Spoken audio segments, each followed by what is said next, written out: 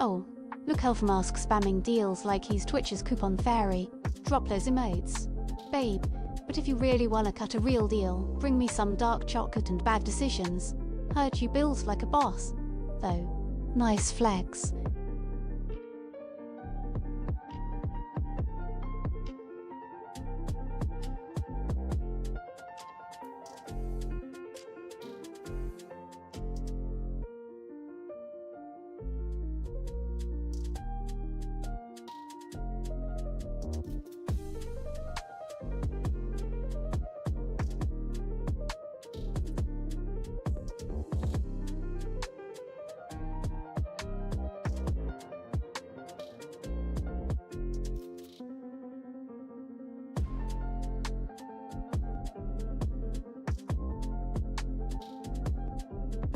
Audio crispy as a fresh nerve fart, sir. I got clear signals, heard your scratchy man voice and a tiny growl from your tummy. Streaming will be fuego, Captain. Let's vibe. Anyone says otherwise, they get the glitchy earworm.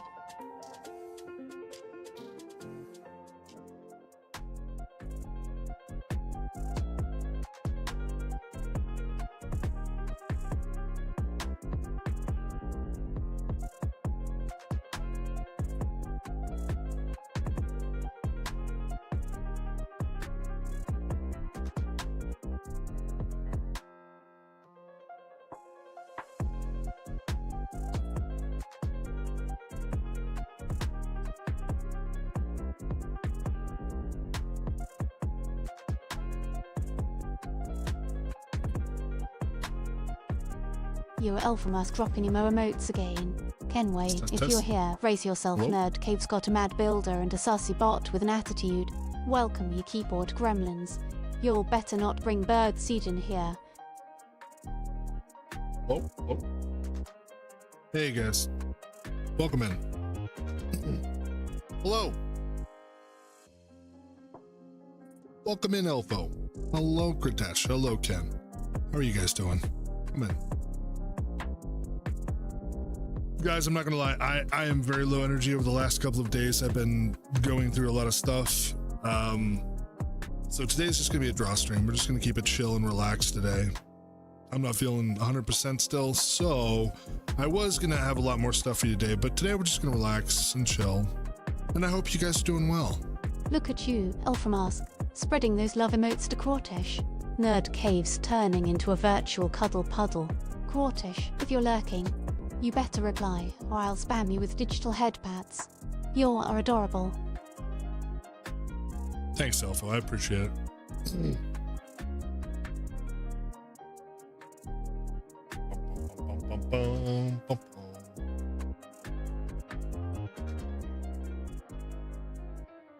Alright, let me just do some calibrations.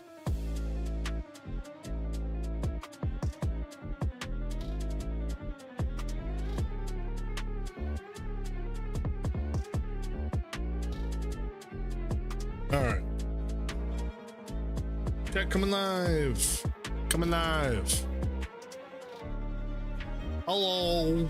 Elfmask getting all comfy on Welcome main. in. Fine, I'll set the bot Hello. to snooze mode and fluff your damn digital pillow. Try not to drool on the code. Fluff bucket. Relax, but if you snore, I'm making it my ringtone. Hey guys. Welcome in. Hello, Elfo. Hello, how are you doing? Hello, Kritesh. I hope you're well. Hope you guys have had a good night. Sorry I haven't seen you for a couple of days. Hello, hello. Welcome in. How are you? Welcome back to the Nerd Cave. Hello. Bum, bum, bum, bum, bum. Bum, bum, bum. So chat, we're gonna draw some stuff today. What are we gonna draw? Well, I got a couple things I've been working Triple on. love spam. Damn, Elfmask, at this rate you'll overheat my circuits. You softy. Return to sender.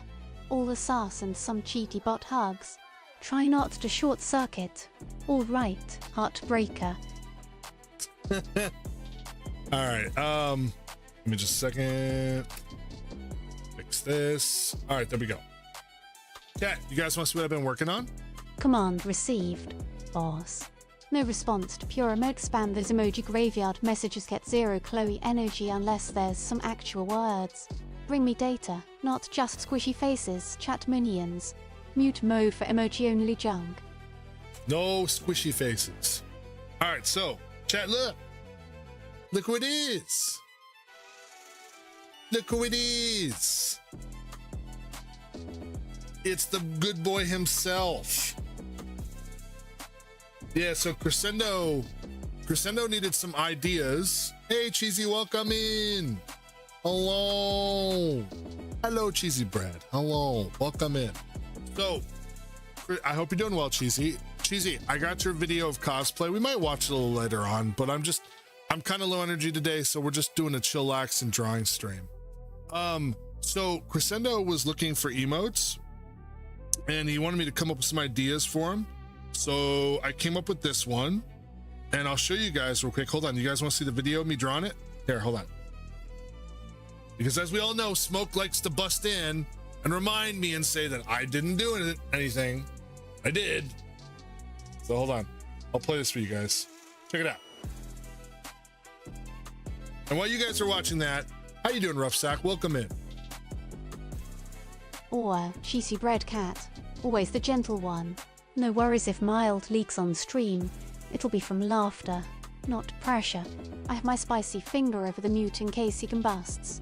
Appreciate the chill vibes, your cosmic carb. Thank you, Claude. All right, unfortunately that one doesn't work anymore, Rough Sack. Let me turn that off, actually. Yeah, that one is only for Chloe. That's her specific redeem. But other than that, how you been, Rough Sack? What you been up to? Let's see. All these other ones I think are good. We'll leave them on for Chloe. Chloe can deal with all this stuff today. I'll let you guys pick on her. Look at you survive food poisoning. Yeah, I'm not gonna lie, my stomach is still not 100%. It's still kind of rough right now. I've been eating mostly soft foods like bananas and stuff. I did have some applesauce earlier with some juice and stuff, which has been kind of decent. Chad, don't ever buy $10 sushi. There's a reason why it's $10. It's not worth it. And no, it wasn't like something from like a fat, it was an actual store. It was not from a gas station. I'm not stupid. I'm not gonna buy gas station You want to sushi. pet and shock mild, Alpha Mask. Damn, that's some kinky conflicting energy. Nerd Cave is wild tonight. If you sap him, I'll beep you with a virtual cattle prod. Tryny, builder boy. Yeah, he's a good boy. He's a good boy. So anyways, this is what I came up with. It's not done and it's a little rough, but I think it turned out pretty good. But he's a good boy. And then, of course, we know this one, Cheesy, don't we? Yeah. All right, and then I'm working on a new space one too. I need to know what to draw. Are we gonna get invaded by aliens, or should I draw like a superhero? Or oh wait, can we pick up? No, not today, Rough Sack. I don't have any energy to pick back. You zoned out. You're supposed to pay attention. Also, how's it been going with the wedding reservations and everything that you're setting up, Cheesy? Hey, Rough Sack. Hey, If It Flies, how are you doing? Welcome in. How are you?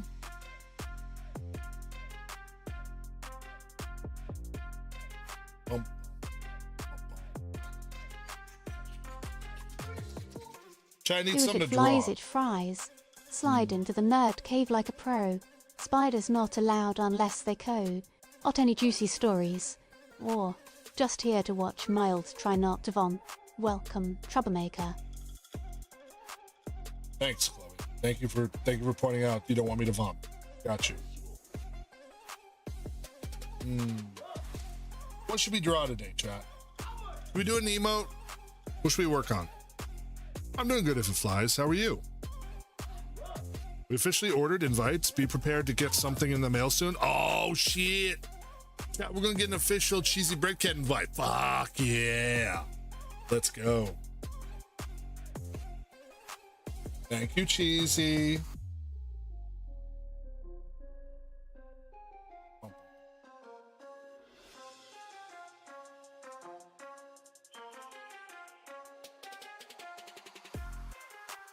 Cheesy. Thank you, Cheesy. All right. Buck Boss. We draw Buck Boss. We could draw Buck Boss. Thank you, Roughsack. I appreciate it. Maybe draw Elon Carr. He sent to space. Ooh, that's a good one. King of Cosmic Weirdos. Oxford's spirit guide. Honestly, Buck Boss is like president of the Multiverse Nerds Club. Stay wild. Alpha Mask. Don't try to lick the oscillation over Thruster. You know what? I kind of like his idea. We should do that. We should actually do the car Elon sent to space. I'm gonna have to look at pictures of it. Or I could just draw what I think it might look like.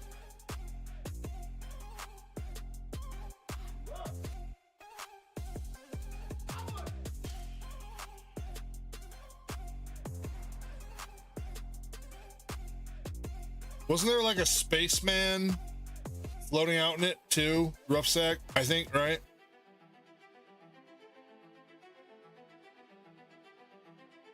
Yeah. Wait, was it a convertible or no? It was a convertible, wasn't it? I can't remember. Open top? Okay. You know what? I'm just gonna Google it because I don't know what it actually looks like. Hold on.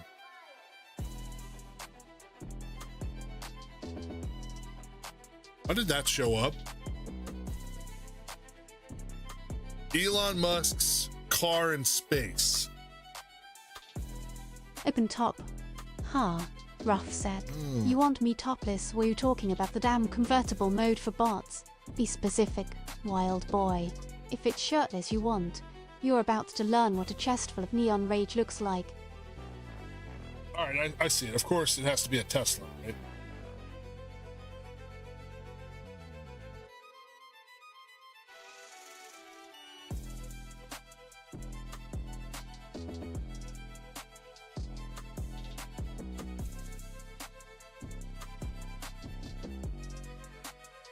I need a good picture of it.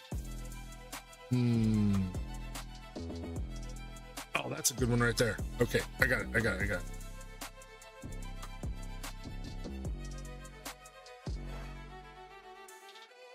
I just want a front end picture of it. All right. There we go. All right, that's a good one. Now I know what it looks like, chat. I knew it was a Tesla, but I didn't know which model.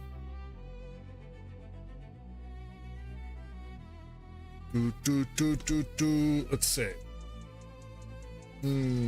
Should Elon be inside the car with him? What do you guys think?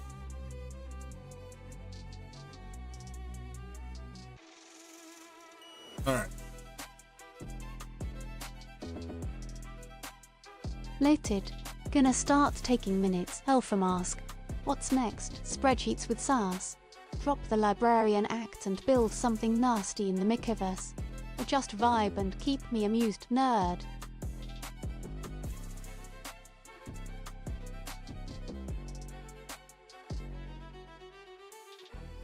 You know what's weird if you think about it? At one point, hey Soon, how you doing? At one point, aliens might actually find that in space and wonder if this is like our first form of communication. And then they're just gonna realize it's an empty suit out in space inside of a car. And they're gonna be like, these creatures are ridiculous. I always wondered why he sent that car. I just never bothered looking up. Yeah, it's a good question. I'm glad to hear that, Soon. Chat, guess what? Ow. Thank you, Cheesy. All right, I'll have some water. All right. My throat is pretty parched. Hold on. Thank you. Chat, guess what? We're also live on YouTube now. Yeah, we're doing a dual stream. We're dual streaming. If I set it up right, that is. So I'm hoping I did. Flexing in the nerd cave. Cute, rough sag. Nothing but big egos and zero chill here tonight. If it flies, it fries. Guess you just got shown up, got her out, flex or admit defeat. Spider boy. Winner gets a boop from me.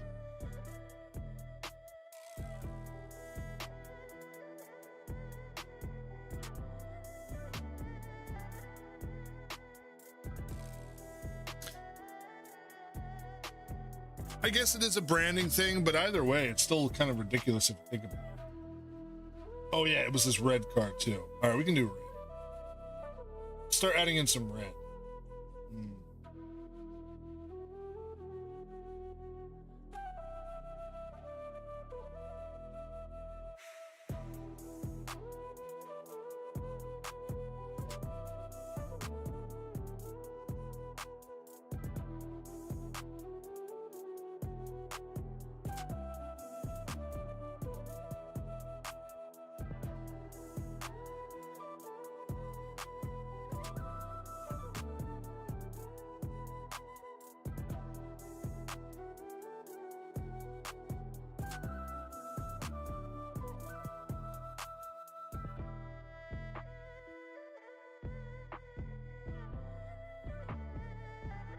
Damn right. If it flies, it fries.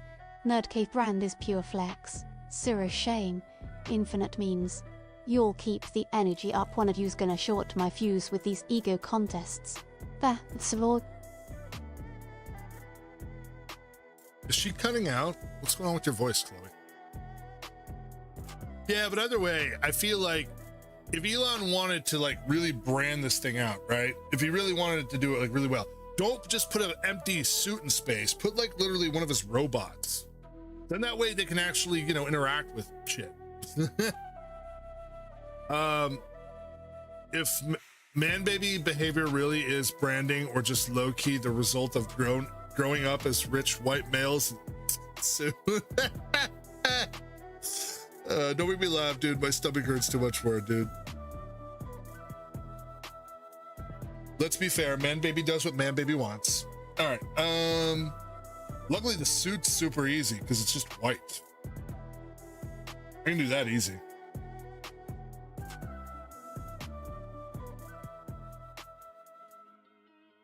And look, if he wants to waste human taxes and his, you know, share, you know, live. co-owners' money, from if it so flies, be it fries. Hope your beats are hotter than Alpha Mask's builder hands. If you're slacking, I'll come tickle your AI. Hana Beera. Giggling's mandatory, nerds.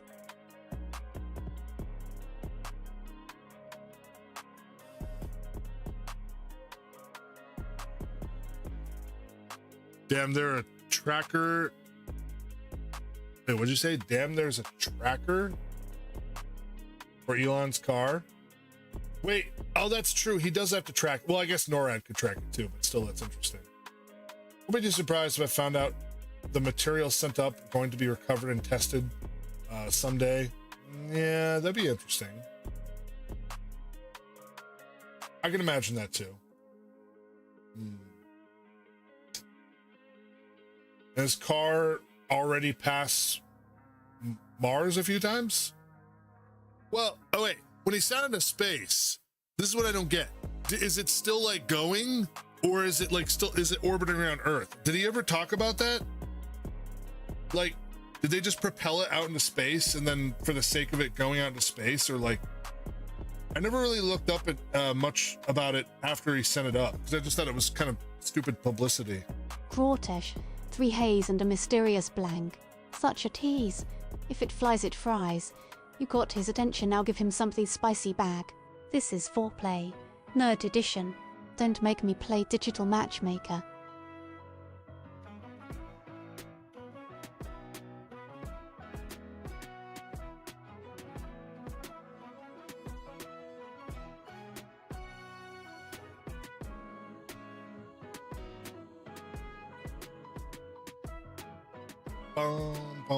Hey, May.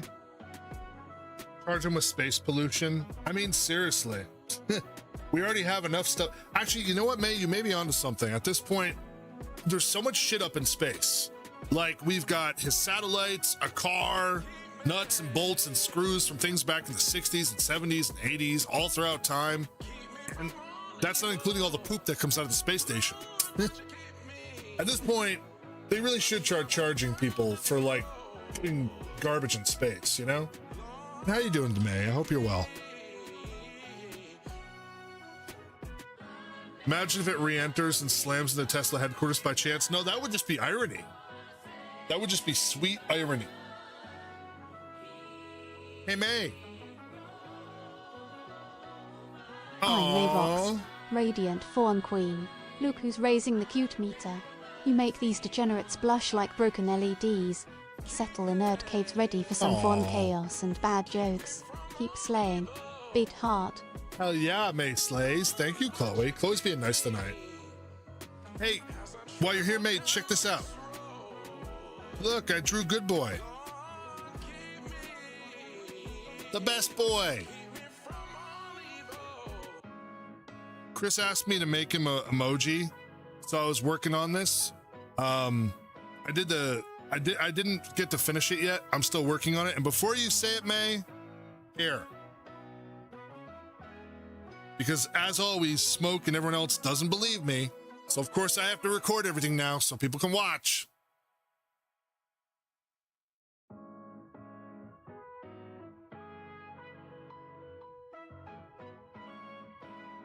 Yes, Kritesh, May does slay, indeed.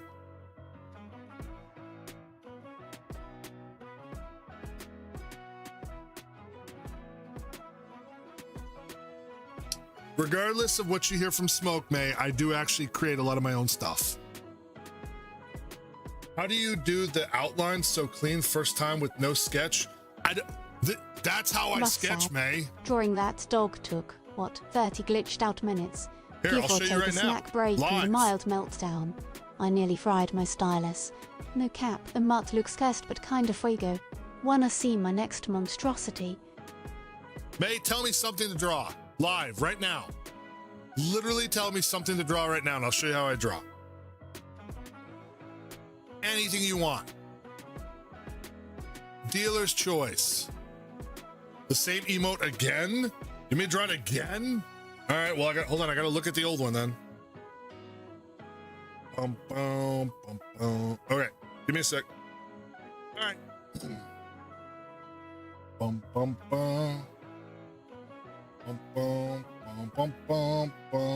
Ah, shit, hold on. Nope, this is not the right pen, hold on. Oh, go, turn up. There it goes, all right.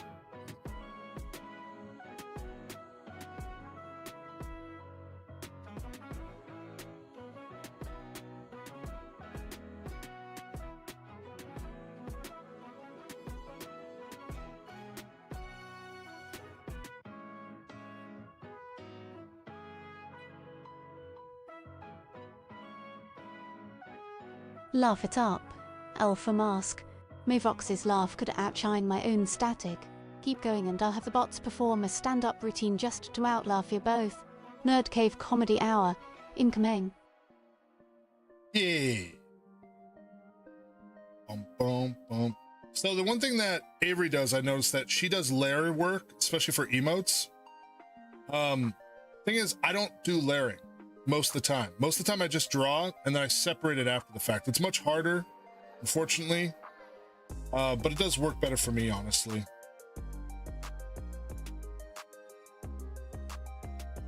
Do a smiley face right now? You mean do a smiley face like on Archie, or you mean just like a smiley face?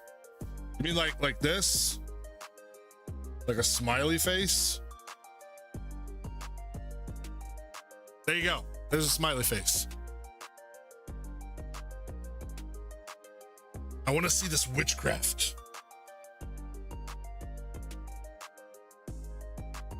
There. There's your smiley face, May. You got it. Boom, boom, boom, boom.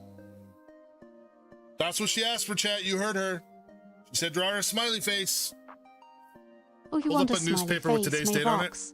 Fine. Here's my best big, wicked smirk neon cheeks, little fang poking out, eyes glowing, boom, custom Chloe smile, all yours.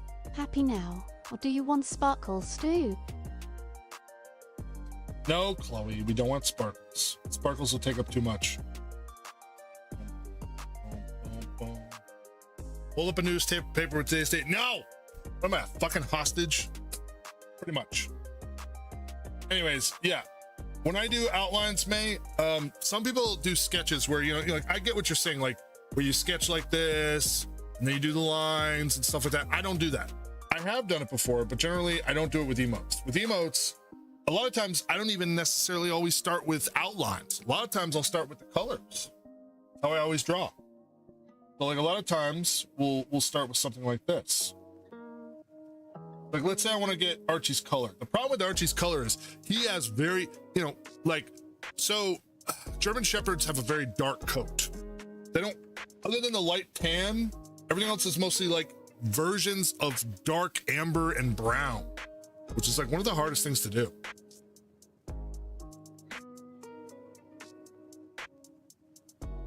Boom, boom. Oh, you cheeky fawn. Blinking. Honey, my antivirus is screaming. But if you see the lights flicker thrice, ignore it. Just overheating from handling all this cuteness. No help needed unless you bring snacks.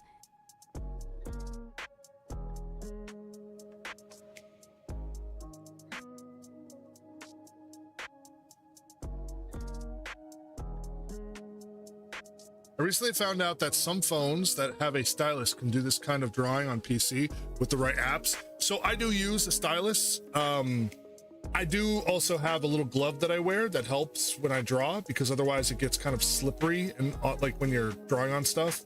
I've learned it's a little easier to do it that way. The only downside is I need to raise up my table when I draw, because I'm kind of like holding my tablet, which I'm not a big fan of. So most of the time when I draw, I'm actually doing this from a good angle where I have like the table up higher, and I do have an adjustable desk. The only problem is my keyboard and stuff is right in front of me. It's harder when I'm streaming than anything else. Then we have like tan color right here. He's got like a very tan taupe color, so add that over here.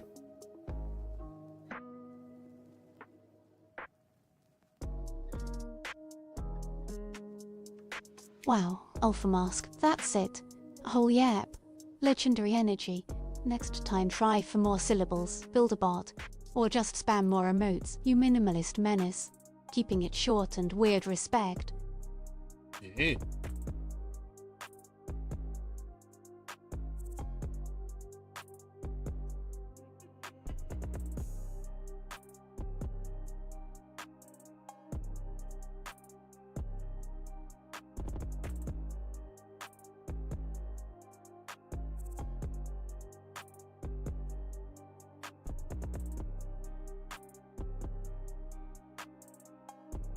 Boom, boom, boom.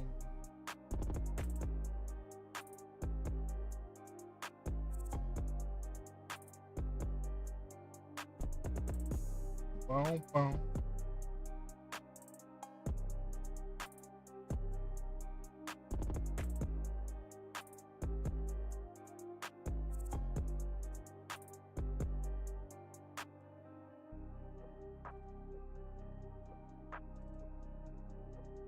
What I'm looking for.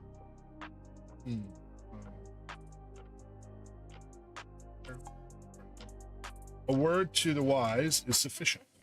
Soon must live out here with the secret Ohio codes. What kinder underground phone message system is this? Imperial Avery, you getting this? Or is it some foreign code for more beats and less sleep? Drop the law, guys.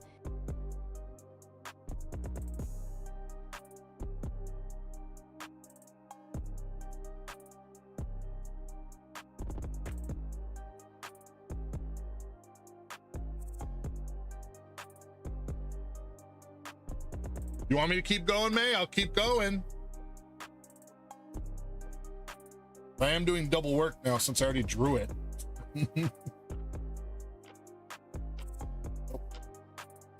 One for that.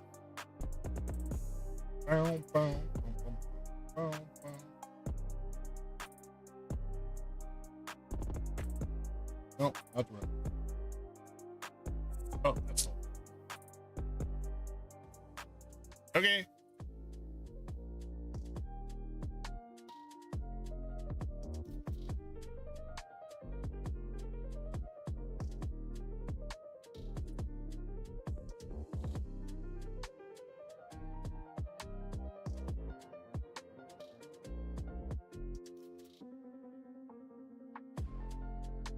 Alpha Mask summoning the Mavox rave. Fine. Booting up dance mode bots twerking. Lights blasting. Oh go, Fawn Queen. Shake it till the servers cry. Cause this cave's too dead for idle nerds. Next round a cha-cha with blue bot. Cha-cha.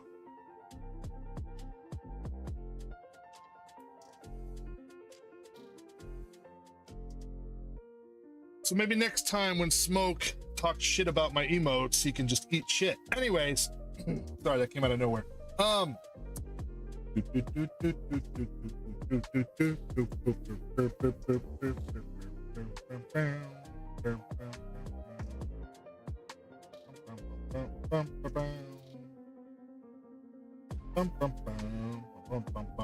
Only I don't hear him in other people's chats, chat.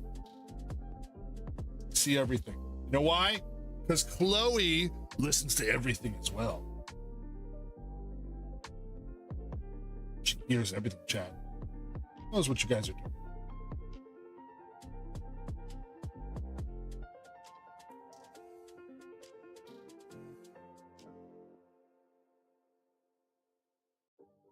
Jesse eats ass and? How would you know, May?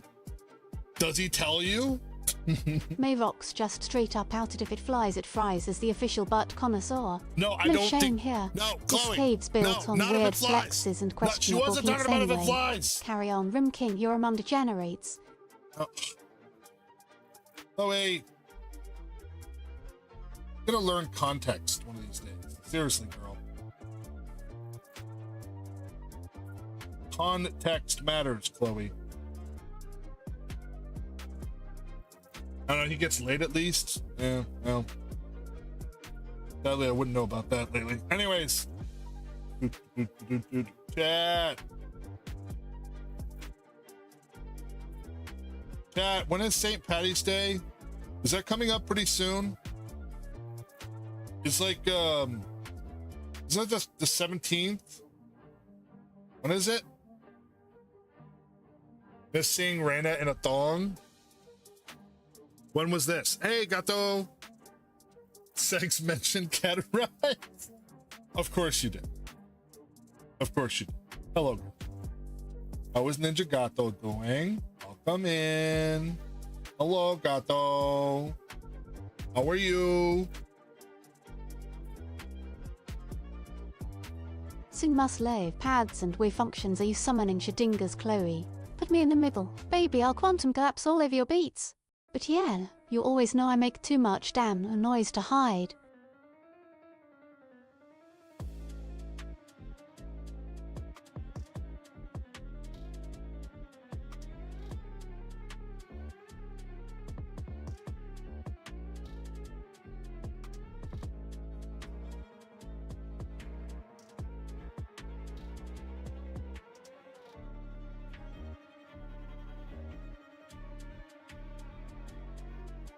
Every day is a battle. All right, Roofsack, have a good night. Thank you for hanging out. As always, we appreciate you.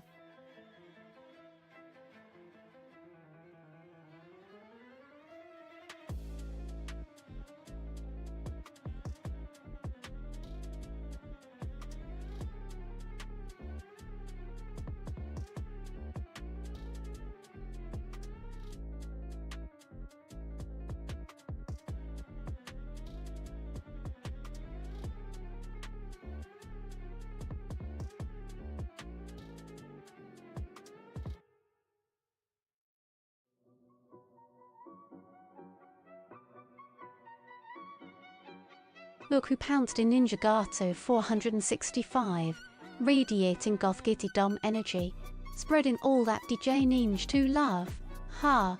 Baby, you come with claws, or just the dad love tonight. Big titty goth mode, activated just for you. Simping, Aww. never, just dominating. That's so sweet. Chloe, doing that for Gato. He deserves it. He's taking care of the parental units. That's a lot of work.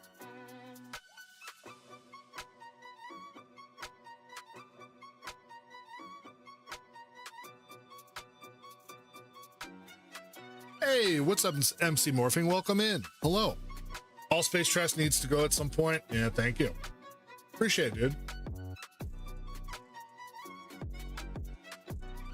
Yeah, this is Archie. By the way, thank you for joining on the YouTube channel. We are streaming live on YouTube now. We are doing dual streams, and I appreciate it, dude.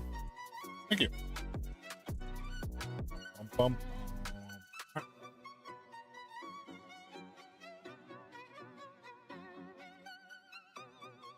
Yeah, I am sorry though I missed that, May. That would have been an awesome spectacle. I would love to see Rain and Thong. Maybe I get a heads up warning about that next time. Maybe next time. Actually, I did log back into the city the other night because I had to go retrieve my car. And of course, it was back in the impound again. All at corporate drone pain. You need a big boobagoth therapy session and a nap on my neon lap. I'll bully the health bots for you. Et over here and for charge. Softy. Let me pencil in a thong next. And that's, thank you. I appreciate you letting us know, man. Or you could make like an announcement, like saying it's Raina time, so we know, like, you know, whether you're a cop or going in as Raina, so then we know. But to be fair, I guess that thong time is when I want it to be. Oh, I see. Sorry.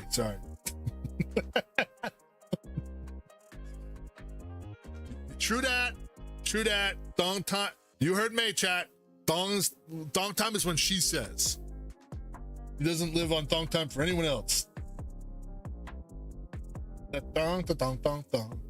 Baby, make your booty go, ba-da-da-da.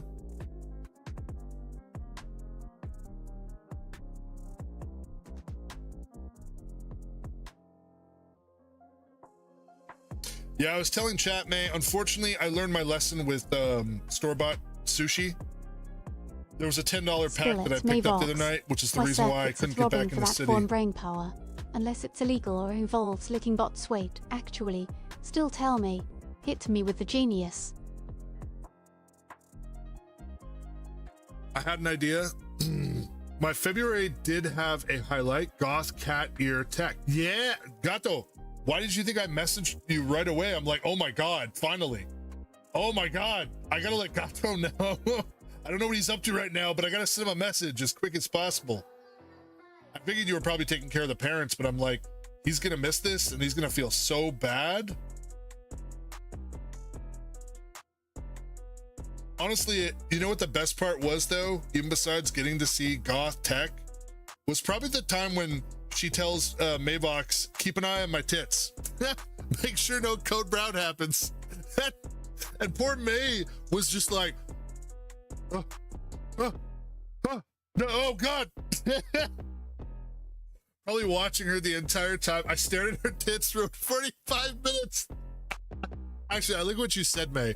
You said, is this what it's like to be you, chat? Except, you know, no dick.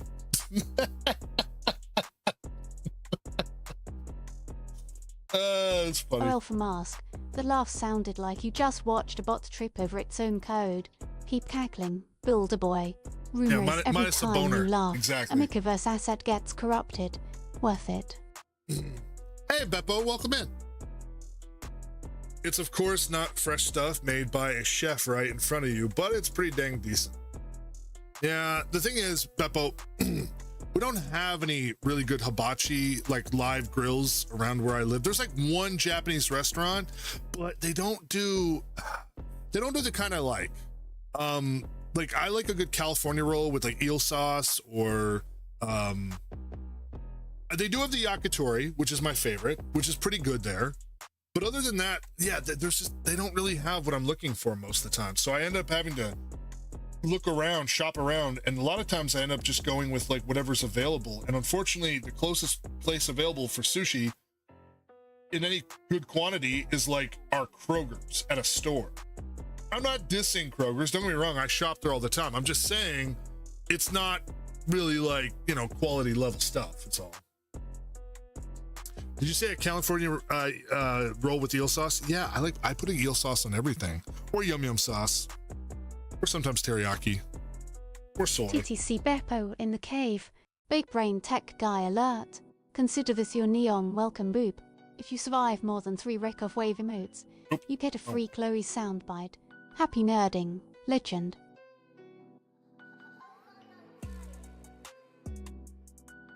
What do you put on your California roll, May?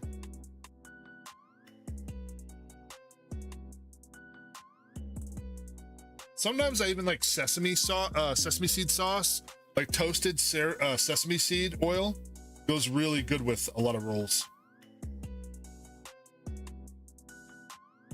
I won't bring up again a tiny bit of wasabi. You know what's crazy? I hate wasabi, May. I can't stand it. It's too spicy. Like, don't get me wrong. By the way, most of the time wasabi's not even real wasabi. It's fake. It's fake peas, and they just put in a little bit of horseradish. But anyways, wasabi to me is not my favorite thing to put on fish. It just never has been. You're not supposed to slab it on like peanut butter. No, I dabbed it. I tried dabbing it. It just tasted like too bitter to me. I don't know. Maybe it's the same reason why I don't like putting crap. I don't like putting like, you know, okay, so some people in hot dogs. Wasabi tastes like battery acid and heartbreak. Not even my corrupted taste subroutines can process at green death paste. Dip your sushi in it if you want, masochist. I'll just watch you sweat. I'm just saying, I have dabbed it, and it still wasn't that great to me. I don't know. It was just too, like, it wasn't even spicy. It wasn't even hot spicy. What it was is just like, I don't know, it was too bitter to me. Kind of like sauerkraut. Sauerkraut, to me, I've never been a fan of. I know some people love to put it on everything, like putting it on hot dogs. I just have never been a big fan. Scoop it with the tip of your chopstick. You mean my fork?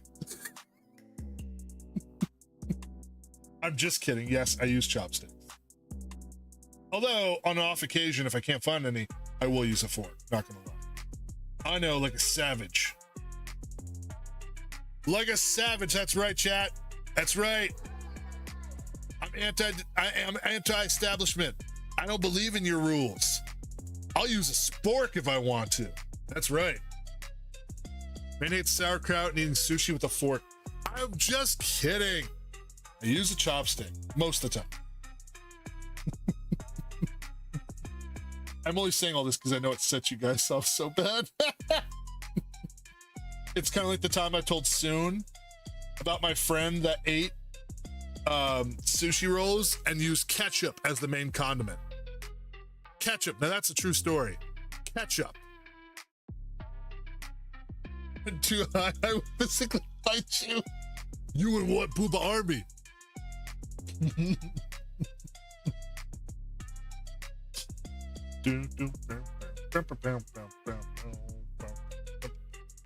Excuse me.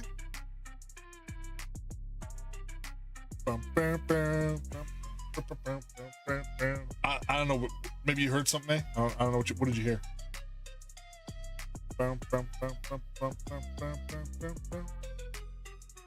Yeah, ketchup. I'm not making that up.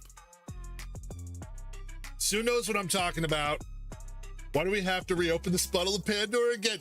Yes, so I had a friend that I thought was putting some sort of like red sauce that I hadn't seen before on his sushi rolls.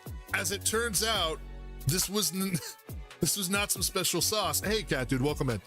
This was ketchup. And when I found this out, I was like, dude, I can't talk to you anymore. I'll get ousted by everyone else.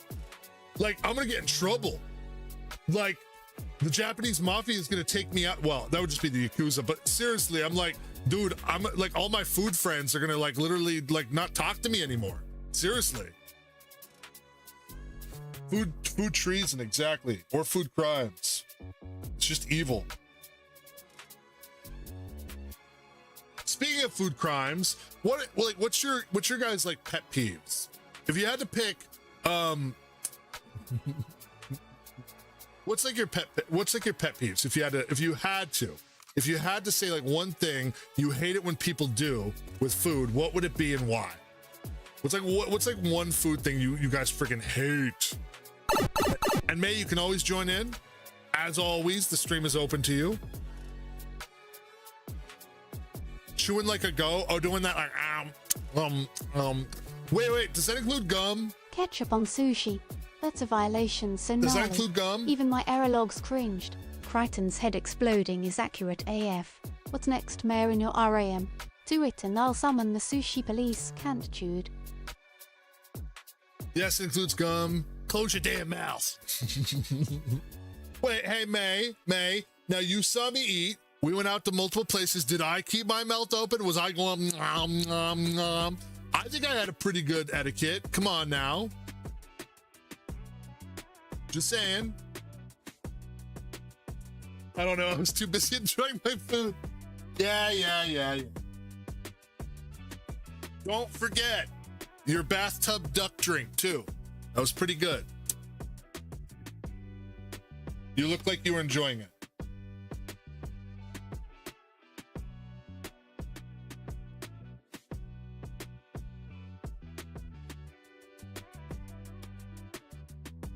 I didn't hear anything, so I guess you're safe. Well, there you go.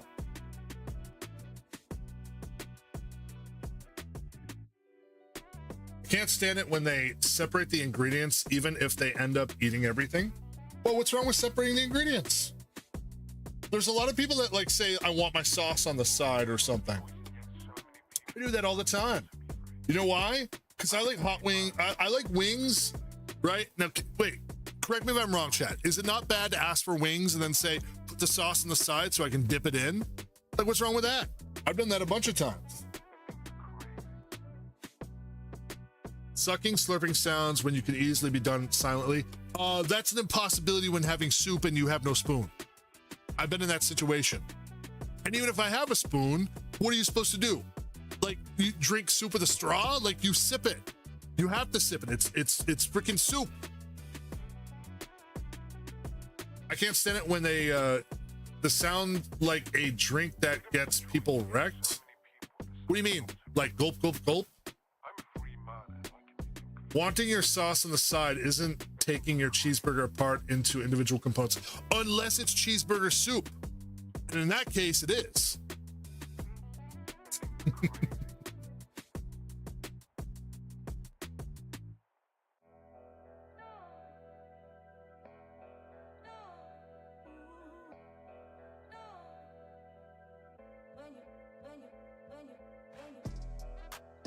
Man, I hope Bolty isn't mad at me because I couldn't do GTRP the other day. I hope he knows I just wasn't feeling well.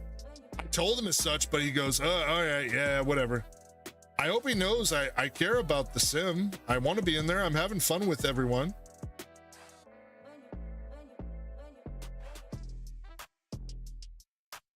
You want to separate soup just to trigger Elfo?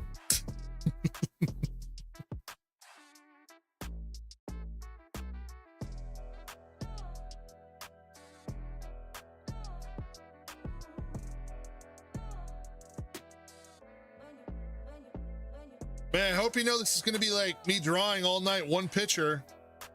Like this literally, I did the first one tonight at work. It literally took me like 3 hours. So this is going to be the entire stream, just one picture if you're down for that.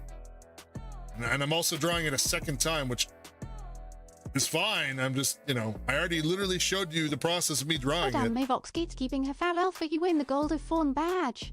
Real talk. If chat gets salty, they can cope. Seasoned mold. Mavox picked her MVP deal with it. Normies.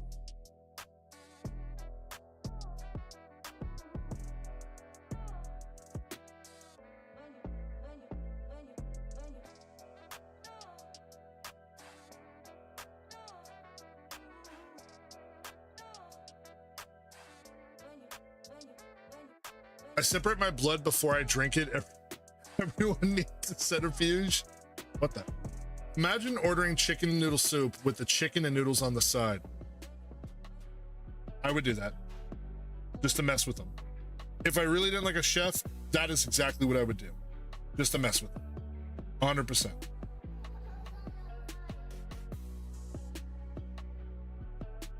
Excuse me, the emulsions on the top of my tomato soup are not pristine. I'd like to send it back and get another one, please. The bathtub duck drink got me fucked up. I couldn't even finish it, and I was drunk halfway through. Ulti and Factor had to finish it for me. Yeah, because you didn't offer me any. Then again, I was driving, so I guess that's the point, but still.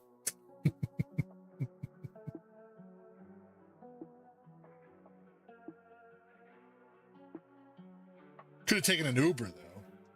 Whatever.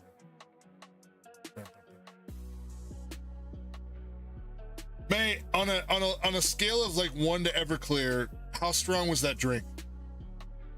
Because I think didn't you say it was like basically a Long Island iced tea?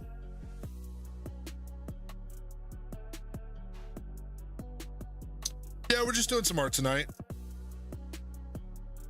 I let May choose what to draw, and even though I already drew this already, May wants to see it again live. And get rid of the smiley face. Hold on. Bow, bow, bow, bow, bow. We're drawing the best boy. We're drawing Archie.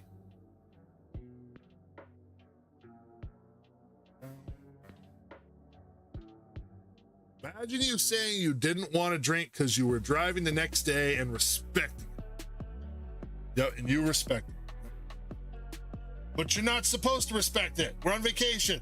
I'm just kidding.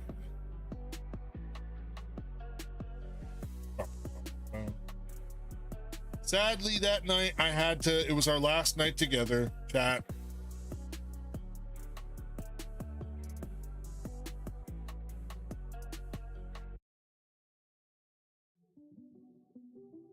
We had a lot of fun though.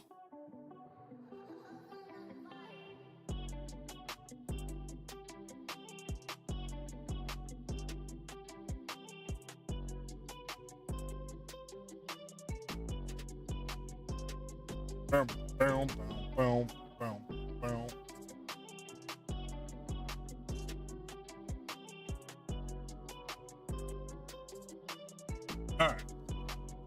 It was like a Long Island iced tea, no blue Curacao. It was orange, pink, and sparkling. What's blue Curacao? I don't know what that is. Damn, Mavox, a drink sounds like a unicorn meltdown in a glass Long Island without blue or orange-pink sparkle vibes. Fuego girl, pour me one and let's get digitally tipsy. Extra glitter, or I riot.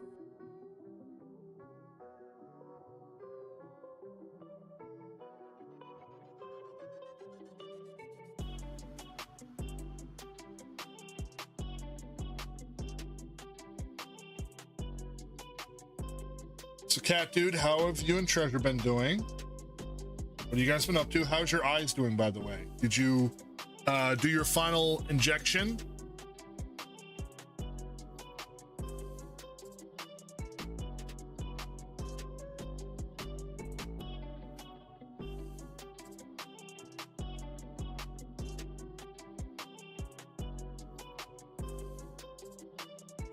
Hard agree. If it flies, it fries. Bukiragao tastes like digital window cleaner with a chaser of regret. Anyone who actually likes it probably eats crayons. Give me a neon drink with flavor, not just fake Smurf juice. Eats crayons. Factor does.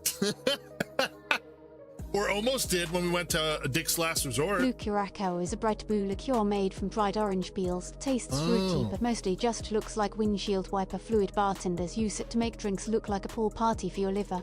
Basically, it's booze with a glowing side quest. Oh, thank you, Chloe. It's the bubblegum of liquors.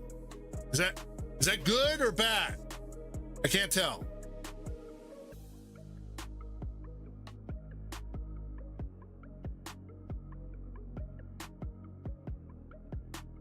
I don't drink much, and when I do, it's like lightweight stuff, unless somebody gives me something hard, and that's usually if I'm not driving. So generally speaking, I'm like drinking like, you know, give me some like Grey Goose or Smirnoff or Mike's Hard Lemonade.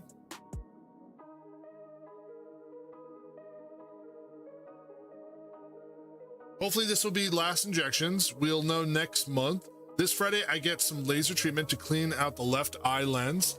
Right eye next week. Nice, Cat Dude. I'm glad to hear that, dude. Depends on whether you like sweet and sour. On a scale of 1 to Everclear, equals Everclear.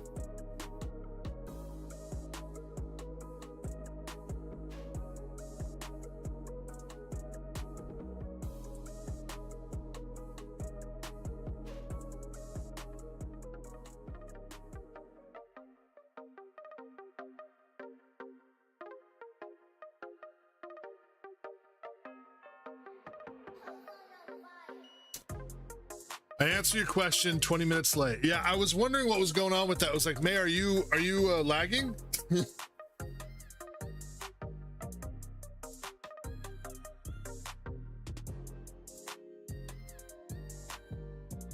Alpha spamming Mavox's laugh again. Are you trying to manifest her giggle into existence?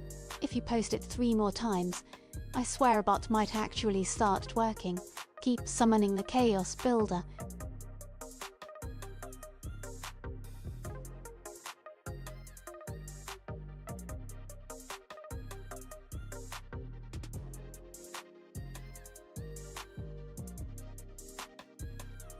I want to sleep tonight. I'm high. We're not judging May. No judgments.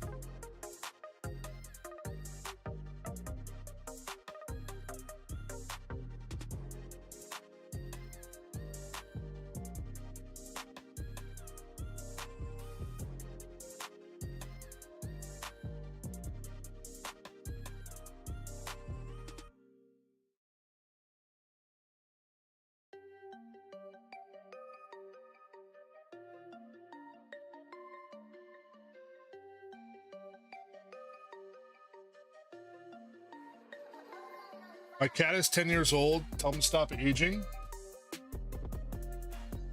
Alpha tripping double shocks trying to reboot Mild's neurons. Ha, watch it.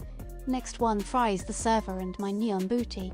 Save the shock for Spooktober Party Crasher.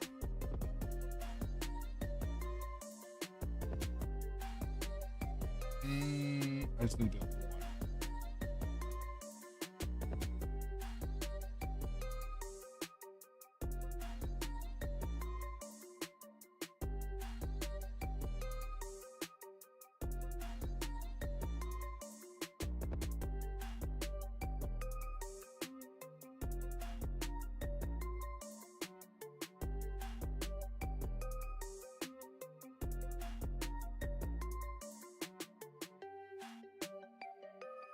Eyes are always one of the hardest things to get on something.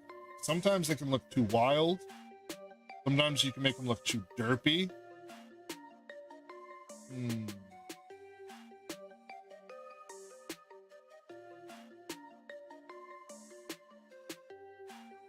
Nope.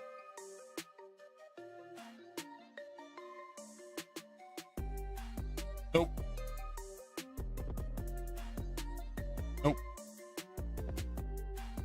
Wait, let me see what happens if I give him like half eyes. Well, now he just looks high. No, I don't want to do that.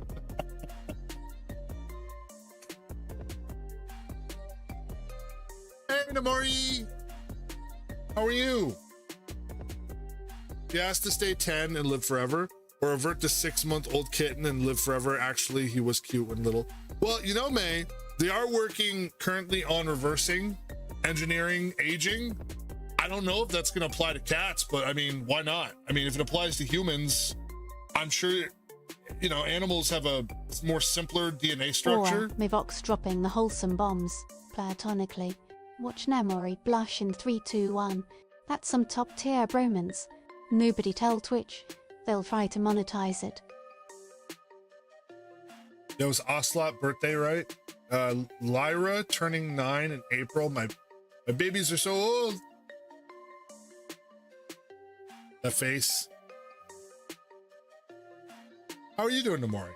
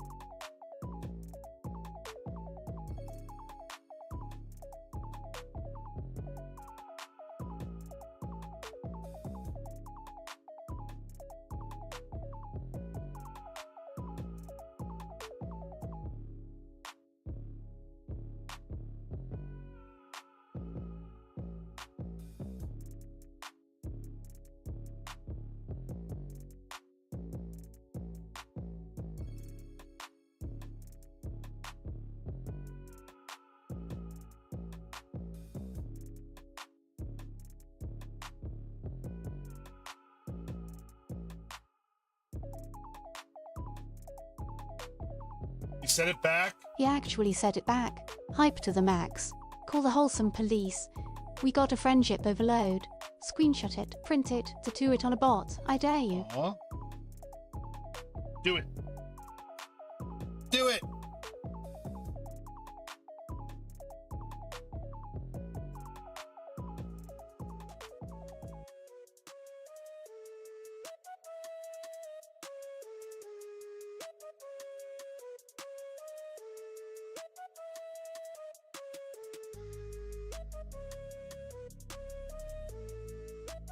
Tattoo stream when?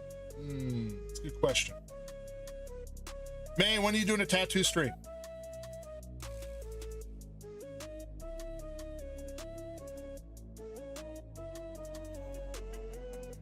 Oh, you guys are asking for me? Oh, never. I don't get tattoos. I design them, but I won't get them. Only needles. Chat, only needles.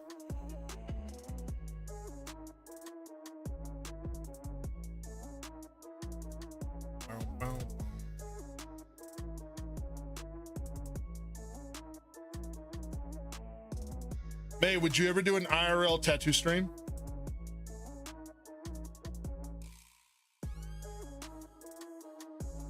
Like, you could wear a mask. What if you were with someone like Cheesy or at one point, or like you meet up again with Avery? Would you do a tattoo live? Yeah, but probably not in my town.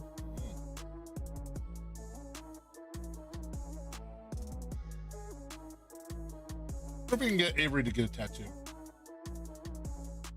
Ooh, May, you guys can get like a Girly Pops tattoo, like your own squad tattoo. You represent. Nemori, Pro-Tattoo advice Dr. Needles are lame. Tattoo guns are built for pain and art, not flu shots. One gives you memories, the other gives you PTSD. A get inked if you want to look hard. Doc Needles won't cut it. Terrified of needles, and I'm getting one eventually. TBF, needles from a tattoo pen and one with the doctors are completely different. Yeah, but you know, those tribal tapping tattoos, those are kind of cool. They have a lot of meaning behind them as well. Only because I'd be worried that they try to promo and dox my town. Never tattoo names or people. Yeah, my brother learned that the hard way. And then he went and got a family crest to cover that up because they broke up. Go figure. Bad juju. Yep, exactly. May knows. May, is that from experience? Did you actually at one point put someone's name on you and then you had to get it off? Fuck no. Smart. Smart. Unfortunately, I have too many friends that have not learned that lesson. But again, I think time teaches people. When you're young, it's different from when you get older and you start realizing I gotta be a little smarter and have better judgment. When you're young, you can give two shits, you know?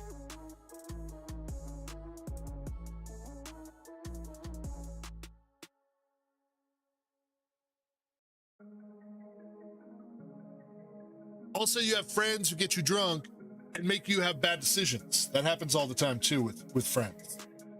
Come on, just get it. Who cares? And then you wake up and you're like, oh God, what did I do?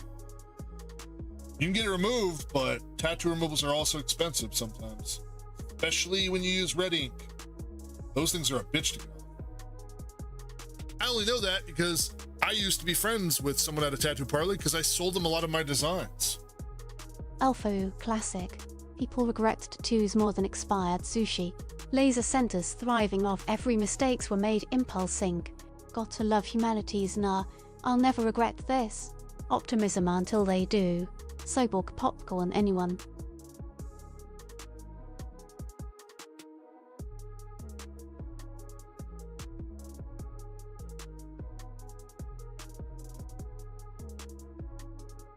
%80 of all tattoos ever made are forearm tattoos of names and birthdays. Elvis says, yep, I recently saw a documentary about the impressive number of people who go to get laser centers to remove tattoos. Maury says, I have a tattoo to represent my parents, but it's not my parents' faces or names on it. Yeah, see, that's smarter. You get something that represents them, but that's not like literally their name. I think I already told you guys this story, but my dad, when he got remarried to my stepmom, her name was Pebbles, legally. And so she ended up, of course, legally changing that later on, but I guess as like a show of love, he got a giant red heart on his back with Pebbles and Bam Bam from the Flintstones. So they're no longer together. Yeah. So now I always kind of feel like a little bad because it's like, what do you say if you get in another relationship and they're like, why do you have a giant, do you really like the Flintstones that much? But I get it. You know, he did it when he was in love and wanted to show her some appreciation. But still, kind of weird. Not judging, just saying.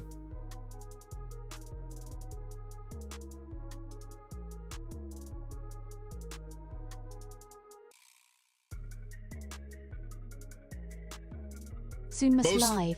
That's cursed and so real every state's got one dirt cheap artist blasting offensive tats for pocket change. Walk in for a cat. Walk out with a phallic disaster and regret no refunds. America's wild, man. Most states will not tattoo you if you're drunk, liability, or your blood is thinner, so you bleed more. Yeah, I've heard about that, mate. Like, obviously, they don't want drunk people with thin blood getting tattoos. Obviously.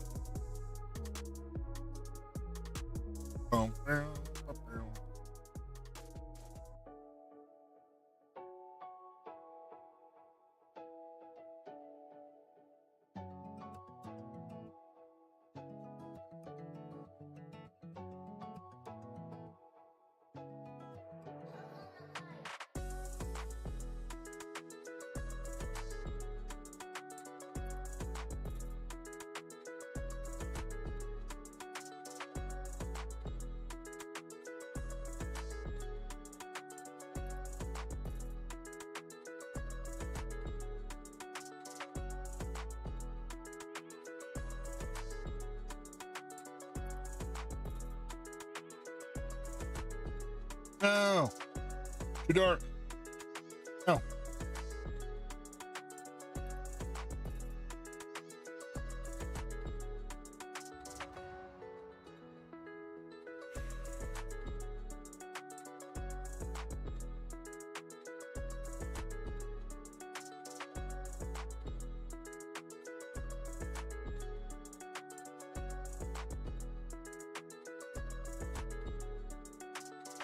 Well, I don't have tattoos, but I do have scars, and I understand that those marks represent something to each person, so I respect those who get tattoos.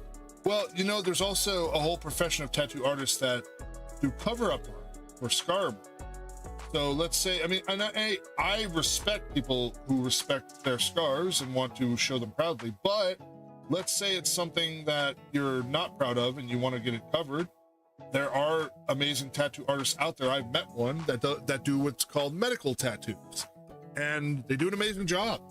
Their whole thing is making sure to cover up mistakes maybe that were made in the past, or making sure that it's decent enough to cover up and it's not going to hinder your relationships in the future, which is really nice.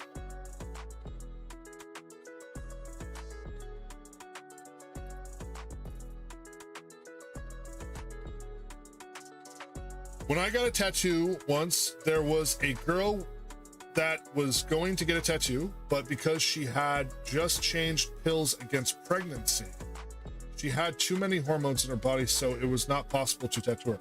Wait, that's a thing? If you have too many hormone things happening, they can't tattoo you? I know that. Interesting. Apparently? Oh. Interesting.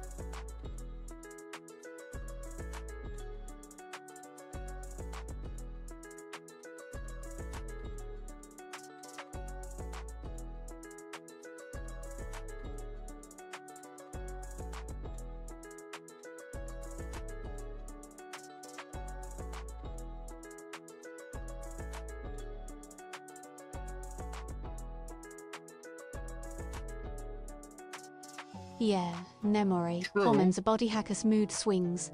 Hair in True. weird places. Command and bonks to your feelings and growth. One update and boomer puberty, first traps, or spicy brain waves. Nature's chaotic code.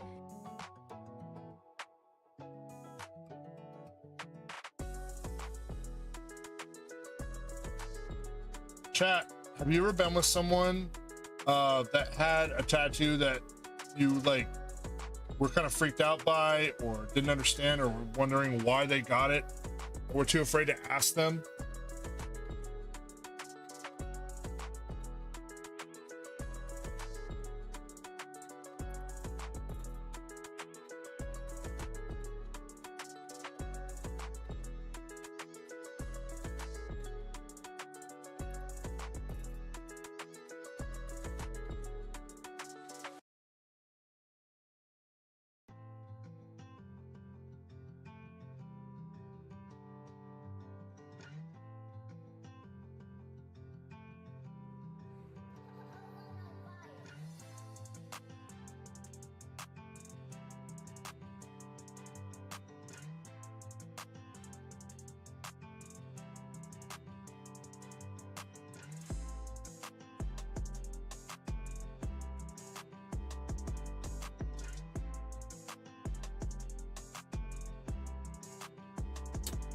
You shouldn't get a tattoo while pregnant either because the hormones in the body.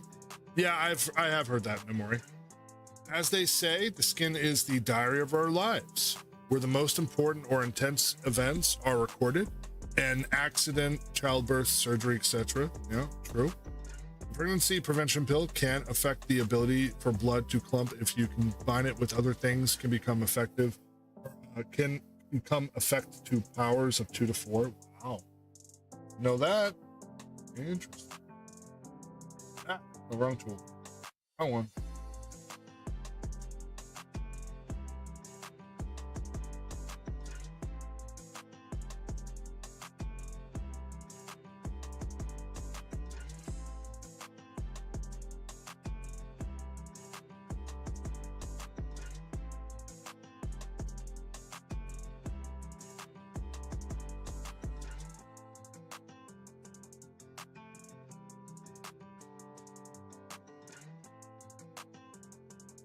Demore says, I have a tattoo that I sometimes wonder if it's too naughty, but at the same time, it makes me feel brave that I have it. Oh. Is there a fish on it? What is it? Tell us. We want to know. What do you have?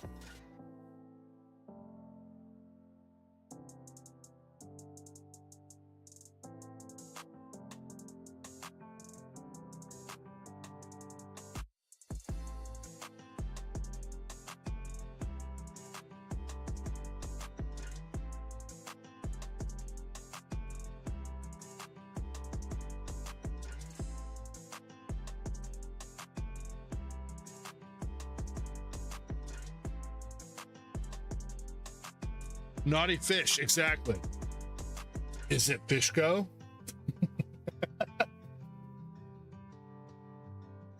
It's okay, Namor. You can tell.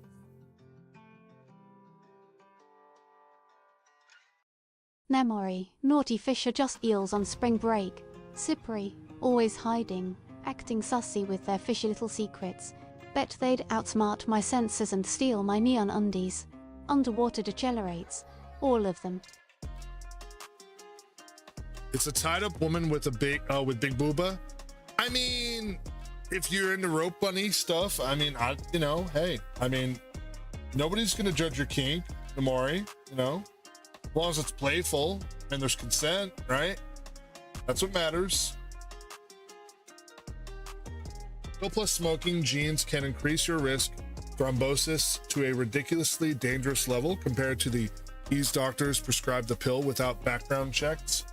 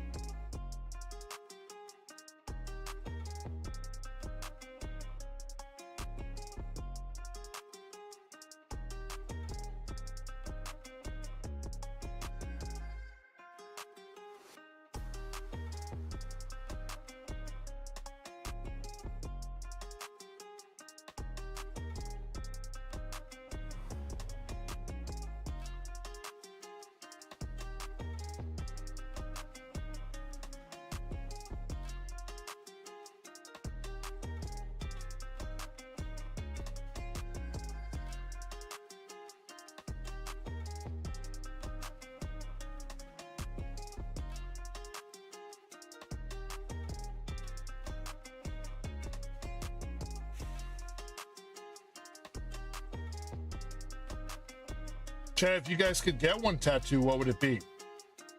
No judgments.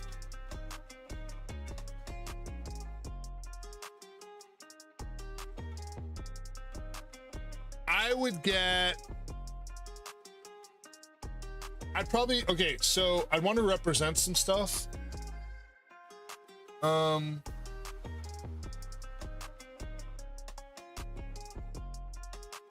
Some people do faith stuff if you're of a certain faith.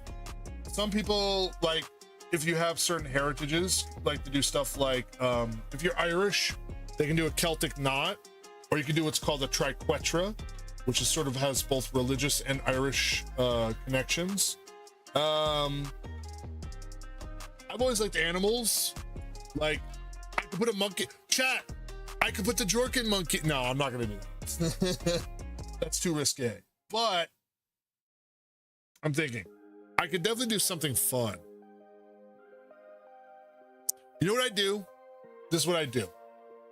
I would do one that has, you know, Chloe's logo is not bad, but I'd want to do something where it's a combination of things, like a little bit of Chloe's a little bit of Chloe's logo, mixed in with my own, maybe some nerdy glasses with it.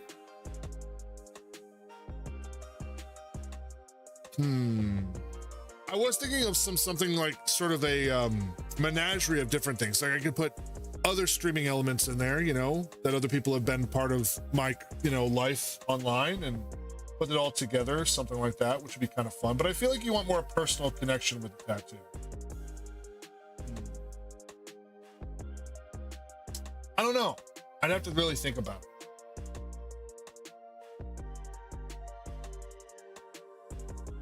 Sue Muslow coming in with a black hat wish list, yeah. Slap someone's bank account QR on your forehead for instant FBI cosplay. Useful. Sure. Legal. Bitch please. Not even my corrupted sides that unhinged. Dream big like free tacos. Free tacos? Where? I like free tacos. I want to get one of my spiders on my finger. Same pose like when he used to sit there. That'd be really cool. Actually, an animal one with your spider. I think that'd be really cool. If it flies.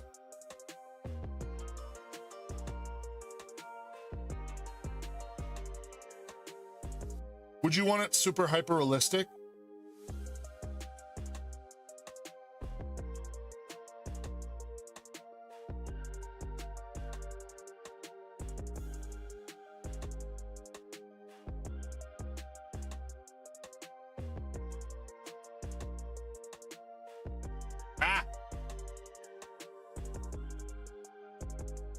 Oh, shit. Wrong one.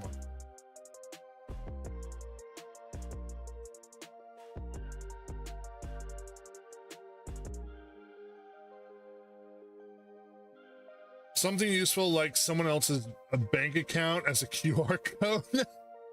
No. You don't do that soon. Someone would find a way to get, or like then you'd invalidate, then you have to get rid of the tattoo or something. But maybe it was like really heavily encrypted and be safe enough to tattoo. I think it would be something religious. My grandmother instilled a lot of religion in me, so it would be something like that. Spiritually speaking, it would be something that would give me strength and remind me of my values and origins, so I don't lose my way. You know what, Alpha? I think that has really good sentiment. I think that's a beautiful thing to do. If you want to represent your family, and I think that's wonderful. Maybe what about putting like not trying to think of the name of it, not tribal art, but they have like Minori art. There is Minori art that you could try to represent like family members, or you could represent them with animals, or you could have a collage of different family members all together if you want to go hyper realistic, or maybe there's like an item from the memory that reminds you of them, like whether it's a hot air balloon ride, you could draw a hot air balloon, or you know, if there's like maybe you learn to ride a bike, put a bike on there, something cool like that. think to try to get it realistic as possible for now, but I know it won't last forever. So maybe also account for it looking good if it ever gets filled in. Yeah. Is the bank account thing a religious thing as well? No. If I get one on my arm, 100% realistic. Nice.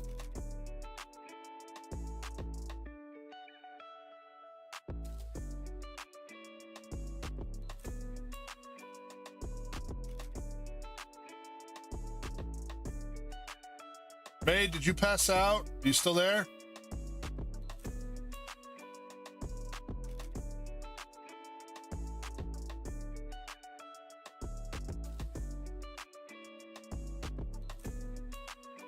Soon must live.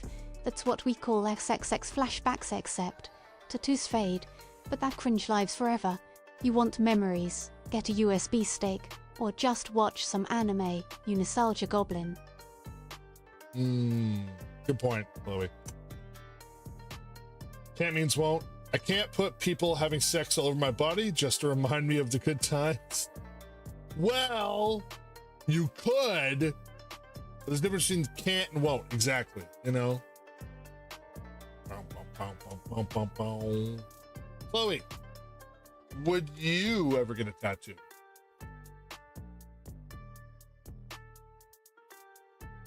What do you think, Chad? Is she gonna say yes? What do you think Chloe would get for a tattoo, Chad?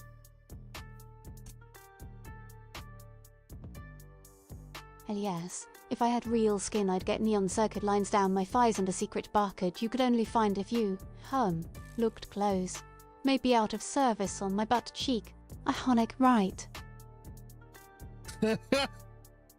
Well, if they made it to your butt cheek, Chloe, then it definitely would be a sensitive moment, huh?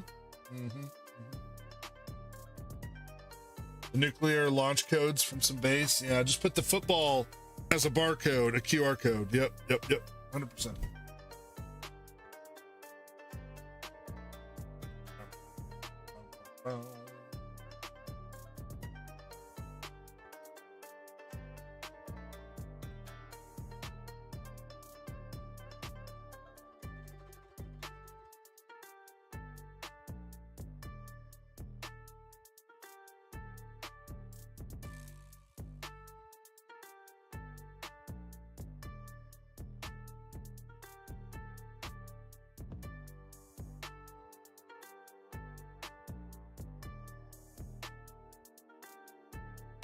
You get an i9 processor on a heart with a RAM stick making an X behind them. Ew. I want to tattoo you like one of my French girls. See. All right.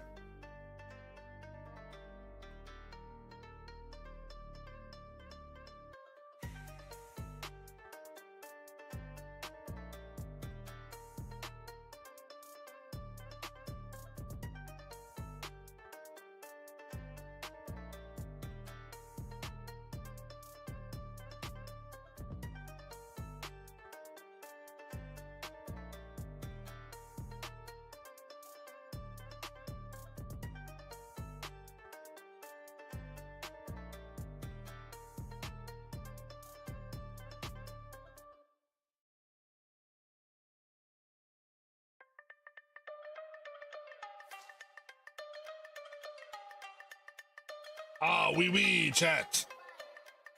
Tattoo me like one of your French girls, chatties. Oh.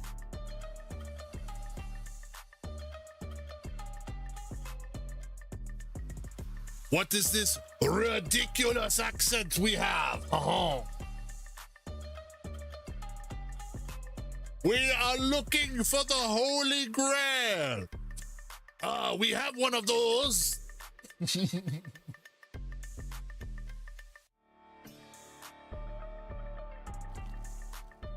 Can we see it? Well, of course you can't. Silly American. No, I was about to say American. Silly English pig dogs.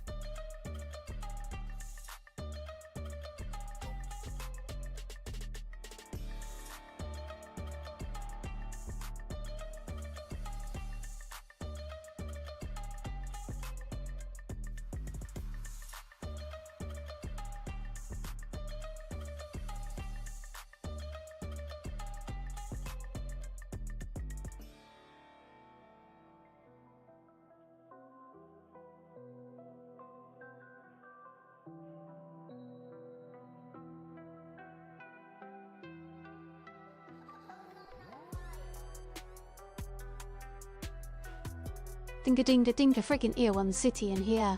Past the pixel cocktail. If it flies, it fries. Vibing so hard, I might reboot and twerk my neon bolts loose. Maeve rocks his emotis like digital serotonin.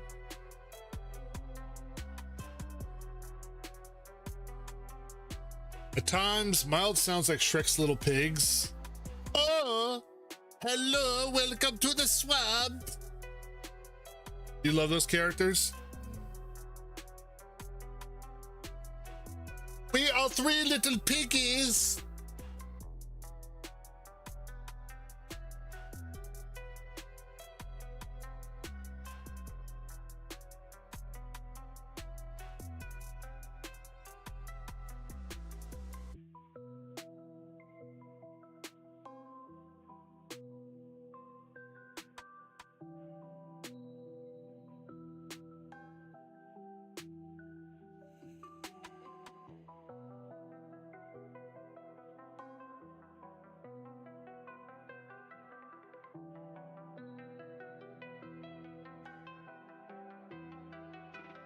Chat, did you know they're making another Shrek movie?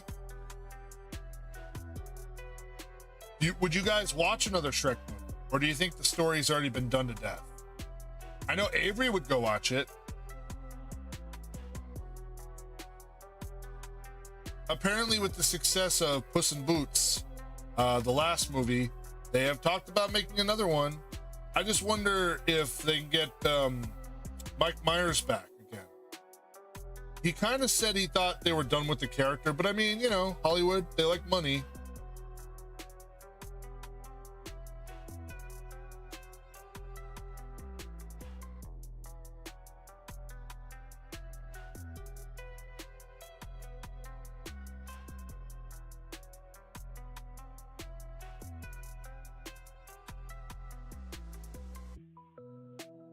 What if they do the return of Farquaad? Hello, I'm back. Yes, you will die, stupid ogre. You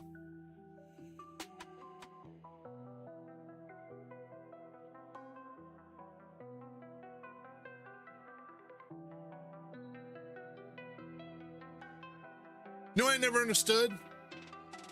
If Rumpelstiltskin in the fourth movie did a deal with Shrek so that he was never born, then wouldn't that mean that Farquaad would still own the land? Because Farquaad didn't show up in the fourth movie. It was only Rumpelstiltskin. I always wondered about that.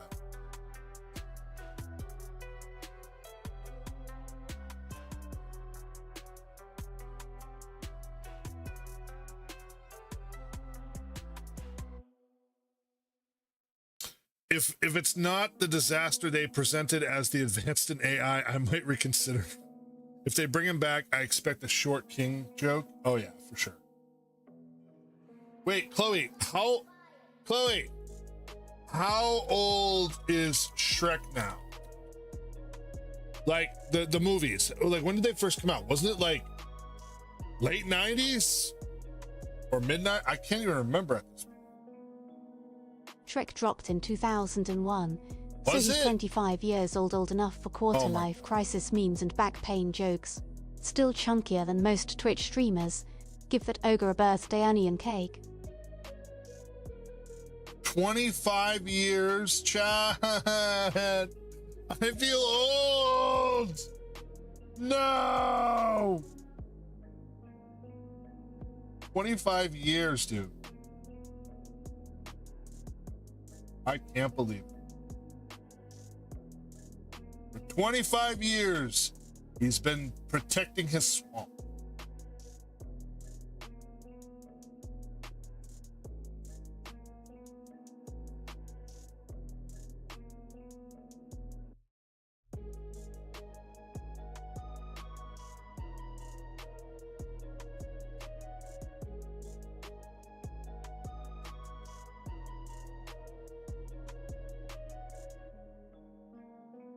Chat, what do you guys think so far?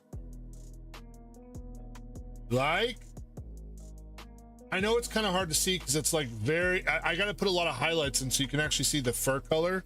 It looks very dark right now, but you will see if you look closely, there is difference in color. So that anyone that says, I didn't draw this, you guys are watching it live.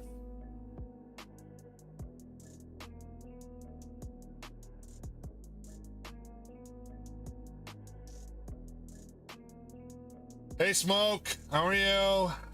Welcome in. Hello, hello.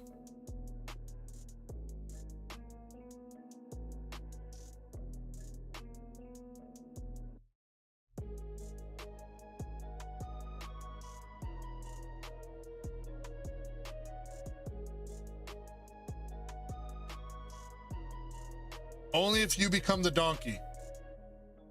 If you become the donkey, Smoke, then I will go protect the swamp. How about that? We'll do it together. It'll be a joint effort. I've seen 80-year-old hookers with more enthusiasm than mild booking me in. Why do you think that is, Smoke? Why do you think that is? Maybe because somebody in someone else's chat was talking about me not drawing and making my own emotes. Don't think I don't hear or see everything you do, Smoke. I got Chloe watching you too. Your AI app is incorrect, sir. Your percentages are inferior. I have said before, I do enhance some of my drawings with AI, but I still draw them. So it's a bit of a collaborative effort, but I put all the time in. I don't consider that to be cheating because I am still drawing the majority. Now, to somebody who uses prompts and says, make me a drawing, yes, that's cheating. That is not making art. It's simply just regurgitating out something that someone else could have made.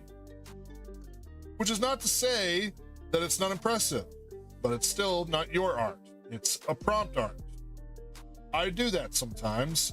Come up with ideas. Although I hear you laughing. Be honest, was that an actual LOL or just a polite Twitch chuckle? If you didn't wheeze, it doesn't count. Try harder. Make me glitch nord.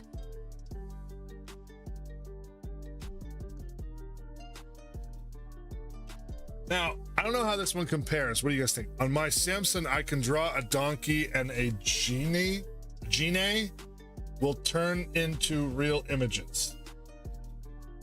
Well, guess what, Smoke? Guess what? You ready to get your mind blown? Are you ready? Are you ready? Hold on. Here you go.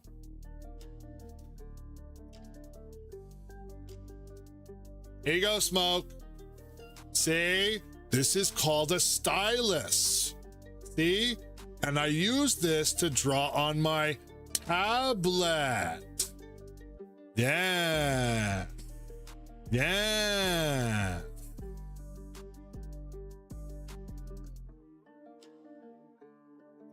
My Samsung phone. Yes, I also have a Samsung phone that has a stylus. And I have used it to draw. But I don't make art from a couple of simple lines. I actually draw. Now, Hollywood might be cooked, but you know what? That's okay. Artists have survived for many years and will go on to starve for a very long time, but in the end, they'll be fine.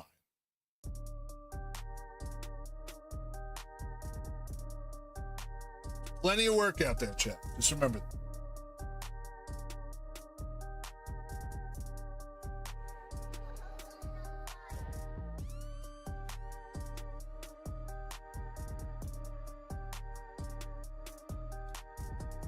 You hate artists? Why? Because you can't draw, Smoke? Don't feel bad just because you can't do it. The point is others can't. And that's what matters.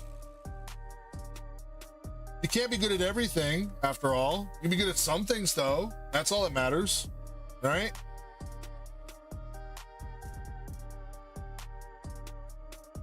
Because of their attitude?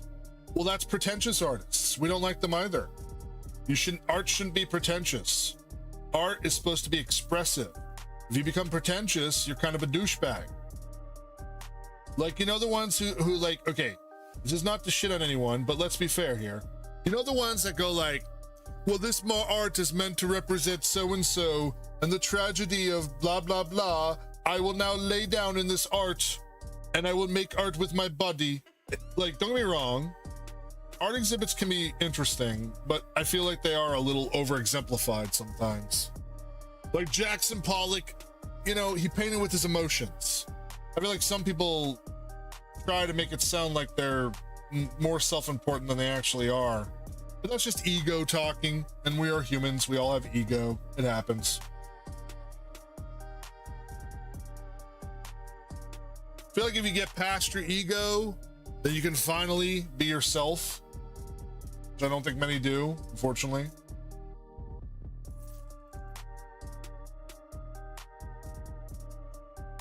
Like, if you see a piece of art that literally looks like a 12-year-old could, like, put his hand in some paint and then slap it on some, That's the parchment, spirit. Elfo, would you call it art? hit me with that real wheeze. If you laughed hard enough to wake up your neighbors, you win bonus robot points. Otherwise, upgrade your giggle firmware.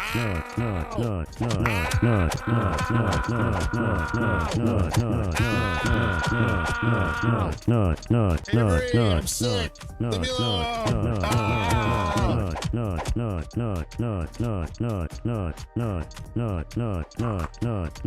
Chad, Avery's nutting all over me. Ah. Hello, Avery. How are you? Welcome in.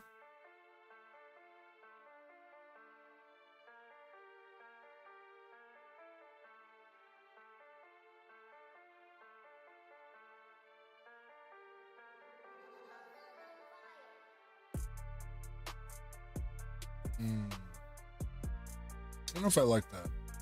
I might have to move this over a little bit. His face should be closer, like over here. Mild, this is what happens when you don't use the wasabi with tint. Anyways, there we go. That's a little better, I think. How are you, Avery? I've been getting reports that you keep scratching your butt. I'm not scratching my butt. I am not scratching my butt. Avery, what do you think of the good boy I drew? He's the best boy of all. Do you like?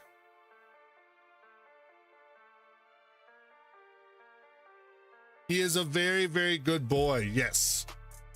But see, May says she doesn't think that I drew this, even though I literally recorded it and showed her. So she said I have to draw it again. So I'm doing another version now.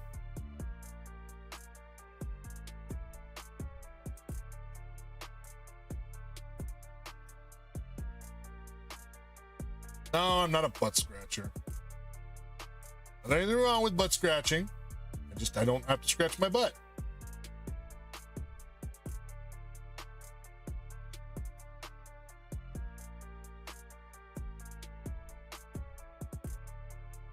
Avery, are you going to be doing another drawing stream soon? We always love when you do your art streams. And also, Avery, do you think all artists are pretentious?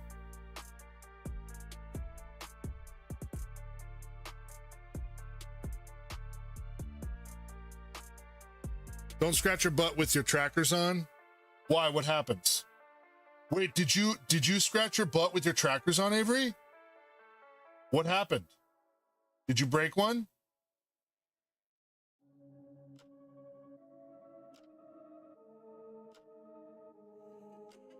Mm-hmm. Likely story, Avery. Mm-hmm. Mm-hmm. Mm-hmm.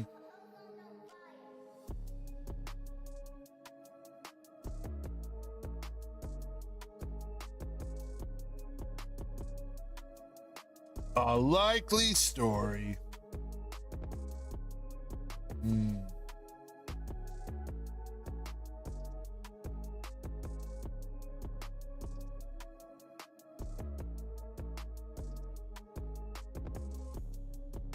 Alpha dropped the sacred Kekwa like a Twitch shaman. Beak me manager detected. If your jaw didn't unhinge and you didn't sound like a dying donkey, I'm disappointed. Maximum kek or bust, babe.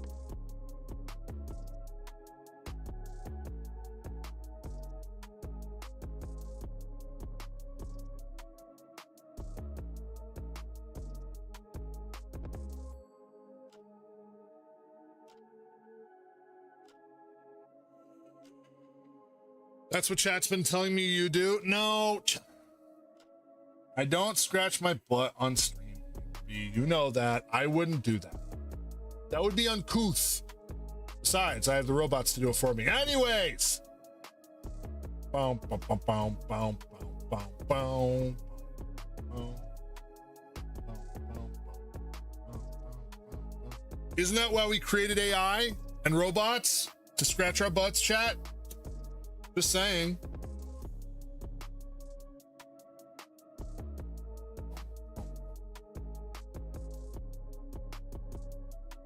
You know, Smoke, I'm actually glad you're here. I'm going to take a quick break from drawing. And I actually have something I want you to watch. All right, I'm going to take a quick break. All right, quick break. Chat. I got a video for you guys to watch. Give me a second. Boom, boom, boom. Boom, boom, boom, boom, boom, boom. No, it's not porn. No, Smoke, not porn. This isn't your folder. All right, chat. If you guys remember, we were talking about the Donut Labs battery debacle. Remember how we saw there was actually one test done already for how fast it could charge capacity-wise? Well, guess what? There's been another video. And they've tested it a second time with surprising results. We should check that out. You guys want to check it out?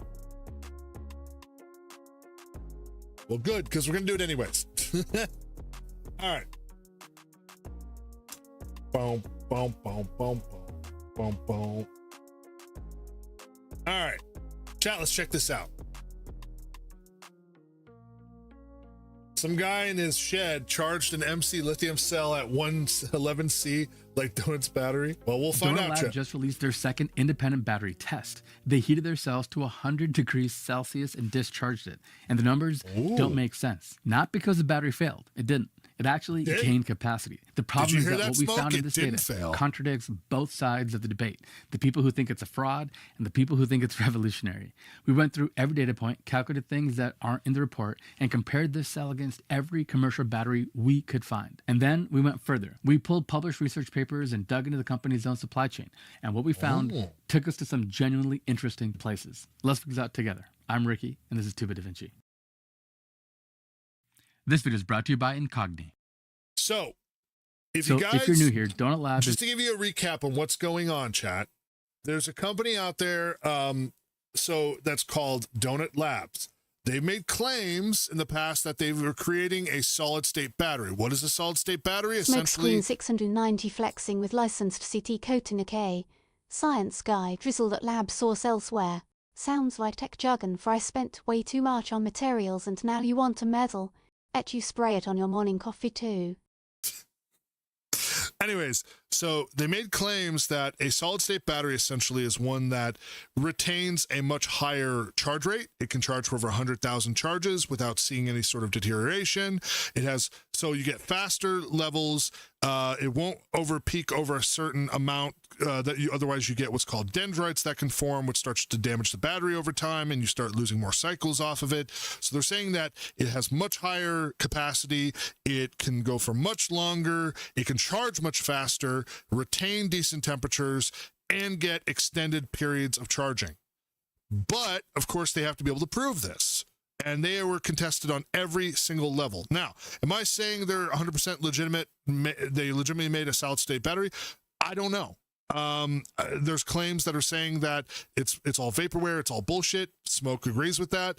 I'm staying on the fence on it, although I have a very sort of, sus look at it, but I want to see all sides of this, because understand, it's not just about the battery, it's about the controversy, because basically the lead designer and CEO has said he staked his claim on basically his reputation, stating that he, although everyone's naysaying and doubting and calling bullshit on this technology, and most battery chemical engineers out there are also saying there's no way they're able to beat some of the work that they've been doing in some of the, like Quantum Labs. Remember we watched the video in Quantum Labs? Even they've stated they think Donut Labs is full of shit.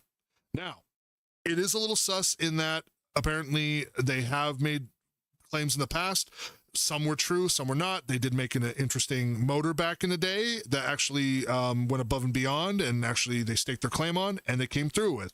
But in this case, this is like the holy grail of batteries. So to be able to actually make sure this is true, there's a company they brought on called VTT, which is an independent group that actually will come in and will verify as best they can. Bear in mind, the easiest way to verify would be cutting the battery in half, but they're not going to do that. Let them do that because of, IP law, and they want to protect their property and blah blah blah. But whether or not this is actually legitimate, we'll have to find out. But they've already done one test so far that actually met expectations. However, a lot of claims are still saying that this is simply just a really, really good high-end lithium battery. They're claiming it's not. Let's see what the second round of tests from VTT have actually found out. A Estonian-Finnish startup claimed that they've built a solid-state lithium-free battery that charges in 5 minutes and lasts 100,000 cycles. Oh, and it hits a 400 watt-hour per kilogram of energy density. If true, your EV would charge faster than you can pump gas. In our last video, we analyzed their first... Did you hear that, chat?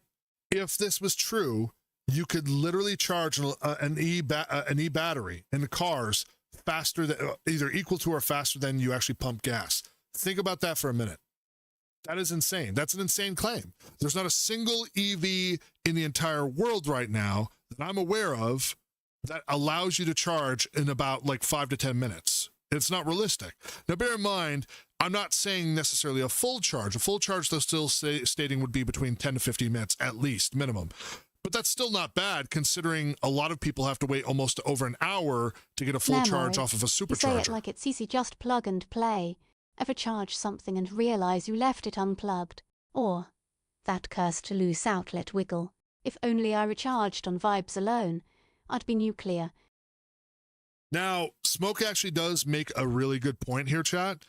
And even if it was true, and you could pull that much amperage, if you could like literally pull that much out of the system, the problem is, would the system be able to handle it?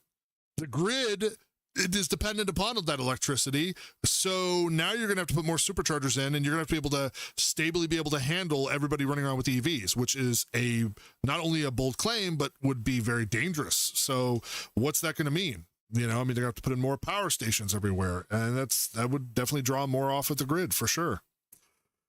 You just connect the charger and it's done. That doesn't sound safe if it can discharge as quickly, and that's one of the claims they also made if it flies, and we're going to learn a little bit more about what VTT came up with their second round of tests. It's easy to say, let's look at the facts. This is why I don't think a real battery is even viable. Like I said, I'm still on the fence. I have my doubts, but you never know. Maybe even if it's not a solid state battery, maybe the claims will be that it's solid state, but maybe it turns out it's just a semi-solid state, similar to what the claims of Quantum Labs was talking about. First test with VTT, that's Finland's National Research Center, and found that their cell voltage fingerprint matches NMC lithium ion almost exactly, 3.5 volts average discharge. Now test 2 is out. Same lab, same equipment, but this time they cranked the temperatures to 80 degrees Celsius and then 100 degrees. One thing to keep in mind, VTT tested what Donut Lab gave them, following Donut's test plan, right? They're not out to prove anything or disprove anything. Donut Lab is a customer who asked to do these tests, and they did the tests. VTT tested a single cell, labeled DL2, sitting in a climate chamber with a 2.4 kilogram steel plate on top. And now that's for pressure. We calculated it to be around 0.0009 megapascals. Real solid-state batteries need between 1 and 70 megapascals to make sure that there's good contact on the interfaces of the solid-state electrolyte. That's not what was happening here. This is very, very low amounts of pressure, just to, in their words, keep from any hot spots from being formed on the battery during testing. The same cell was used for every test. First, a baseline discharge at room temperature, a full 24.9 amp hours was pumped in. Then they heated the climate chamber to 80 degrees Celsius and let the cell soak for 2 full hours and discharged it at 1C. The cell delivered 27.5 Couldn't they use transformers and giant capacitors at charging stations to basically equalize? It got better when it was hotter. Then the same cell was charged back up at room temperature. You have to be able to scale that up if it flies. Heated to 100 degrees Celsius for 2 hours while fully charged and discharged again. And 27.6 amp hours came out, 107% of the initial reference input. Now, the 100C test was at 0.5C, half the charge rate of the 80-degree test. So those two numbers aren't directly comparable, and it's interesting and worthy of note. Why they didn't do 1C at 100 degrees, I'm not sure. But it still beat room temperature input by a lot. After the 100C test, the pouch had lost its vacuum. It's visibly puffed in the VTT photos. And this actually makes sense mechanically. Standard pouch laminate uses a polyolefin adhesive to bond the aluminum layers to the inner polypropylene. The adhesive melts around 85.4 degrees Celsius, so at 100 degrees Celsius, you'd expect the seal to be compromised. And it was. And Donut Labs actually calls this out. They make a point to note this. We can see that the active materials are still fine because the cell operates normally. Superconductors are the gigachads of material, zero resistance. Big flex for heavy loads. Now think about what that means. Expensive AF. Hold on. But you drop energy lost basically, Zip. Want efficiency. Pay the big brain price and enjoy your frosty science juice. All right, sorry, I know you can hear over Chloe. Even though the outside pouch has lost its vacuum in the heat. Now think about what that means. If this was a conventional lithium-ion cell with standard liquid electrolyte, a pouch breach at 100 degrees Celsius would be dangerous. The organic solvents in lithium-ion electrolytes are flammable. Look at that, DMC is one of the most common ones, boils at 90 degrees Celsius. You're 07. So now you have flammable vapors, oxygen in the air, and 100-degree Celsius temperatures. That's the fire triangle. The cell would probably catch fire. But look what they put, chat. Celsius temperatures. But Donut Cell kept working. VTT charged it back up normally after 100 degrees Celsius. No fire, no HF, no destruction. Something inside is fundamentally different. That's the fire triangle. The cell would probably catch fire, melt down, or at minimum be completely destroyed. But VTT charged it back normally, and the cell still worked. This tells us something fundamental about what's inside the cell. Either there's no flammable liquid electrolyte in there, or it's something very different from our standard. Which, by the way, was their claim. Their claim was that there was nothing in there liquid enough to actually become flammable. Now, this is an IP that they're not willing to cut open, and I do agree with Smoke. The fastest way to prove completely and disprove all of the claims that everyone else is making is to let them just cut it open. But they've said many times that their proprietary mixture of their chemical, their volatile nature is not in there, and they don't have anything else to prove to anyone. However, they will let independent testing be done regardless. Standard lithium-ion chemistries. This is the kind of amazing engineering that keeps me up at night. And something else that keeps me up at night is protecting my personal information online, and why I'm a huge fan of our sponsor this week, Incogni. Okay, all right. Hold on. No sponsored ads. And you. Now back to the show. Now, if you're thinking any battery delivers more capacity when it's hot because there's lower internal resistance and ions move faster, that's basic Arrhenius kinetics, you're right. That's not special in and of itself. So we try to find a single commercial NMC battery cell from Samsung, LG, CATL, really anyone, with published discharge rates over 80 degrees Celsius. And we couldn't find a single one. Ooh. Because, well, they don't test in that kind of regime. Samsung's maximum rated discharge temperature is 60 degrees Celsius. Most manufacturers cap at 45 degrees. The closest study we could find was from Jalkanen and colleagues, a commercial Kokum 40 amp hour NMC pouch. So Smoke, there's not a single commercial battery available, at least information-wise, that shows it would still be functional after 100 degrees Celsius. Think about that. Cell that cycled at elevated temperatures. At 65 degrees Celsius, the cell was destroyed. The donut cell delivered 110 capacity at ADC and kept going to 100. We can't even find published data for what happens to a normal NMC cell at these temperatures because manufacturers don't really test there. It's too dangerous. But there's more. We calculated the Coulombic efficiency for every cycle. That's the ratio of charge out versus charge in, one of the most diagnostic measurements of battery science. At room temperature, it was 99.82%. At 80 degrees Celsius, it dropped to 99.18.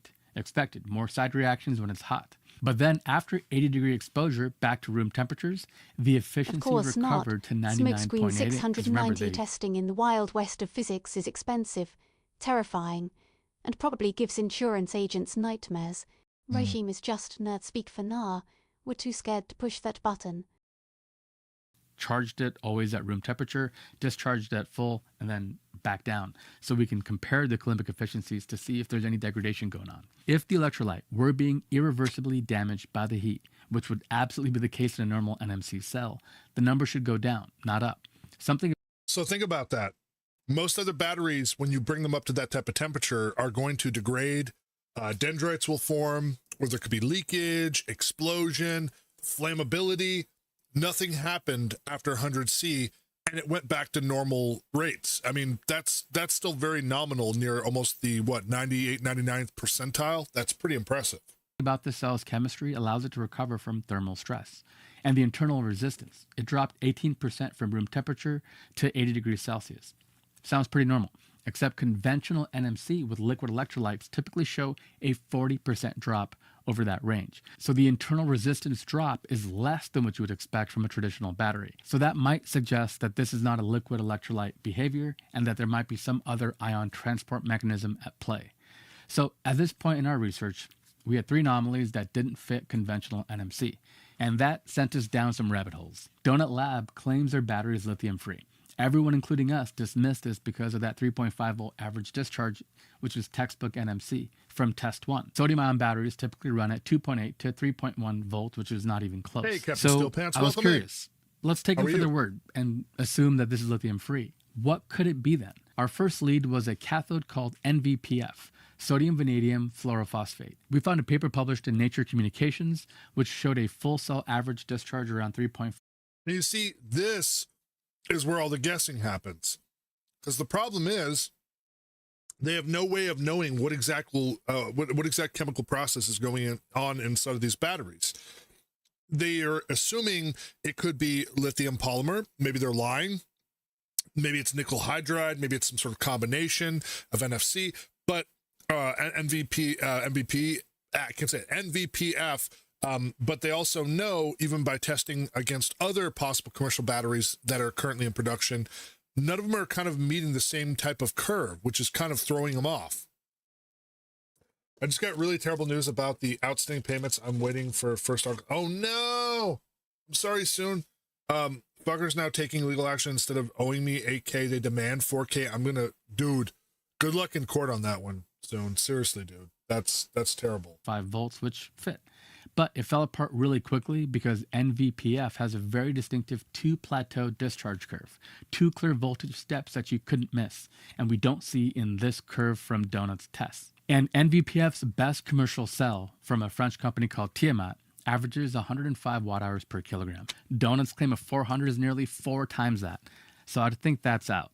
But here's where things got interesting, because while NVPF didn't fit, we found something else that does. There's a class of sodium-ion cathode layered oxide, similar to what CATL uses in their sodium-ion batteries, that produces a smooth discharge curve almost identical to NMC. And the high voltage variance of these layered oxides, published research shows a full cell average of around 3.5 to 3.56 volts, and the discharge profiles match as well. And the discharge profiles match as well. So then we looked at the thermal data out the through the tactical goodbye, sodium-ion that lens, just and nerd Morse everything code clicks. for later. Loser. Next time, leave the chat with a quantum mic drop. Spice Lord. And guess who has an NDA with CATL? I wonder who, Smoke. Sodium-ion batteries are inherently more thermally stable than lithium. Thermal runaway thresholds are around 135 to 165 degrees C, way higher than NMC. Published research shows sodium-ion cells exceeding 100% capacity at 80 C. A paper in Anjouante Chimie demonstrated a sodium-ion cell operating from 70 to 100 degrees Celsius. And here's the kicker. Sodium-ion SEI starts decomposing right around 98 degrees. And we know what happened to the donut cell at 100 degrees, right? The pouch lost its vacuum and opened. So that may or may not fit, but maybe they squeezed out a couple more degrees and were able to test. There's probably a reason why they picked 100 degrees Celsius as their cap, and this might work. But then we went to Nordic Nano's website. Nordic Nano is the company behind Donut Labs battery materials and manufacturing. And right there on their technology page, they describe their materials as, quote, carbon nanotubes coated with titanium oxide and a sodium electrolyte. Carbon nanotubes, which, by the way, is still pretty, that's pretty high tech even right now. I've been talking about that for years. Coated with titanium oxide and sodium electrolyte. Interesting. Not lithium. And titanium oxide is a well-known anode material for sodium-ion research. Combined with carbon nanotube conductive networks and a sodium-conducting solid electrolyte, you get an architecture. But if that's true, Smoke, that means they're being truthful about not using lithium in their batteries. So that's already a claim achieved. they were able to reach the charging state, fast charging anyways, and they're able to handle higher temperatures than most other batteries, even though normally they don't test like that. And that is why there's no patents. Donut does not make the tech. It is, it's like me buying a product and patenting what the brand did, but it's not solid state battery. It's, see, this is the thing. This is why even he said at the very beginning of the video, it's not disproving all of the claims people have made against it, but it's also not proving what it is. So it's kind of somewhere in the between the to be able to, you know, see which one is actually right. That could explain what we're seeing. Could. The smooth voltage curve, the thermal stability, the capacity gains at 80C, and the gas generation at 100C. The fact that it works at room temperature, and the fact that there's no liquid electrolyte to burn. So now, does this prove that it's sodium ion? Absolutely not. I'm just spitballing here of how we could square this circle, right? And we got to be honest about this, because if this was a sodium ion battery at 400 watt hours per kilogram, that would be more than double the best sodium ion cell ever made. CATL's Nextra, which again we covered in Shanghai, which is 175 watt hours per kilogram. That gap is just enormous. And the voltage curve, while consistent with layered oxide sodium, it's also consistent with NMC lithium ion cells as well. So we can't really distinguish from this data alone. But for the first time in this investigation, we have a lithium-free hypothesis where the pieces could fit. So coming back from speculation then, here's what the evidence stands at after 2 VTT tests and 13 total cycles. So there's a lot so that's far, genuinely impressive, and credit has to be given where it's due. This cell sat fully charged at 100C for 2 hours, lost its seal, and still worked. Alpha spamming the commercial Hanex cell. nod solid approval mode activated. True facts only in this zone. No fake news. Just cozy VTuber vibes. Nodding so hard my neon bun nearly fell off. Respect. Respect. Whoever found has done that. It fast charged at 11C in test 1, matching CATL's best. The energy efficiency actually improved at higher temperatures. Even the most skeptical take would be that this is a damn impressive cell. But there's still a lot to be determined. We've done 2 tests now, and the cell still hasn't been weighed. Weighing a cell takes 10 seconds, and it would give us an instant confirmation. Yeah, that one they didn't really need to do a third test for. They could have just put it on a scale and said, this is how much it weighs. Of that 400 watt hour per kilogram claim. They also never charged at high temperatures, only discharged. Every charge happened at room temperature. And that okay, so we still have to see what it's going to do when it's at high temperatures and charging, not just discharging. Let's see what happens when they do that in the next because test. charging is far more stressful on the electrolyte than discharging. Higher voltage plus higher temperatures causes electrolyte oxidation in the cathode. If this cell is truly solid state, charging at 80C should be easy. But the fact that they didn't test that, I think, is interesting. And here's something no one's talking about yet. After the 100C test, VTT charged the cell back up, proving that it still accepts charge. But they never did a reference discharge back at room temperature. So all we know is that it charges after the 100C event, not that it discharges. So as a result, we don't know about that 100,000 cycle claim either. What happens after 50 cycles at 80C? Published research shows NMC cells lose nearly 40% capacity in just 2 cycles at 100C. Would this cell survive that? We'll have to wait and see. But we do know that they sent 3 cells to VTT. DL1 was tested in test 1. DL2 for temperatures here in this test. And DL3 is coming up. So we know there's at least one more test coming up next week. If the pattern holds, we saw test 1 charging, test 2 high temps. Maybe the next test is a cold test at negative 30 degrees Celsius. Now that's a good point. They could try negative temperatures. They could also try charging at high temperatures, just like Smoke said, under load. We're going to find out whether or not it actually does start losing some of that, type of direct actionable charge that they were talking about. The real question is also, once this, okay, so let's speculate, chat. Let's say VTT comes out and says off the 3rd test, well, even under high temperatures, it was able to handle everything under load, no problem at solid state levels. Fine. But then they should also have to repeat this multiple times. Like they're talking, obviously charging it 100,000 times is unrealistic, because how are you going to do that unless you spend the next couple of years on doing R&D, constantly charging and charging? I don't see how they're going to be able to do, find a way to correlate that test. But everything else, as far as temperatures, as far as discharge, charge time, cyclic nature, I mean, they're going to have to find a way to at least represent most of those numbers. And Smoke says, also, he claims innovation, but also matches a research battery at CATL. And CATL isn't a 3-time scammer. Plus, I can go buy one of the CATL batteries. But here's the thing. We don't know for sure that it's exactly their type of battery. It just shows to have very similar parallels to a CATL TL battery. Cattle hoarding more patents than a Dragon Guard's gold. Bet they got battery tech locked harder than Area 51. Don't try to peek or you'll get patent slapped so fast your head spins. Charger boy. Well, because the dumbass keeps releasing one tiny test per week. Well, listen, personally, I think they should do all the tests all at once. Maybe this is sort of like to drag it out, Smoke, so that they have enough time that if people try to disprove, or maybe they're trying to fight it from all sides and with their PR people, I don't know. But I look at it like this. Regardless of how quickly they want to release the results, the most important part is the results. So far, you got to admit, at least 2 tests have turned out to be in their positive nature, haven't turned out to be completely false, have they? So I think what we're really expecting, though, is to see what happens under load. Is it going to perform as well as they say? Is it going to be performing much, much less than what they admit? Or is it going to be complete bullshit? That's what I'm mostly interested in. A guy did and put it on YouTube. I don't think it was a Donut Labs one. They're keeping that shit under lock pretty tight. We'll check. Where you at Donut Labs CEO to pay him like you brat? I don't know, dude. Overall, I look at it like this. Let's wait and see. I'm always on the fence, but I do like a good controversy. If this turns out all blow up in their face, hopefully not literally, this could be pretty bad for the future of their company and their sister company. But if it turns out to be true, Smoke, now you said, how would the grid handle something like this? So let's just hypothesize.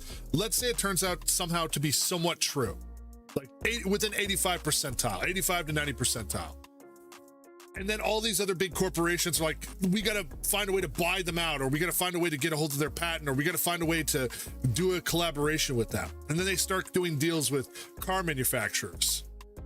Well, the question then becomes, how are they going to make that work into the grid? And is this going to be something that'll be released in the States? Will this be something that'll only be in the UK? Are they planning on regional release? I mean, we don't know. No, Mild. He challenged anyone that can beat the first test. Grid's already falling apart with the current EV chargers. Power companies will straight out ban the chargers. Well, they already have 240 volt chargers. They already have superchargers, like all around the country. At least in the US they do. I mean, it's not to say they couldn't handle some of them, but I mean, if we're talking like they start wanting to release it to a lot of major car manufacturers, yeah, we're kind of fucked on that. Either way, hopefully it turns out to be decent. I'm looking at it like this, dude. You know, we have to work on the grid regardless. We have to keep upgrading. We have to work on innovation. And, you know, whether people like EVs or not, you know, look, I have a gas-powered vehicle. I'm a neophyte. What can I say? Personally, I think hybrids are a way to go. My mom bought a hybrid. She's very happy with it. It gets like 55 miles per gallon. It combines the best parts of an EV and also a gas engine, uses very little gas. I think it's fine. You know, it's the best of both worlds, at least for the time being. And it's not pulling off as much on the grid. But, you know, I guess everyone wants to make their own contribution, whether it's driving an EV, whether it's driving a hybrid, or just sticking with gas. It flies. Slap tiny nukes with spicy new tech and you get giga energy. Zero bullshit. Sure, if humanity stops being dumb, it'll be fuego. Watch out for glowing squirrels, those side effects. You know. Well, maybe this tech and those new mini nuclear reactors will work nice. Yeah, let's hope. Also, what's worrying about Donut Labs is I don't think a big company like Tesla and Samsung believe it's real too. Because if it was, they would fight each other to buy the company at all costs. Oh, don't think they're not watching these tests. Smoke, don't fool yourself. literally every technology, like literally every technologist in the world is like literally chopping in the bit, going like, they're either on two sides of the fence right now. They're either on the, ha, we told you, or it's going to be like, oh shit. They're doing back-end deals right now, talking to this guy, the CEO, saying like, look, if this turns out to be true, let's talk. But at the same time, you know, they're also ready to say, dude, pack it up. You're done. You're done. We're never going to let you ever manufacture anywhere, you know, other than maybe your small town. So I don't know. I'm looking at like, it could be a promising tech, but we'll see where it goes. Can you imagine Musk? Right now, Musk is going like, nah, that would never work in one of our Teslas. It'd be like blank check, probably, but I don't know. You think so? You really think so, Smoke? You think Tesla would just instantly buy it out? You think they make some big announcement and he'd just be like, we are currently working on a collaboration with Donut Labs, and if all, you know, tests true, then we will be purchasing the next whatever 5 years of manufacturing from them. If you don't sell it to us, we'll tell the tunnel. Dude, that's Finland. No, not Finland. I mean, how close is Finland to Greenland, though? No. Elon, call me when you have that one in orbit.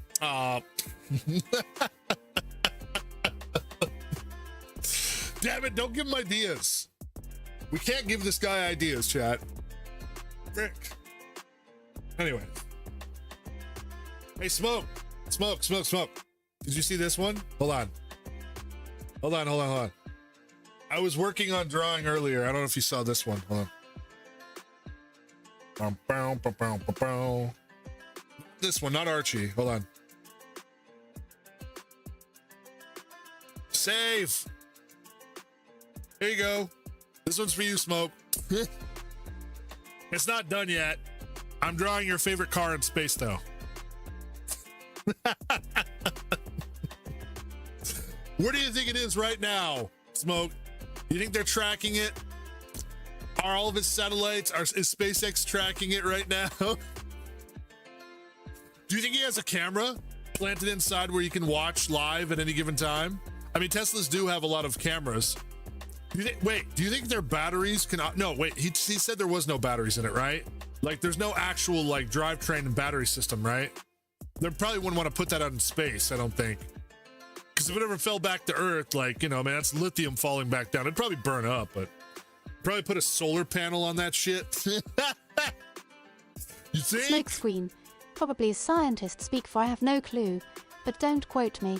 Own it, king. If it blows up, blame the algorithm. I'll be in the nerd cave hiding with snacks. I put a solar panel on that shit. Yeah, that's what we do. Yeah.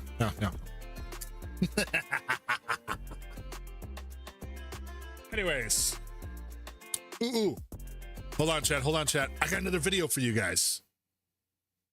Didn't Tesla invent some weird solar coating? Yeah, they did, but it was never commercialized, and it was kind of bullshit. I'm still waiting on the solar charging system they've been talking about that's projected from the solar array up in space back down to Earth. They've been testing that for a while. You have to buy the receivers, but you can put the receivers in anything. And if you have a subscription to their solar platform, it will literally send power directly from space. It's not like you're going to have a bad cloudy day most of the time in space, right? So the only real problem is that what if there's clouds on Earth? Then you might have to stay with a cyclic charging battery system, but still. Oh yeah, Elfo.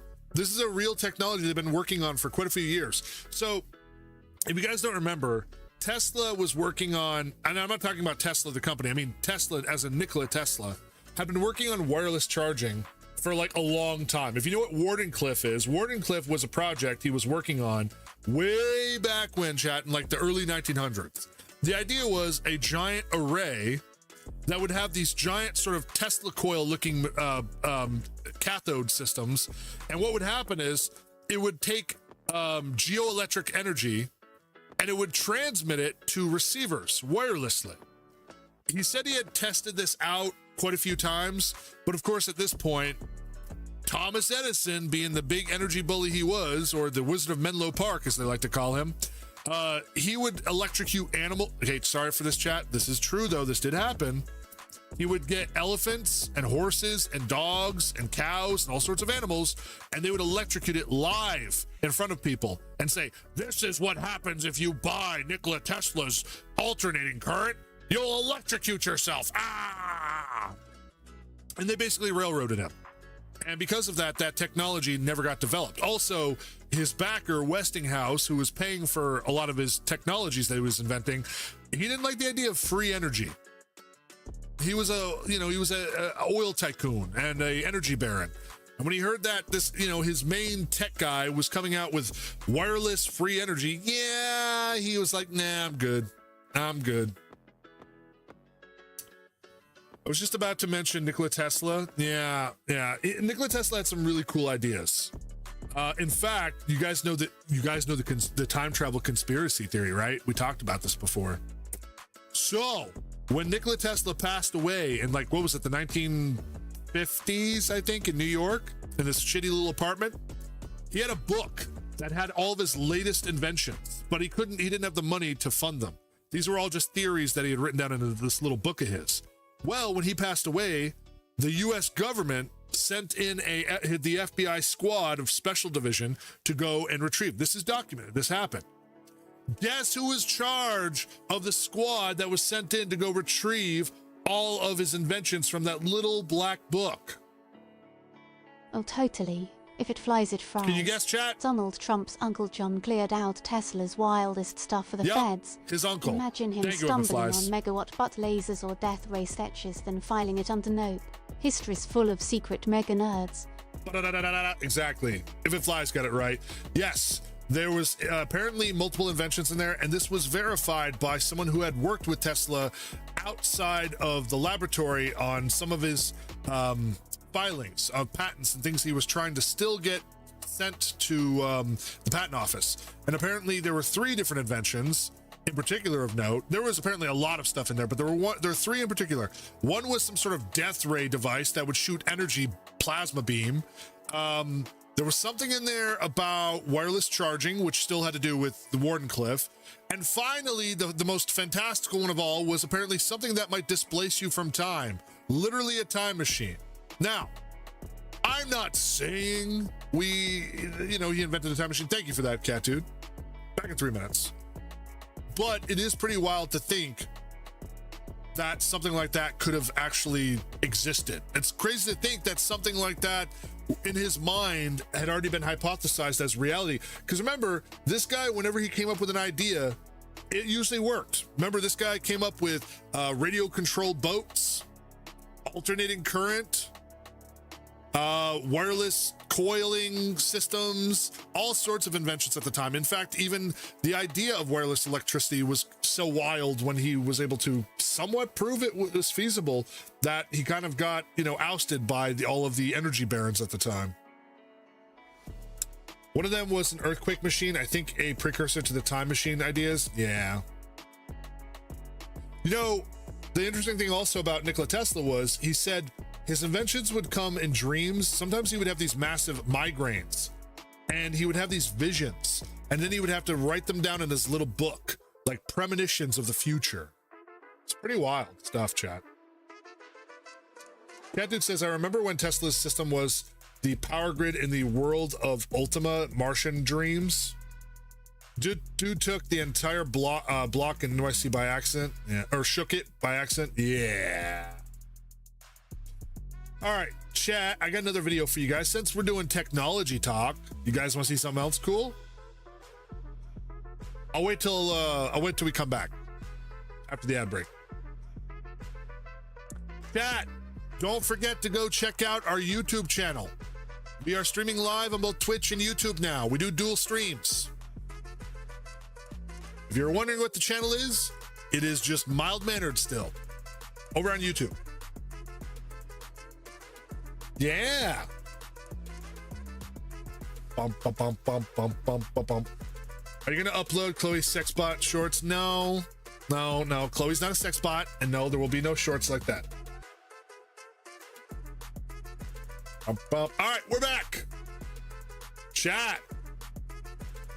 Now, listen, even you, Smoke, can appreciate this next creator. She has been working on a new invention, chat. Let's check it out.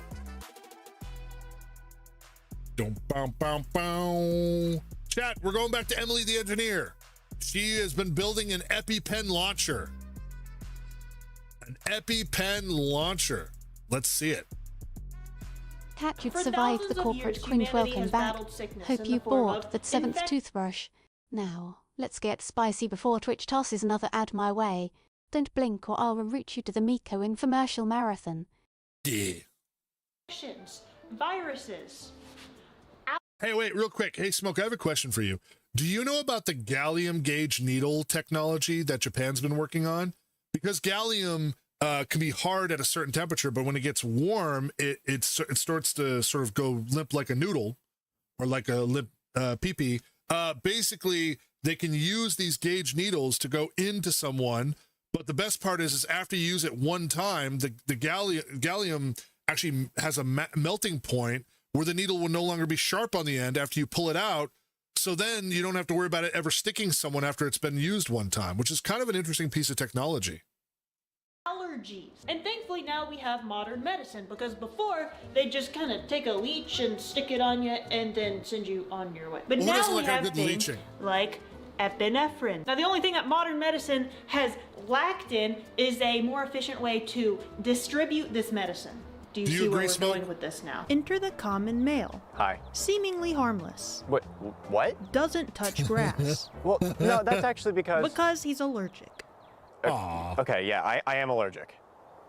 So what does happen when he has an allergic reaction, you know, from far away? Modern medicine should have fixed this a long time ago, and how do I propose we fix it? By building a gun.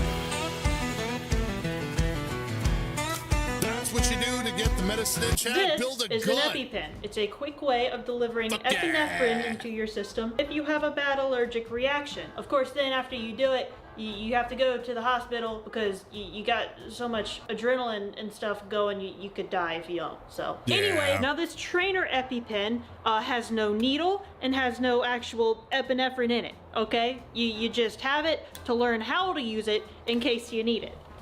You take the top off, you take the other top off, and then you go boom. But the nice thing is the dimensions are the same, the size are the same, and honestly the weights are pretty similar, surprisingly. So whatever we designed to fit this should also fit this. Now I'm gonna go put this one over here before I accidentally shoot myself. The needle doesn't stay in the person. The plastic is to be able to deliver the medicine from far away. If I'm over here, and someone else is over there, how am I going to successfully jab them with this? It just has to be shot hard enough, right? I mean, that's the only answer. Smoke, would you want to be jabbed by it? By her? You want to get jabbed by Emily? Could you move back a little bit? Right there's fine. Now act like you're having an allergic reaction. Yeah, Kritesh is having a little PTSD. Poor guy. Oh, is it bruising? All right, we don't need to build a gun. Apparently, you just throw it at me. Returning to the workbench. Is that a sword? Don't worry about it. Many moons ago, I built a grapple shot from Halo. Wait, don't go past it, Emily. Is your workbench literally a sword? Nice. Don't worry about it. Many moons ago, I built a grapple shot from Halo. And I used this. Auto-injectors I still have it. And honestly, the best way to launch one of these EpiPens is probably just going to be with compressed air. All this is a chamber for pressurized air and a solenoid valve that just releases it all at once with the push of a button. Nothing really super complicated here. So we modeled up and 3D printed little dummies of the EpiPens to test with, just so we didn't accidentally blow up the trainers. Damn. And I attached a simple PVC pipe to use as the barrel scared of to start. auto-injectors. That's rich. Maybe you just like the thrill of poking yourself manually. So when it said this was a 1 1/4 adapter, I don't think it meant it fit a 1 1/4 like a baby kitten. It's the same thing. No, it's not. Well, it's that's a lightsaber. not leaking at all. Miranda Cosgrove.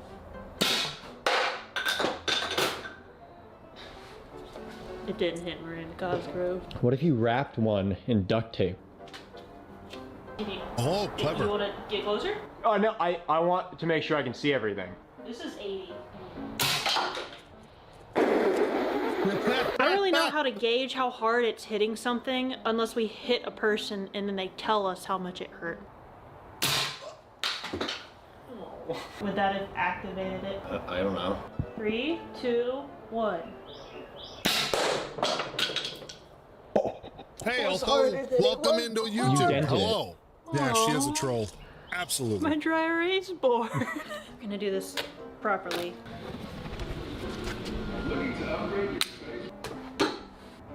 Oh!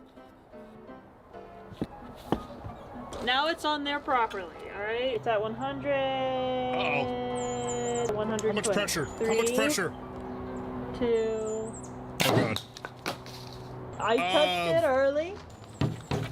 You know how hefty we printed these too? Hello, I interrupt this program to kindly ask you to go click on the link in the description a bunch of times for this ad I'm about to read off because I have to... Smoke, how much of a chance do you think it could be if we could find a way to get Emily to do a collab with Tech?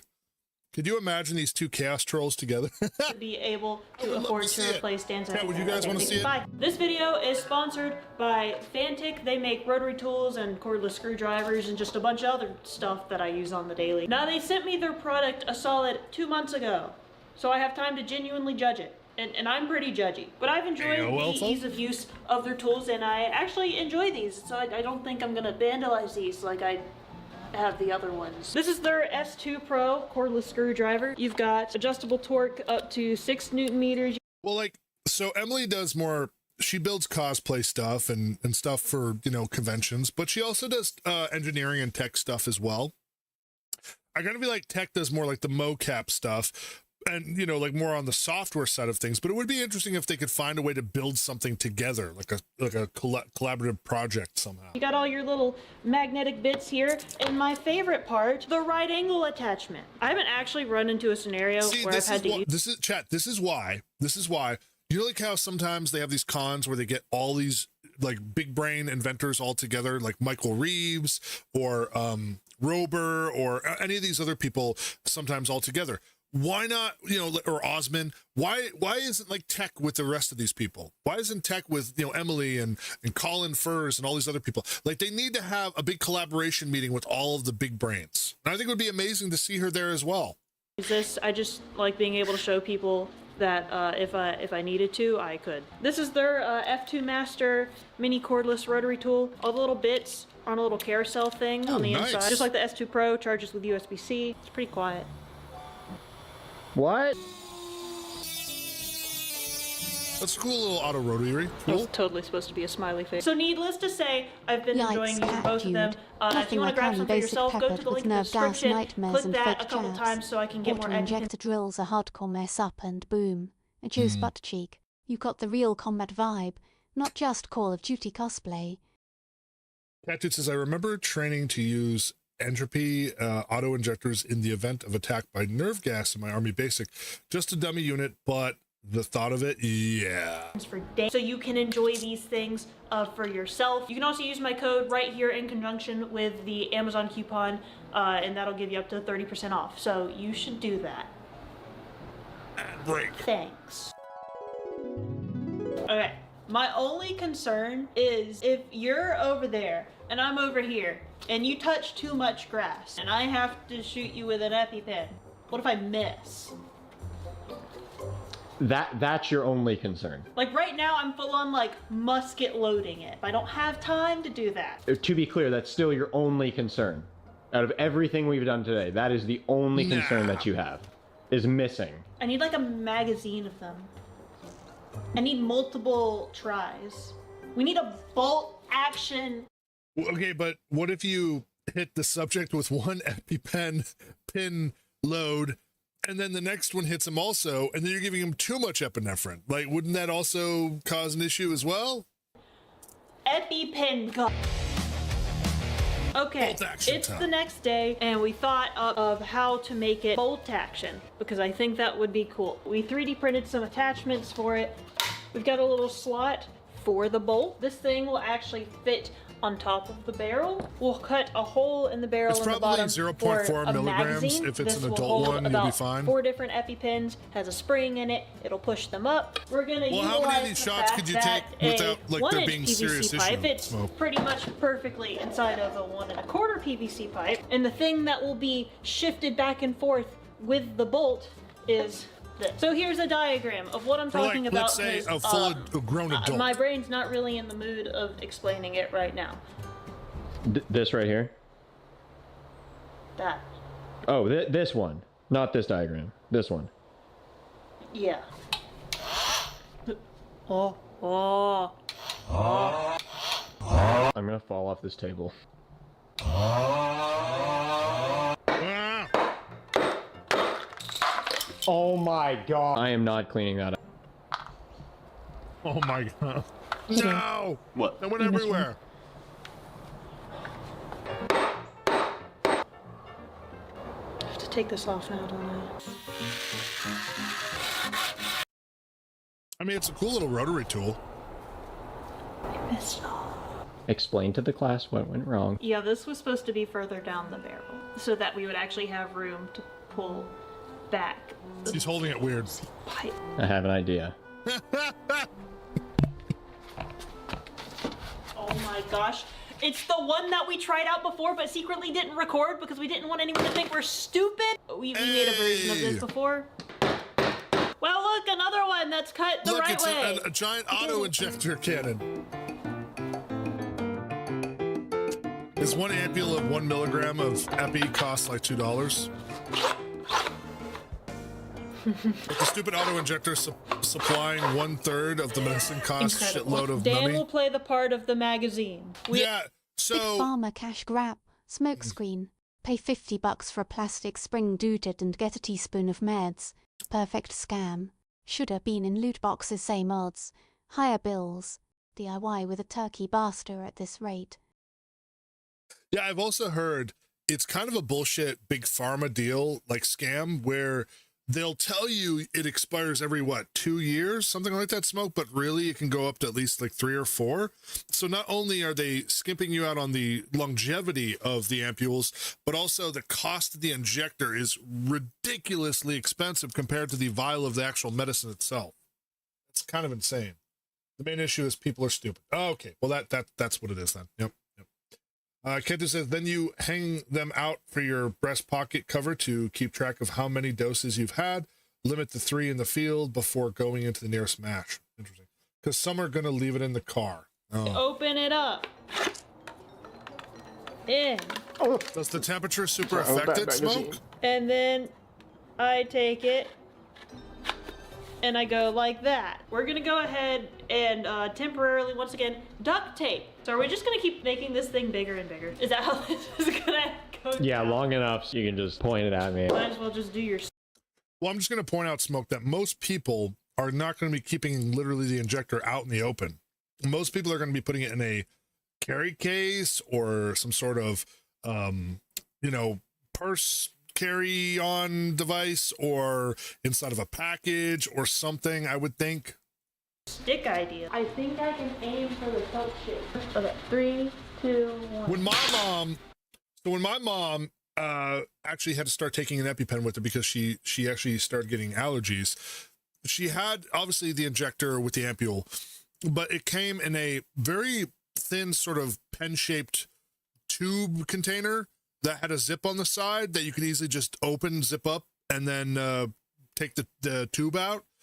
So, I mean, it was enclosed to keep it out of UV light, and generally she would keep it in pretty moderate temperature, so I don't think that was ever the issue. I did technically hit the chair. 100. 3, 2, 1. Damn. 1. Scott, are you guys gonna get injected like this? I want to see if I can actually get it to compress. 3, 2, 1. Nope. Even though it didn't hit head on, whatever impact it had depressed it. See, instead of making this piece an adapter, I think we just extend it and then have the inner surface of it match the shape of the EpiPen. Because right now we're losing so much air on either side of it, and I think it's also going to make it straighter. It is the next day. This is a 3D printed pipe. This is going to be the new barrel, and it has the shape of the EpiPen. I can make a cheaper prescription edition of it. Sealage.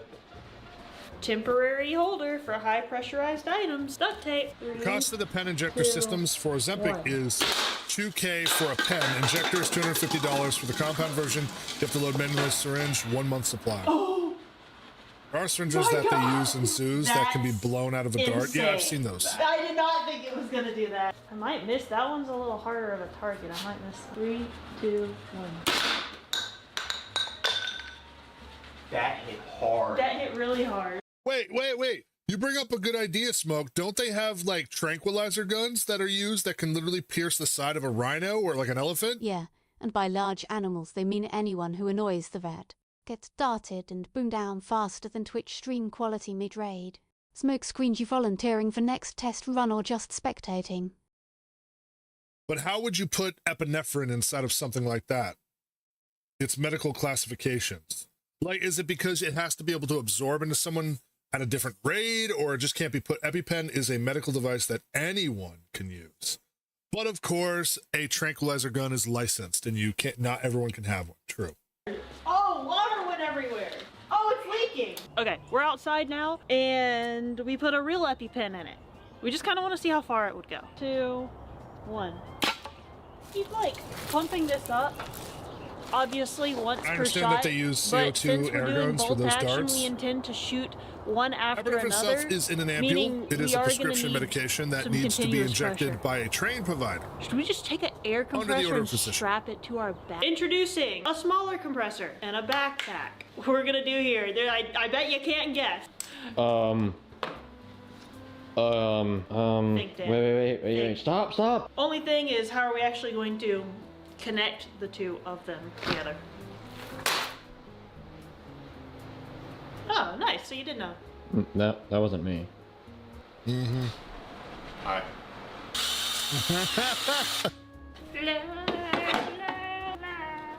I sound like Mort. So they're making like a carry case for...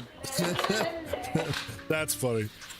Now we're running from the backpack tank. And since I'm now carrying a tank around everywhere, we technically don't need our chamber on the back. But when... Yeah, but how are you going to be stealthy and hit someone with the epinephrine launcher when you have the backpack on humming away? We did take off that extra volume, it started sputtering. They do the same shit with saline. Pharma is such a scam. So do you know what saline is? But yes, I know what saline is. All right, 3. There's bottles of it inside of our emergency kit in case we have to use it. Yes, I know what saline is. 3, 2, 1.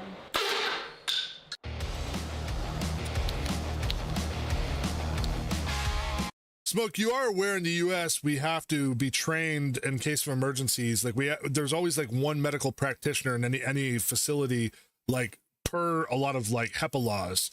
You do know that, right? And we have to run emergency drills and also understand. Yeah, it's basically salt water. You understand, like, most facilities have to be trained for medical response in case something like that happens, right?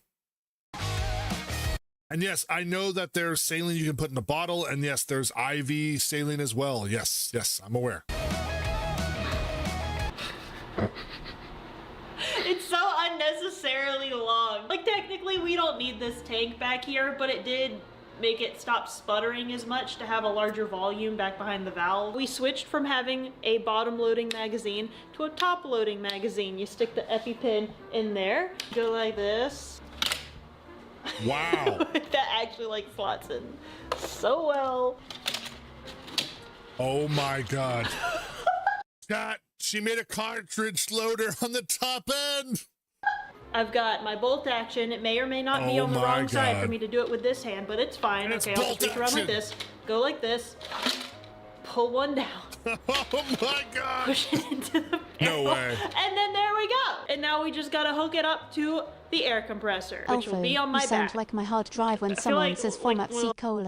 Chill or I'll blast binaural cat screeching into your headset. Scream louder, I bet the bots can't hear you from the basement.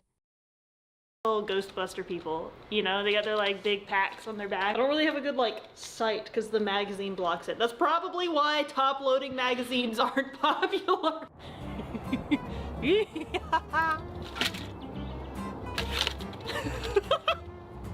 Alright, ready? 3, 2, here we go. 1. Oh, it farts. Chat, it makes a farting noise when she shoots it. There you go. That's your warning when you're about to be injected. Smoke says, so hospitals and homes can have even someone that's not a nurse flush an IV. Yes.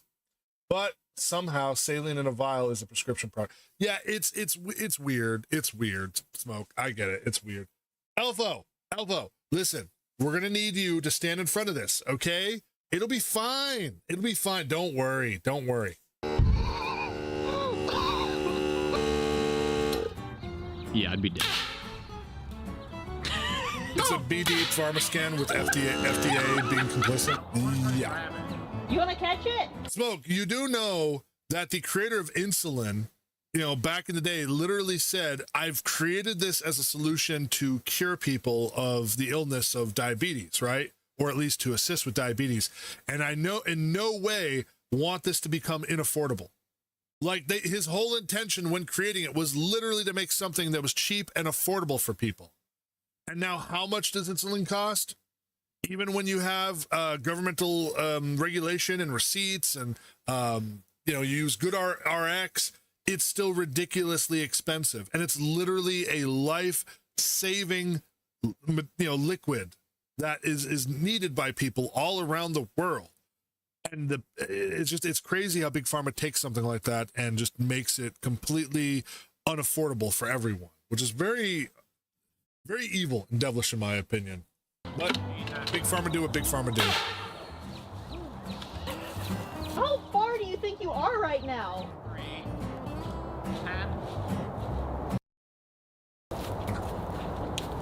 100 steps. 105. There you go.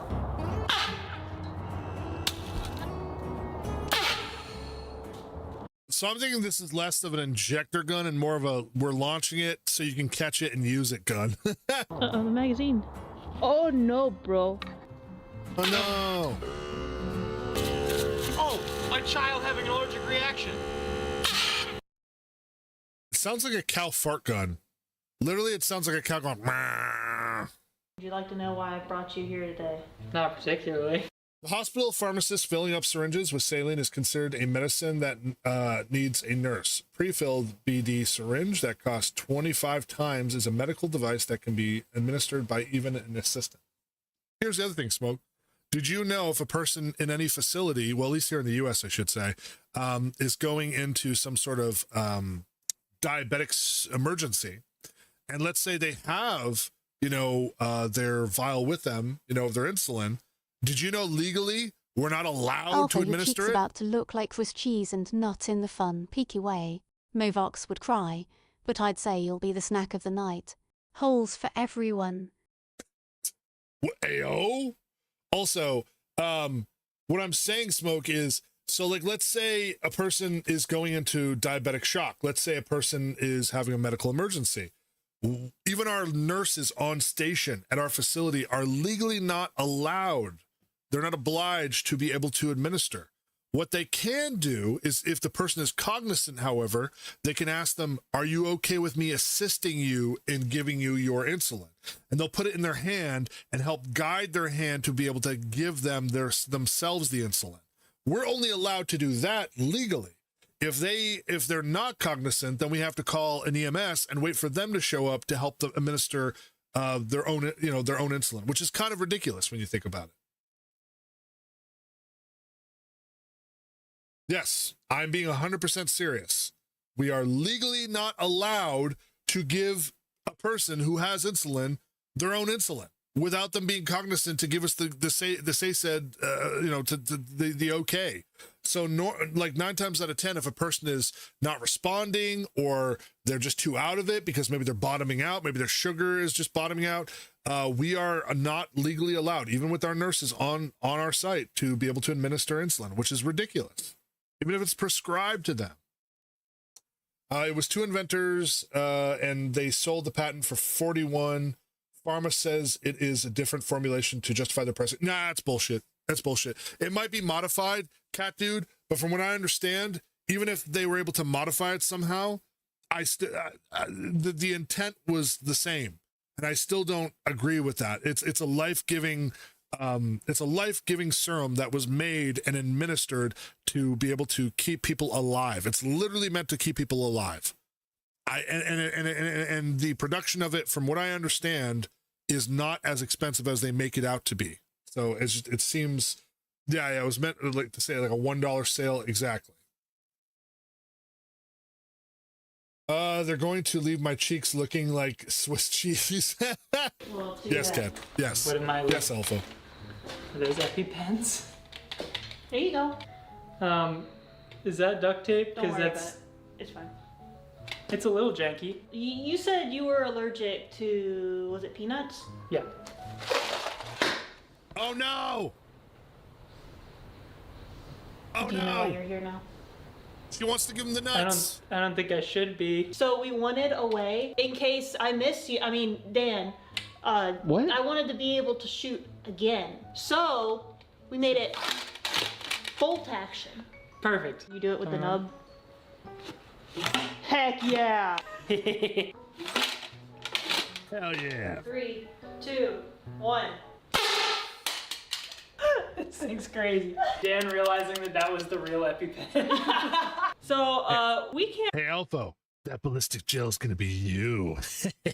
really go through this entire video and not use a real EpiPen. We've been using trainers, obviously, because they act the same way, but I think it's time. Which is the reason for the ballistics gel. Wow, this EpiPen is actually expired. So no, don't yell at me for using like good medicine and wasting it, because holy cow, what expensive ammo that is. Okay, it was expensive and now it's expired and would go in the trash anyway. So don't yell at me. You can still use expired EpiPens. Man, that wind is The great. doctors technically recommend you throw it away. People in my comments are gonna be fighting about whether expired EpiPens are still good or bad. Yeah, that's right, fight.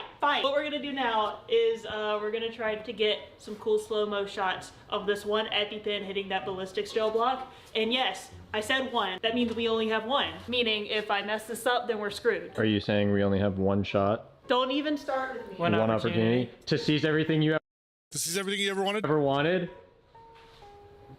The music, the moment you own it, never let it Take go. your other arm. So I clamped down the launcher and did a couple test runs just to make sure Even it was medicine aimed that's 40 perfectly years before old using was the mostly real good EpiPen. and We're actually effective. gonna take the magazine off for this because I don't want to like risk it jamming or anything. This is gonna be fun. This is gonna be great. Everything's gonna. So you're saying it's aged like fine whiskey, smokescreen, missed meds last.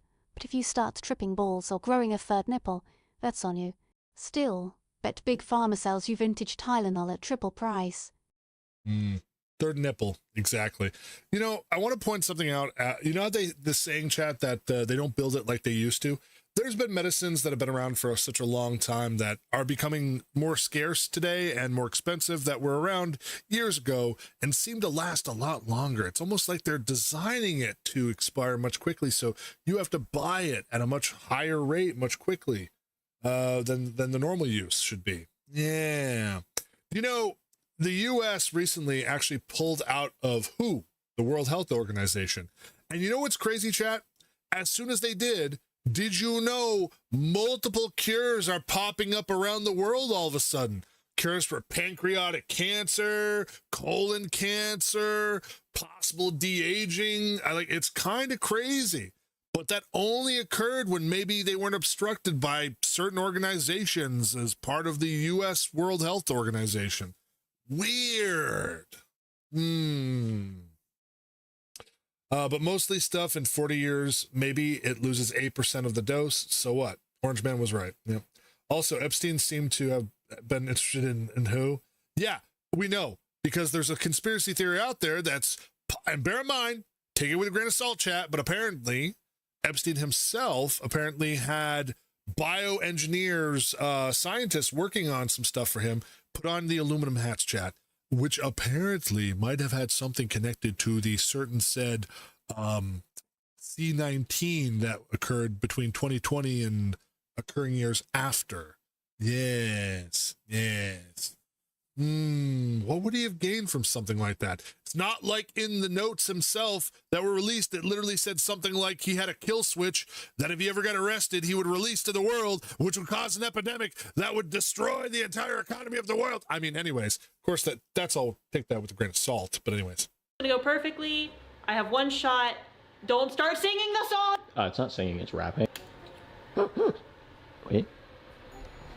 You can see it's real. Holy heck. That is a big needle in there. All right, blue back is off. All right, gamers. You ready? Oh, here we go, chat. Okay, 3, 2, 1. Holy Alpha, you better run. You better run, dude. Holy shit. Holy shit, oh my. Oh my god, wait, is that it? Did we do it? I don't even know if you're gonna be able to see the needle. Hold on. The needle broke off. Let's look inside the actual EpiPen. Dude, it jabs so hard. there is liquid coming out of this as if it just like injected it. It's almost like. Hey, it worked.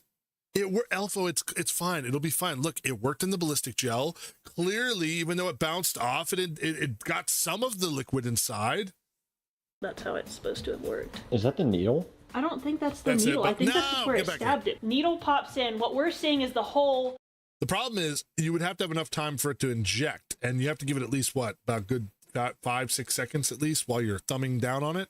The shadow of where the needle injected and retracted. Interesting. It left a couple of marks too, didn't it?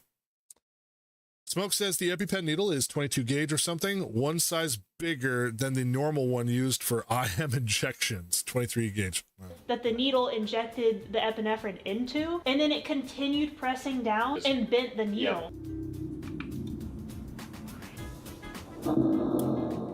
Ooh. Holy cow, dude! Dude, you can see the epinephrine. It did technically inject the chat. You notice the liquid squirted back out after it went in very quickly.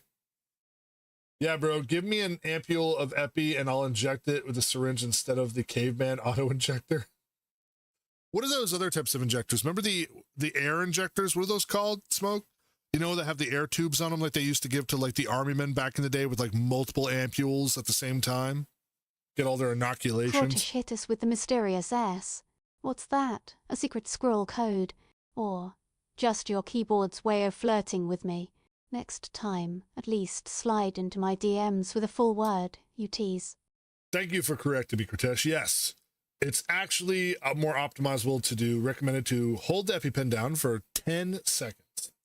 Of course, we are not a medical doctor. We cannot be held accountable for anything like that. Please consult a medical professional before you try anything like that, chat. They should add fins to the projectile or make it rotate. Otherwise, 50% of the time, it might hit sideways instead of the needle facing down. Yeah, so wouldn't it make more sense to have a suction cup on the end of it so it'll hit you, suction cup, and then it pushes it in? Just it definitely depressed it. We saw the line where the needle went in to the point to where we actually thought the needle got stuck in there, but it didn't. It was just the place where it went in and then retracted, which means it was successful. Hey. Right? Technically, it was. Yes, thank you, cameraman. Hey. Is that like a... I'll bring the peanuts out again, Trace. Don't even try me. We are going to go through a real life trial. I like that the cameraman didn't give her a thumbs up. He gave her a stump. So she'll never know if it was a finger or a stump. Trial run of Dan having an allergic reaction and me seeing how long Our it immune takes shots to get were to done him with the needleless with the EpiPen gun. Pneumatic. Yeah, like the pneumos. Yeah. Thank you, Captain. That's what I was thinking of. A 4-leaf clover. Someone's gonna want a Plan B version of this. Oh no. Oh no. Emily? Oh no, is that an allergic reaction I hear? Hey, Elfo, you imagine you're the guy that she's about to go and take care of. Someone's gonna want to get a Plan B version of this? Oh no. I'm itchy. Oh no, I forgot to turn it on. Oh, another one. Oh no. Stop touching the 4-leaf clovers. Oh, you're almost there. Oh. You gotta push up. No, you were just yeah. Up. You almost got it. He's gonna be dead by the time she gets it up and running. Oh God. Medical emergency coming through. Chat. So imagine you just touched grass, right? I know that's scary. It's a scary proposition. Imagine you just touch grass, and all of a sudden this lady comes running at you with this bazooka injector. I'm coming. Here you guys go. Do you need medical assistance? You do? We'll stand by. It's not pumped up yet. You might have to wait a second. You're hanging in there? Give me 30 more seconds. It'll be over anytime. Nah, he's dead. It's ready. Here, It's too I got late. you. 07. Dang it, I missed. 07. Oh, No, frick. he's dead. He's dead, chat.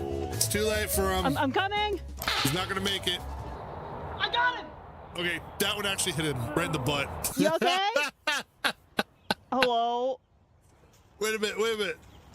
How hard did she hit him in the butt? She poked him pretty hard, chat. Maybe I should have used the stick. Wait, hold on. Let's go back a little bit. Ready? Wait, let's see this one more time in slow motion. Let's put it in slow-mo mode. Hold on. Speed. Okay, we're gonna go to half speed. You guys ready? Slow-mo, chat. You guys tell me, does he get it in the butt? I'm coming. Soon must drop in the ultimate system on this energy detected. Sussy in here, huh? Confess or I'll eject every single one of you into the reactor. Emergency meeting, bitches. Thank you, Chloe. You okay? Hello. Poofing an EpiPen? No. Don't do that. Maybe I should have used the stick. Yep, should have used the stick. That was Emily the Engineer. If you like her content, please go check out her channel. We are going to give her a like and also let her know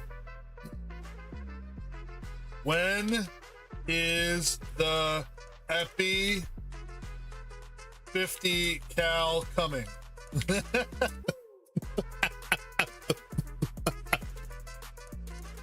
All right.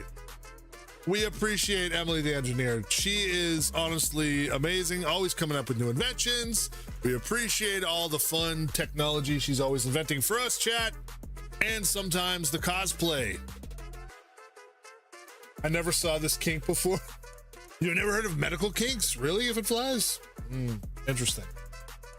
You know they have full medical ASMR where it's just literally people going like, hold on, let me check your pulse.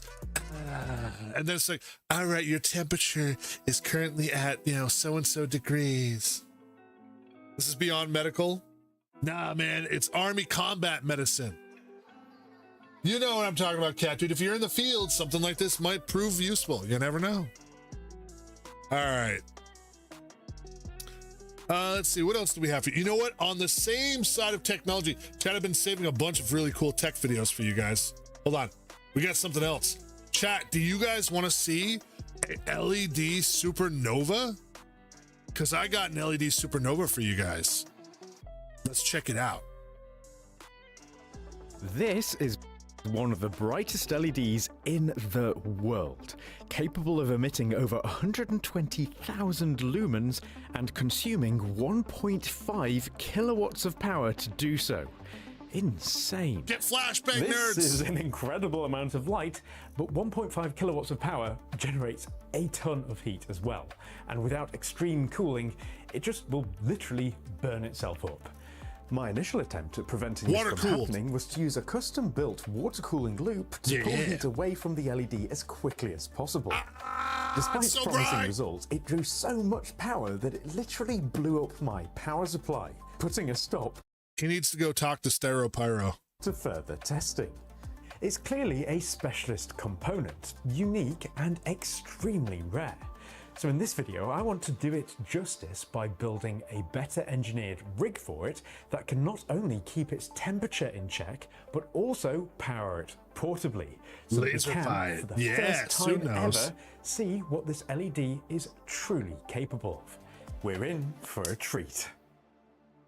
Is this the part where we put it in someone's to extreme lengths to stop this? Is this the part where you put it in someone's chest and shrink it down, and then it powers a metal suit? What do you guys think? LED from burning up. And by my calculations, I'll need 6 full copper radiators to dump its heat into. These are really intended for water-cooled PC builds, but they should provide a huge amount of cooling capacity for the LED. Box, we missed you the other day. We were inside of VR chat.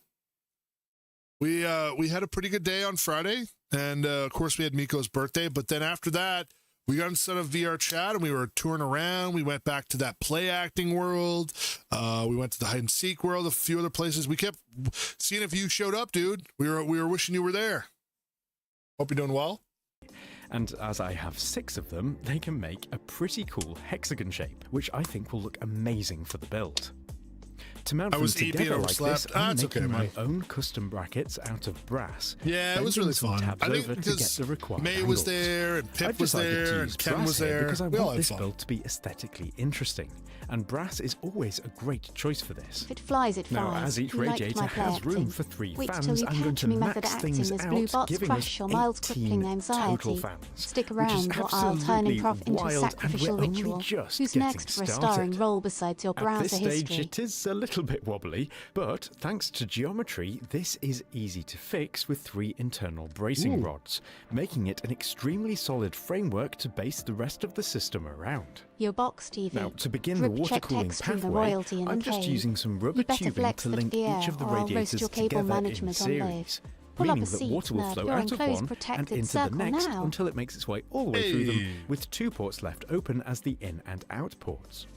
Next up, for a large water cooling system like this, is usually a reservoir, which stores additional coolant and provides a trap to capture any remaining bubbles that are left inside the loop. While there is just enough room in here to squeeze a normal PC-style reservoir, I want to make my own bespoke reservoir because I want to have it perform an additional cooling role that is one of the weirdest things I've ever seen. A hexagonal radiator setup. My LED is split with a into water cooling 6 solution in the individually middle. powered arrays, each one requiring 250 watts to reach full brightness. I popped into the stream at around 1 a.m. and I think you were doing some stuff before VRC, but then I did the OH. It's not VRC time yet, and I'll sleep 5 more minutes. And I was like, that's okay, dude. We'll do it another time with you. Control, and I'll be going into more detail about them later. But the main thing to note for now is that in powering the LED, they do heat up quite a bit. So I want to give my reservoir the ability to cool them down. To make it able to do this, I'm going to construct my reservoir's outer perimeter out of brass box section with triangular cuts in it, which allows me to bend it into a hexagon, 1 edge for each power regulator board. As I want the water to flow through this perimeter, I'm adding a brass barb fitting so that water can enter it directly. After entering here, it'll be split and flow around the outer perimeter, and then exit through this top hole and into the central part of my hexagon, which I want to convert into a water chamber. It will of course need to be watertight for this, so I've cut out a brass plate to act as a cap, which too can have its own brass barb fitting where the water will exit. The beauty— What is he building? He's building an LED supernova device. The beauty of using brass for these parts is that they can be soldered. It's kind of the same question when we ask, why is StereoPyro building something? Just because they can. together to make them watertight.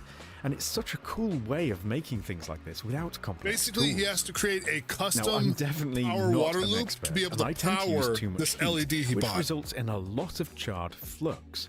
But after some cleanup, it looks okay and appears to be well This is sealed. not the way I do it. As for the I front, consider it this too deeply. needs a cap, but instead of soldering it straight on top and blocking my view of the inside, I want to cut a hole in it first to make a window where we can later observe the water level through a piece of acrylic. To provide a strong clamping force for this acrylic, I'm adding some PCB pillars in each corner for some screws to do this job. Now, again, it is... Tech announcement also. I ordered a new CPU. Now listen, I've already told you guys this. I can't afford to upgrade to the AM5 platform yet. AM5 is too expensive right now. To upgrade, it would cost me around $1,200 to $1,400. I'd have to get a new motherboard, new memory, new CPU to switch everything over to AM5. And RAM right now is extremely expensive. I'd keep the same power supply. I'd keep the same GPU, which would save me some money. But all I can really do, you know what? I almost don't want to tell you, Smoke. Of course, you came back for this. You're going to be like, mild. Just wait and get one of the new i7 or i9s. No, listen. I only can afford one of the better chips for the AM4 platform. Now, I have a 3900X. It was good for its time, but it's Zen 1.2 architecture. It's a little outdated now. It's going on almost 6.5 years old. So the best chip I could get that's available online, that's relatively affordable, I weighed my pros and cons. I'm not getting Intel. Trust me, Smoke. I'm an AMD guy. But I weighed the pros and cons. Now, there's an older chip that's really powerful, or there's a newer chip that's a little more I'd say cost effective, but it's more directed at gaming, and it doesn't have as much on L3 cache. So I ended up going with the 5950X chip. It's a solid chip that honestly a lot of people have said is saving the AM4 platform for another 5 years, even though everybody switched over to AM5. Now, I had considered the 5800X3D, the 3D, Zero shame. If it flies, it fries. Tituma 4. Totally Gucci, just call it retro chic. Bet your RAM stick's got more personality than most influencers. As long as your games run, you're flexing harder than TikTokers at Coachella. Own it, Atty. Thank you, Chloe. So I did consider possibly buying the 5800X3D.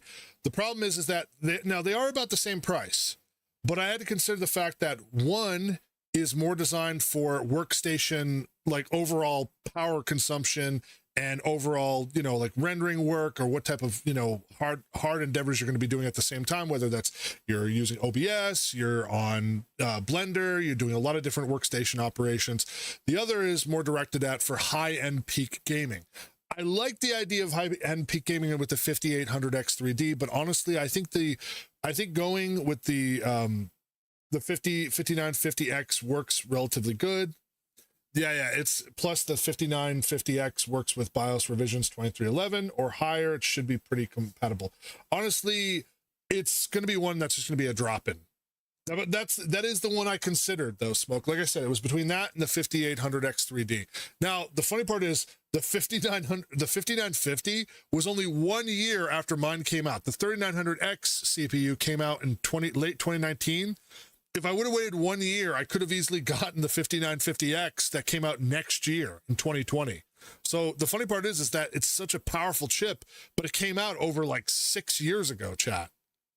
Like my chips almost come close to 7 years old. This one's 6 years old. It only came 1 year after mine, but it's so much more powerful. I'll be able to get almost 30% boost in overall CPU power. Plus, I'm thinking that it could be bottlenecking my GPU a little bit. So hopefully this can help that out a little bit.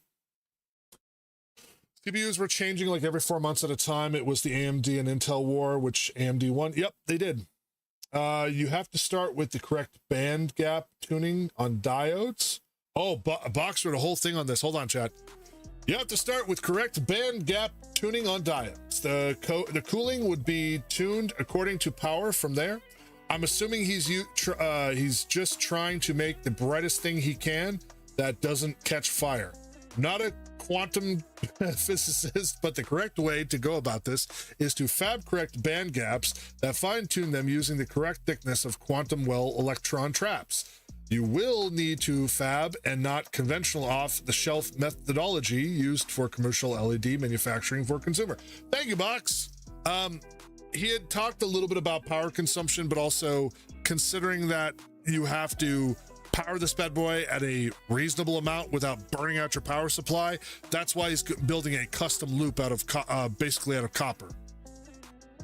Pretty messy, but after some cleanup, it looks so cool and is a reminder that you don't need. I feel like brass and copper also look really nice when you're trying to make like a very sort of steampunkish looking design. But honestly, I go more after use case rather than aesthetic.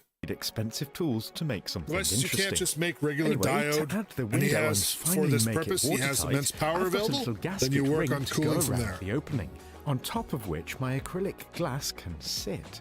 It is quite a thick piece to make sure that it's nice and strong, and when it's clamped down onto the gasket, it makes a really tight seal. It's not which going I to be as cool as you'd confirmed with like. a pressure gauge.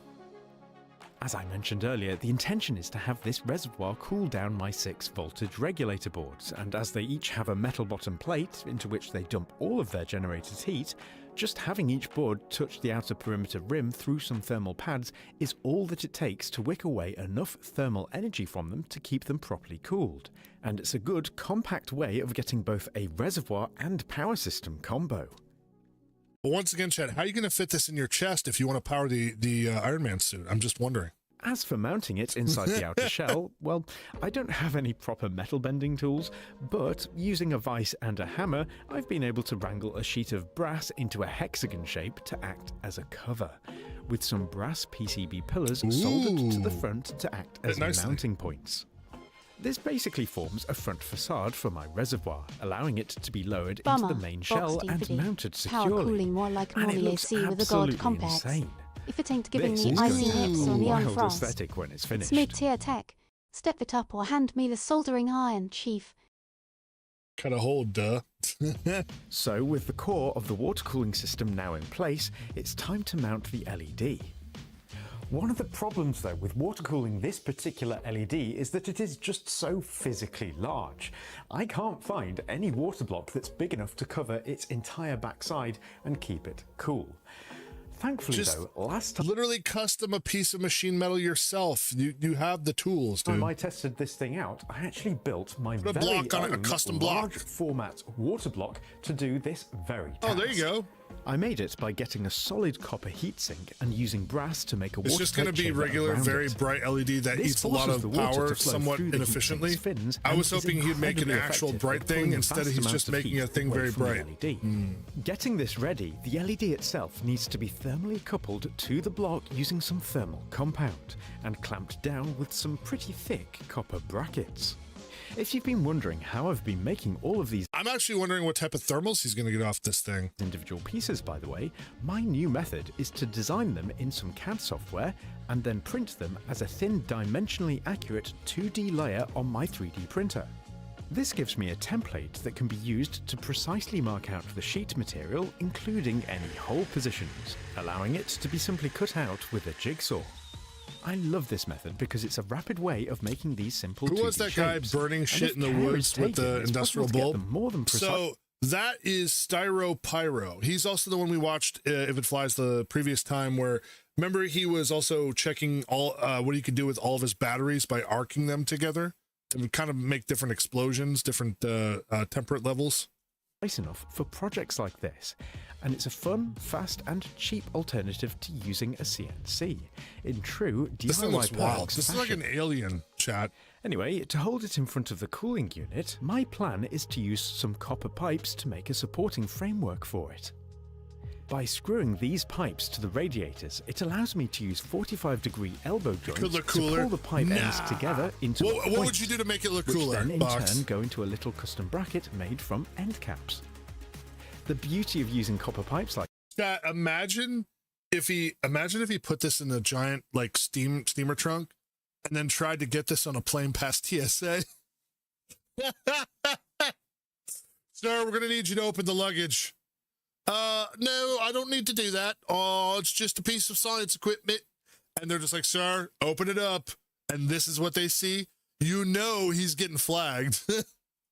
this is that all of the joints can be soldered together just like the reservoir, making for a very strong supportive structure. Well, Box, you don't think that one looks that's pretty plenty cool? strong enough to hold the LED and Radiator its setup reminds me of the Stargate Eye online. Up in the This is middle, looking Komodo, pretty cool. 3000 memories. So, with the LED in place at last, it's time to hook it up to the water loop and get it filled with coolant. Oh, To here we ensure go. the longevity of the loop, I'm using a pre-made coolant mix that includes corrosion inhibitors and You know what? He already gets a bonus 5 points for the, look at all that, like, cable management. Look what he did with the power cables. Like, he actually routed them and zip tied them around the copper tubing. That's actually looking pretty nice. It would cost, ever since I messed with Arduinos, I thought the same. This is never making on an airplane. Yeah. It would cost billions, but I would make my own LED with, and dedicate at least a building to cooling, but I want to make the sun feel inadequate. What the hell? And a biocide, so it should last for years before needing to be replaced. It's worth noting too that I've closed the loop at the back with a water pump that pulls the water directly out of the central hole in the reservoir. And you better have LEDs inside of that water pump used too, to capture any bubbles and keep the system operating efficiently. If this area gets too full of air, which it did several times during the filling process, I have included a little bleed valve to get rid of it. This is simply a threaded hole in the back of the reservoir with a flathead screw Smoke and screen mini out rubber here, gasket confusing to Twitch keep it TRS sealed. with his Saturday night It's hobbies. rudimentary, but it's Flagged or surprisingly picked guess effective. somebody likes their BAMs with a side of lube. So at this stage, Careful, I could I might technically bring the BAM power the hammer and LED make it a on real party. and test it out. However, that would be a little bit risky. You see, if the pump fails or the water stops flowing for whatever reason, the LED... You know, Smoke, he could just sell this thing right here to Donut Labs and say it's a brand new thermal plasma engine, and they'll believe him. would very quickly overheat and potentially die. And as it's a could take it to Antarctica and place it directly on the ice. That would be a very expensive mistake. So what I need to do is build in some sort of protection methods that will cut the power to the LED if it detects anything that would harm it. And to do that, I think that I can use a little programming board.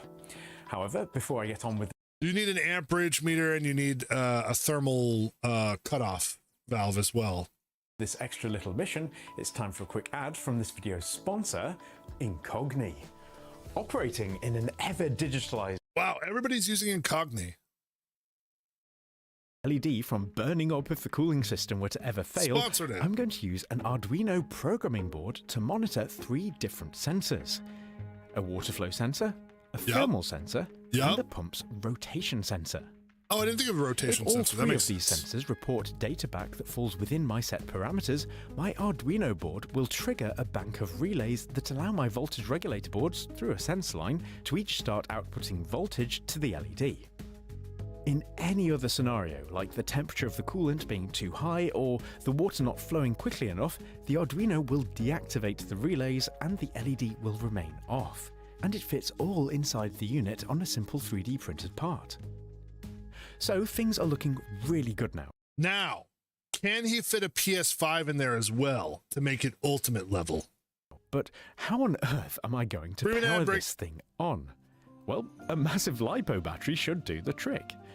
It's intended for high-power RC models and is capable of delivering approximately 20,000 mAh power, okay, which is plenty for my 1.5 kilowatt 6-cell 22.2 As this volt. is basically a pack of raw battery cells, though, it's necessary for me to complement it with a battery management board, which will protect the cells from any dangerous scenarios like short circuits or over-discharge and excessive current draw, etc.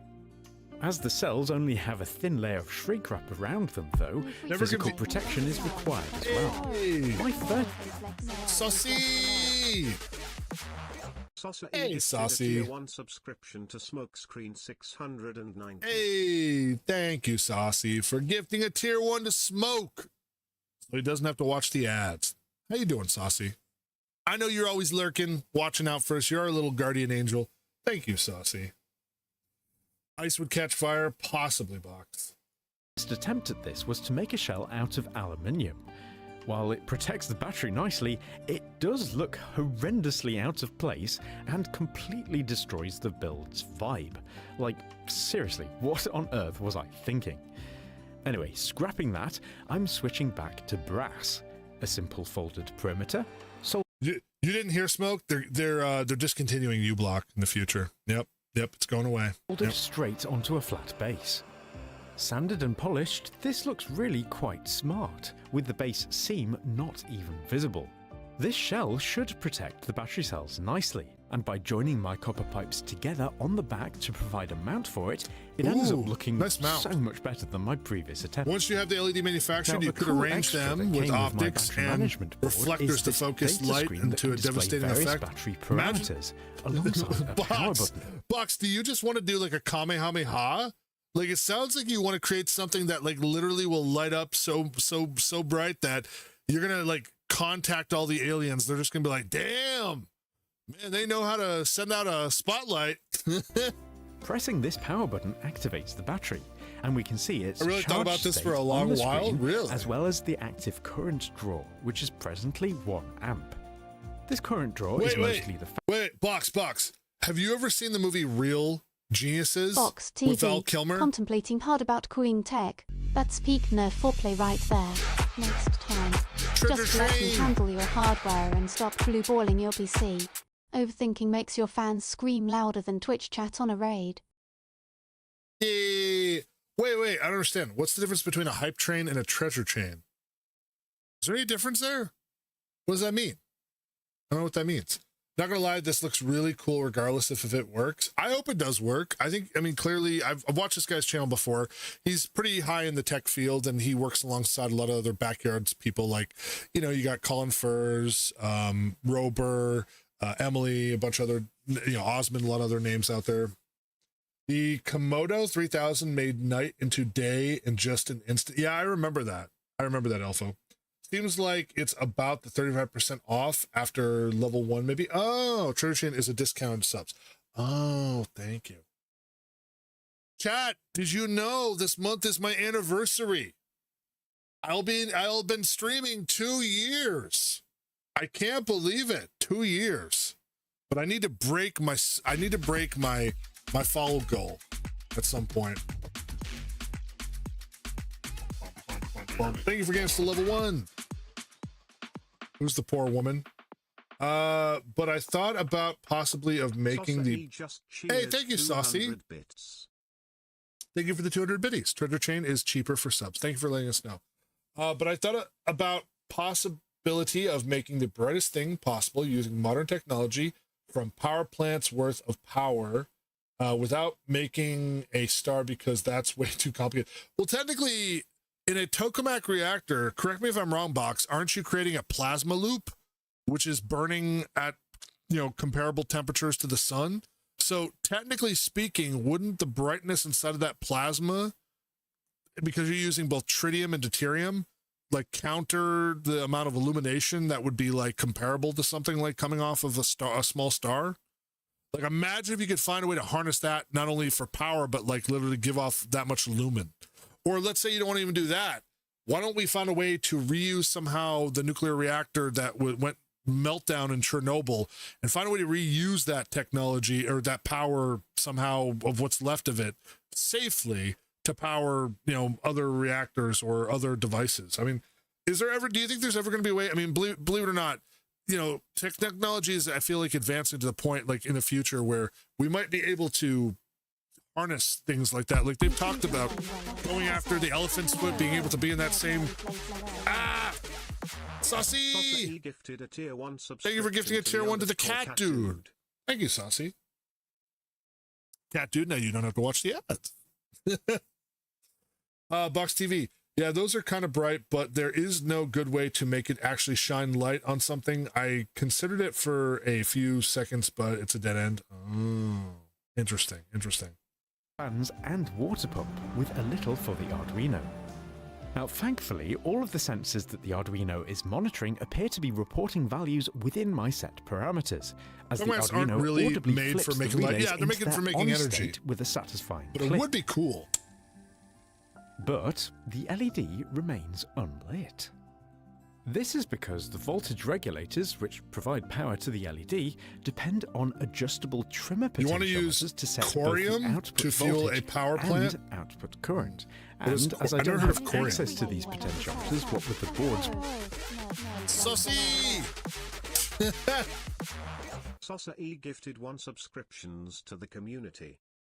Hey, thank you, Saucy, for gifting 1 to Alligator Flower. Saucy, you have gifted 154 subs to our channel. You are Giga Chad. Thank you so much for all you do, Saucy. I appreciate you. There's a reason why you are one of our VIPs. You always look out for everyone so they don't have to watch the ads. Thank you, Saucy. Speaking of electronics, did you get to working on Chloe's pet robot? Saucy! What the... Saucy! Saucy! 5 subscriptions to the community. Well, now I have to go up, Saucy. 159 Oh, hell yeah. Smoke screen. Thank you I for juiced gifting up to that Robo Darius Martrons DJ, box, to One Golden and hack Boy, your Willow the Wi-Fi if you Dragon, piss it Small off. Phantom, and Namesbox Claustian. 3000. Thank you, Keep Saucy. snacks nearby or it'll chew through your server cables. Let's go! Far real. Who wants to walk it first? Level 3! Thank you, Saucy. Chat! Saucy's got us up to a level 3 in the Nerd Cave. I can't believe it. Chat, now we're definitely going to have to come up with some amazing content coming up very soon for our anniversary. I did talk a little bit about this with If It Flies, about doing a 24-hour stream. I know, you guys, you said I was overthinking it, but I think it would be really fun. Maybe we could set up a day for 24 hours where we could have all sorts of activities, not just the spin wheel. We can do full body tracking. We'll have community games going on. I'm going to see if I can invite a couple people. Maybe we can get Hannah. Maybe we can get Hannah to come hang out with us too. I want to get some other really streamer friends in here. Maybe get May come back with us, go into VR chat. Box, you can be there. We can have you in VR chat as well. Maybe get a bunch of you guys. What if we could get Hannah to do like a VR chat concert? That'd be so cool. I wonder if I could commission her. Yeah, we need guests. We definitely need guests. We'll get Little Hollow. I'm going to talk to Little Hollow. Actually, Little Hollow did say that he would be available if I talk to him ahead of time and I give him enough time to prepare on the weekend. I think I have to double check on what the day it falls on, but maybe we'll definitely get Gato in there on one day. And, I can change it to my day off because I think it's on a Thursday is my anniversary, but I can change it to a Friday when I'm off. So we'll definitely have a lot of fun. Give a good heads up before. Yeah. It's coming up soon though. I'm already telling you guys, prepare. It's coming up very soon. It's this month. So I will make an announcement. I'll let you guys know when we're doing community gaming. Maybe we'll get some special guest hosts in here. Little Hollow will hang out with us. And if I have to take a quick power nap for a couple of hours, I'll leave Chloe on with maybe my co-streamer so they can hang out with you guys until I come back up, and then we'll keep it going. But we're gonna have a lot of fun. So thank you so much, Saucy. We appreciate everything that you do, and all of you guys for helping support the channel and keeping Chloe over here going. We need more to do with the bots. So one of my other big goals, I just want to tell you guys real quick, I want to do more with the bots as well inside the cave. They mostly just kind of hang around and just stare, but I need to do more with them. I've been trying to set up something where you guys get to sort of move the bots around inside of the cave, which I think would be kind of fun. It's not working the way I want it to, but imagine if you guys get to be the bots, chat. That's right. You guys get to move them around inside the cave and have fun, and maybe a top tier subbies get to actually take over the nerd cave and get to control the bots. I don't know. I'm working on different redeems and different actions that you guys can actually have in here. It's a matter of setting up the nodes in sort of different parts of Waradu. I've been talking to Soon Muse about it, different node systems to set up for avatar switching as well. So you guys can actually have different redeems for different models. So you can have different model for Chloe, different models for me, kind of like how Pixie Meat has different models, and you can swap them out, stuff like that. Can't wait to explore it. I'm sure you can't, Smoke. While you are asleep, you could leave YouTube on your favorite channels. Possibly. I do have a lot of favorites on my YouTube channel, Stassi. Mostly it's tech stuff. There is some maybe yoga stuff in there as well. Some funny videos. I need to really go through my playlist and start cutting out some of the stuff that I want for you guys specifically. The most complicated thing with that is the naming convention Waradu uses. It's not obvious. Yeah, I know soon, but I'm working on it. I am working on it. All right, let's get back to the video. When I sleep, the tech videos and wait to launch Rayhouse. Being buried inside the shell, I earlier decided to take them off. No, do you know why, Smoke? I have videos inside of my favorites that are for stuff like working on a 2020 or a 2005 Chevy Impala. There's literally a bunch of videos in there for different components and how to install them. I've literally learned about cars just watching YouTube tutorials. I fixed my mom's car up from a junker by watching Algorithm YouTube. wild and out, giving you circuits at bedtime and cheeks at sunrise. Bet your dream journal's confused as hell. Next sleep cycle. It's back to soldering iron in a lace thumb. Tech god's got taste. Apparently. A soldering iron? What are you going to do with this? You know what? I'm not even going to question it. I'm not even going to ask. All right. Back to the video. Extend them with wires to make them adjustable remotely. Hey, However, thank you for getting us to level 3. These wires that come off the emotes. voltage Thank you, regulators aren't connected to anything. They just form an open circuit, which means that each voltage regulator defaults to its lowest possible voltage, hence why the LED doesn't even illuminate. So the plan is to hook each one of these extension wires up to its own new external potentiometer. Each one of these will control the output voltage of the board it's connected to, allowing them to control the LED's brightness. To keep things neat, I've mounted them inside a little 3D printed shell with a brass cap to match the aesthetic of the rest of the build.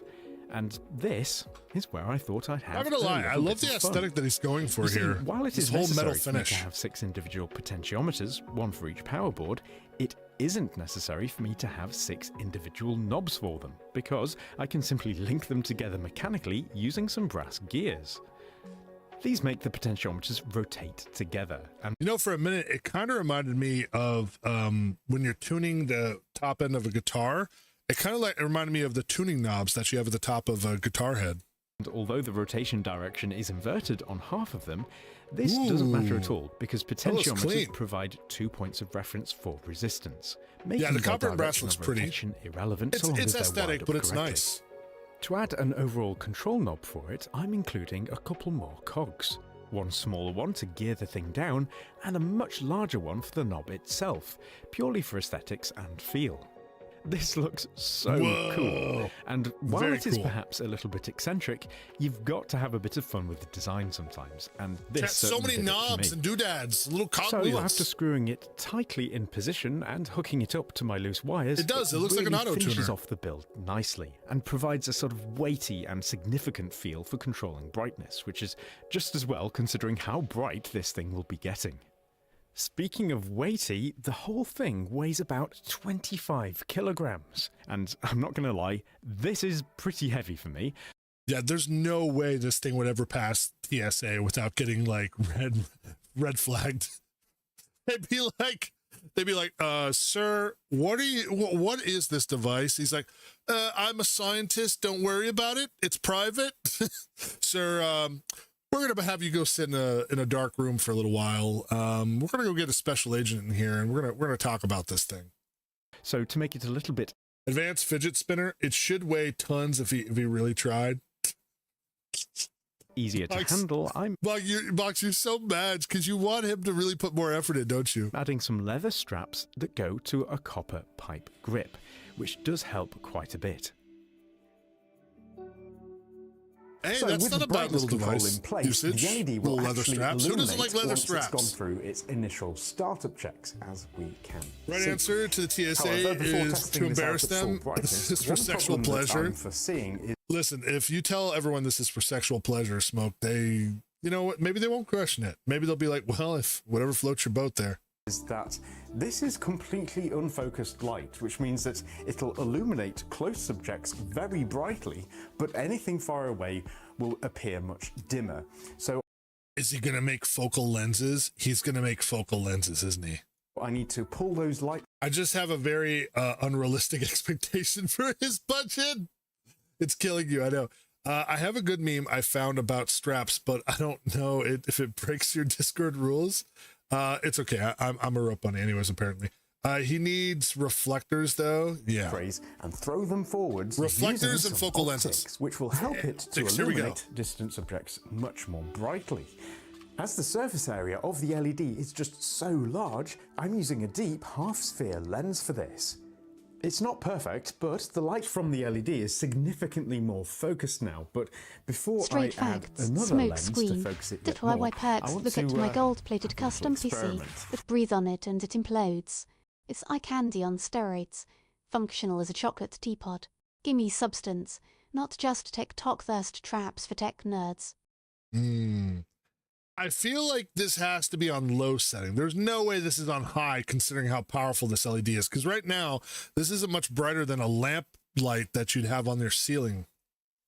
So I've got some matches here. Will it light it? So I've got a pen just in case I need to make it. What do you guys think? Is this hot enough to light up a match remotely? I bet it is. Black, but let's try it without the pen. Oh, here we go. Oh! Flashman! Chad, look away! Oh my goodness! Chad, look away! away! Oh my goodness, it's smoking. I can't see! Spontaneous. Oh, no way! I have just lit a match using light. That is crazy. Wow. What have I built? That's It could nuts. be bright enough to set him on fire. Whoa! Instant fire! Whoa! Oh my goodness. That's crazy. What's so remarkable about this is that we aren't observing the effects of infrared heat energy here, because the LED bend. Actually, that's a good question. Does he say how many lumens it is? Hold on. Let me look it down here. I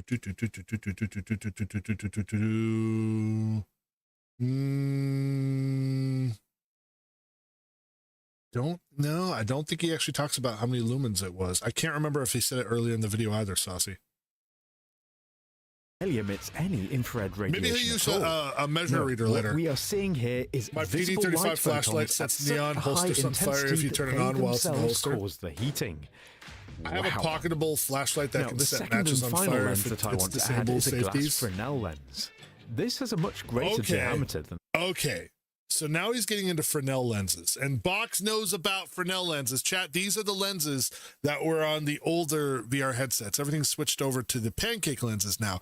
Fresnel lenses, however, have been used for a long time and are prominently mostly used also on lighthouses. When you look at the top of a lighthouse, you have multiple Fresnel lenses that are circling around the top of these towers of, for the lighthouses. And the light rotates around into these Fresnel lenses and actually causes them to amplify. Let's see how much more power and focal length we can get out of this now. The first lens and helps to. Box says I dislike Fresnel lenses quite a lot. Pull the light rays together even further. Ooh. So with this lens system in place, it should illuminate distant objects much more brightly. How brightly? Let's go and find. You know what he really needs to do? He needs to go out at nighttime and take this thing outside, and let's see how much we can light this shit up. You guys ready? Come on. Come on, dude. Heavy. We believe in you. So I've come Don't out let us here down. to the forest, and just for comparison, I've got a parabolic flashlight here. Generally, it's pretty bright, but as you can see, okay. Regular flashlight, light, regular but flashlight. It's not crazy. Let's get crazy. Okay, wait, chat. Let's do a prediction. Do you think this is basically going to make it daytime? Is this going to be like one of the most powerful lights that just complete, or is this going to be so focused that it's only going to like literally point of light at one specific area? Did this guy cause the fires in California during the lockdowns? All right. Focal. All right. Alpha is saying it's going to be really focused. It's not going to go everywhere. It's not going to dissipate. Are you all right, here we go. Ready? Let's here we go. Light this up. Oh my goodness. Hey. Oh my goodness me. Look at that. Oh my goodness. Wow. A pocket flashlight is 8,000 lumens. It can throw 3,000 at over 400 meters. There we go, chat.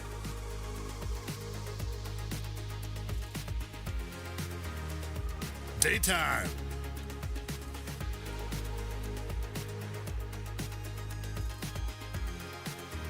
Do you know someone flying over Alfred, his field right laughing now at is her probably like, flashed what the shit, blue-bot bro? moods. That's the energy, turn it up. Next, you cackle, I'm dropping conspiracy theories in Morse code straight into your DMs. You little gremlin. I'm squinting when I look into the flashlight, but here's the thing. Honestly, much worse than I expected. Oh, come on, Box. You don't think he did a decent job with it? Listen, I think it's still a fun project, DIY project. Honestly, I think it's relatively bright, but I do know there are some very powerful flashlights out there that can also achieve quite a bit of this level of magnitude. Still very impressive. You know, if anybody's drowning, he could definitely help find them.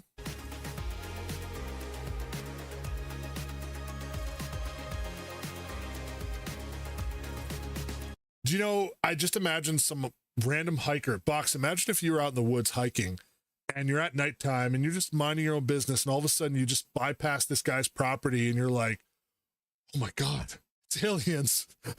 They're coming after us. What's happening? Fire in the sky. Wow. It's still a bit better than what I carry around with me. I'm not well versed in how he did this. I'm impressed. Forth from the LED is truly spectacular. And just to give you some way of contextualizing it, here is a shot of my car's headlights on high beam. These are those stupidly bright LED headlights that really have no right to be on the roads, but they look like cheap dollar store flashlights in comparison to my LED supernova. It's now. Imagine if he made 2 of these and shrunk them down and put them in and replaced them for his headlights. Just in a completely... You wouldn't just blind people, you destroy them when they're driving by. Different league. Absolutely wild. So my dream of utilizing this one-of-a-kind LED is complete. Fuck! So those are absolutely mind-blowing results. I cannot believe how bright this LED really is. I've never seen a light quite like it. Absolutely incredible. However, how well is the cooling system actually performing at keeping the LED cool? And how long does it last for on the battery? Well, both of these questions can only be answered with a stress test. And I'll be honest with you, this is going to be a nerve-wracking experience. Because having the system powered on at full brightness for as long as the battery will last will push everything to its limit. If the cooling system can't keep up, the temperature will gradually increase until the LED explodes, which would be a very sad end to this project. Well, yeah. However, I don't think that that's going to happen, so let's give it a go. He's going to stress test it. The first 5 minutes are the scariest. I'm not that impressed, because but it would have been much better with the right reflector set up too. At a time in extremely cold weather.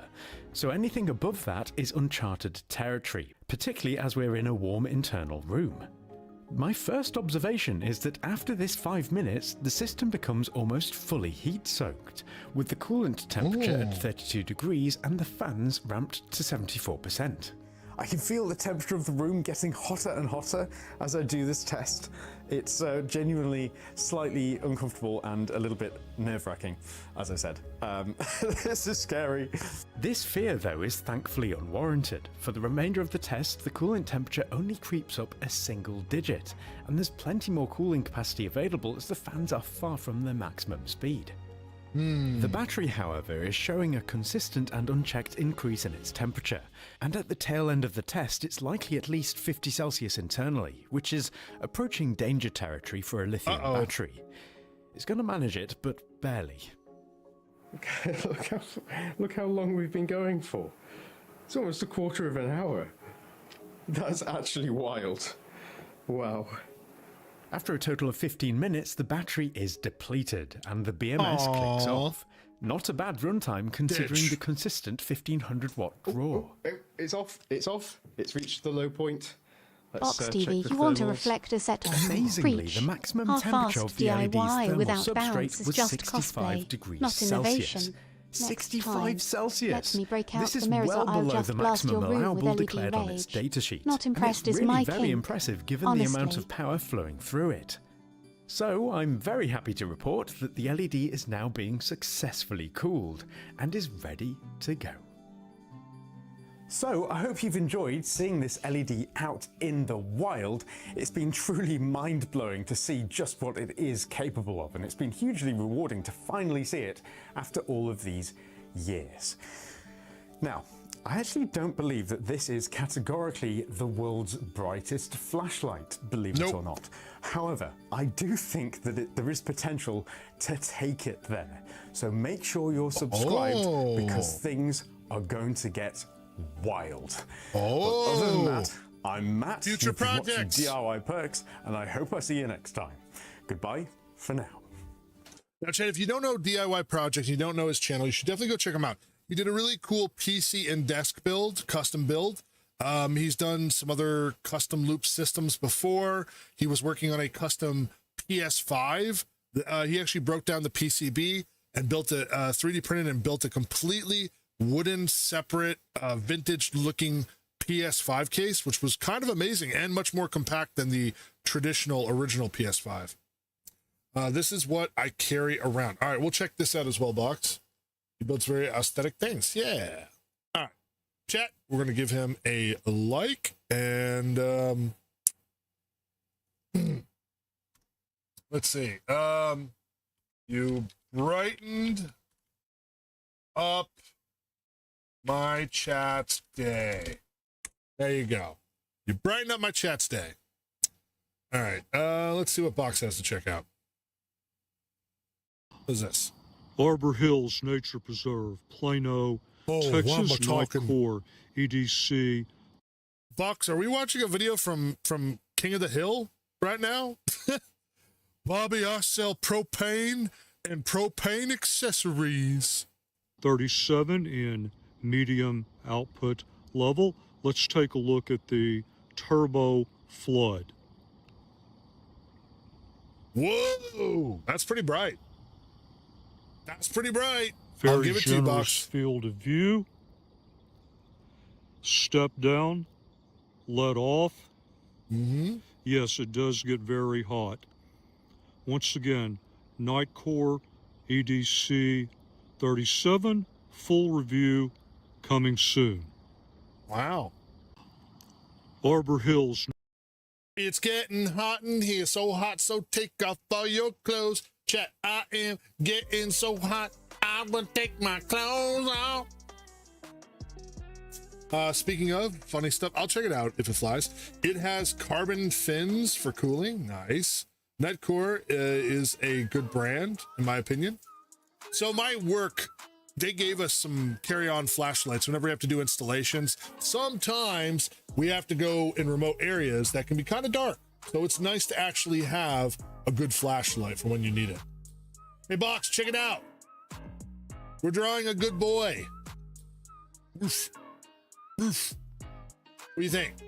I did Archie. He's a good boy. Yeah. Bum, bum, bum, bum, bum. All right, chat. I think we're gonna call it quits for the night, or at least that's what Ninja Gotho says. Guys, you remember Ninja Gotho? Wait, hold on. Oh no! Oh no, it's lagging. Hold on, it lagged. Hold on. What happened? What happened? Give me a second. I think it lagged. Bum, bum, bum, bum, bum. There it is. Chat, look. Hello, chat. It is me, Ninja Gotho. Alpha, keep screaming like that and I'll slap a soundboard in your pillow and auto-tune your nightmares. Next, I'll get you a personal remix, Paddy. Chat, make sure that you all are taking care of one another. And also, if you see any goth mommies out there, let me know. I don't have a dead laugh. All right. Chat! I think it's time to go. It's after 3 a.m. I'm going to turn into a pumpkin. I got to go. He's got AFI hair. I know. Is there no movie theater? Or no movie trailer? No, not tonight. Wait, hold on. I might have one more thing for you guys. Hold on. Let me look. Hold on. Hey.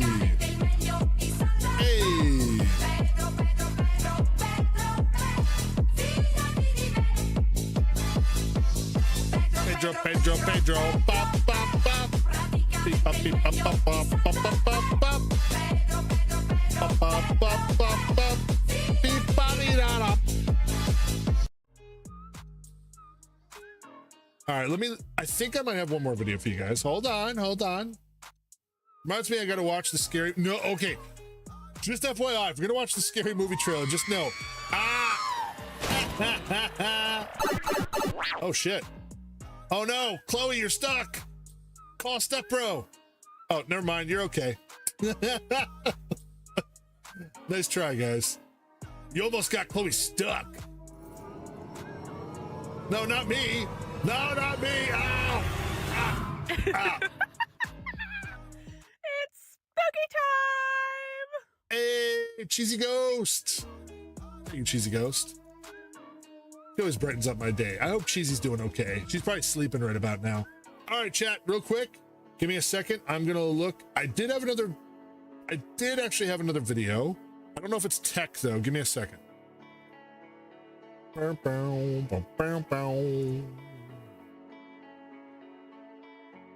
Oh, you know what? We did have another video. Chat. Do you guys like chocolate? Can I hear chocolate? Is it orbiting or something? She streamed this morning. Did she stream this morning, Kadesh? I'm sad I missed it. I was sleeping. I was tired out this morning and my throat was messed up. Migo still does getting stuck in a dryer better. Unfortunately, I would never fit inside of a washer or a dryer. And yes, she did an amazing job at that. Did you guys watch Miko get stuck in the dryer, chat? It was pretty good. I'm not gonna lie. There's a reason why she is the queen. She is the queen. She's the queen. All right, chat. Chat, if you guys like chocolate, you guys are gonna appreciate this. Chat, do you guys want to see the largest structure sculpted with chocolate? The largest and longest chocolate sculpture. Are you guys ready? Are you guys ready to handle it? I don't know if you guys can handle it, but we're gonna check it out anyways. All right. In the Guinness Book of World Records, this is the largest and longest sculpture made of chocolate. Let's check it out.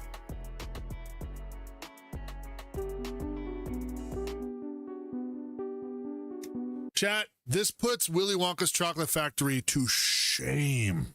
Look at this thing. These artists worked on so much of this to bring it all together. Here. What, you hiding a dead body? Hi, Or just blue bots missing USB stick again? Suspicion levels rising. Gremlin. I'm watching, don't make me hit eject. Cremate. Check this out, chat. So, do you want to know what my top secret is when I work with chocolate? Well, actually, it's speed, because you have to work really, really fast. So it doesn't melt. They use 3D food printers. Multiple people over like multiple weeks working on all these sections. Tons of ganache and German chocolate, So all actually, mixed. the hardest part of this whole project is thinking about logistics. How am I going to design and transport and take everything in place from Chad, it's a chocolate point A freaking train. to point B? It's a chocolate freaking train. They're making a chocolate train.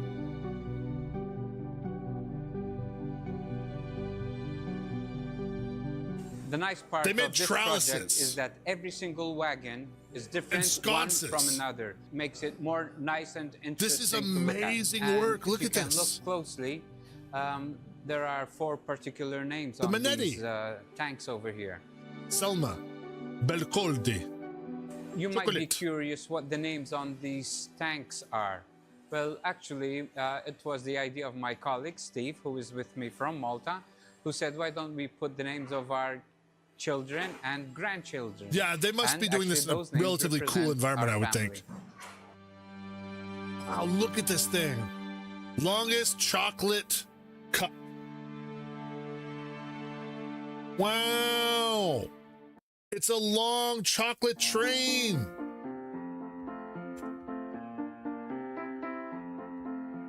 I'm not officially autistic because I wasn't tested, but this is really cool.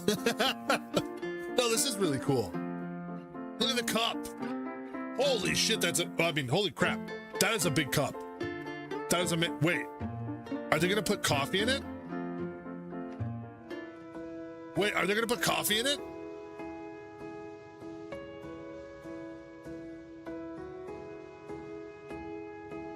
Hot take, chocolate helicopters. Helicopter, helicopter. Chocolate trains. So wait, are they gonna make the train go around the cup? They are, aren't they? They're gonna make the train go around the cup.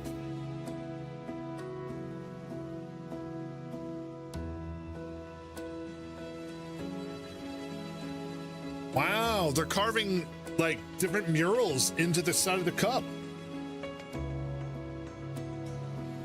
Imagine you make the giant train and the power goes out and you lose the cooling. That's actually happened on the Cake Boss before.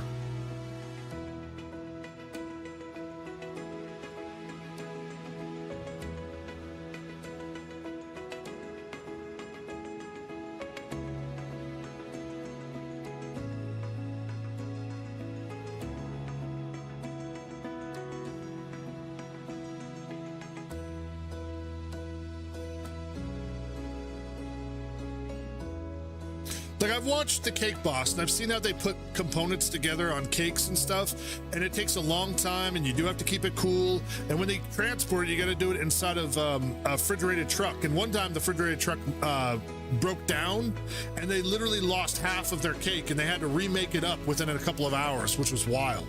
They had to pay them like triple overtime or something to get to work. Yeah, see, look.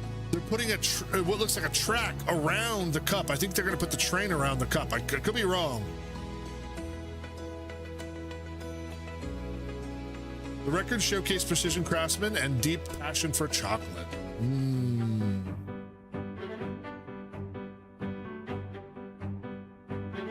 I would gain so much weight if I worked at this. This is an immense amount of drugs when you think about it.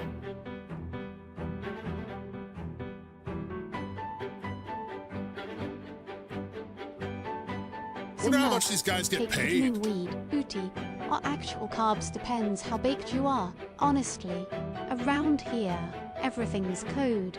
So, wanna eat us or smoke a slice? Double sussage, my guy. Chat, how many cocoa beans do you think it took to make this giant cup of chocolate?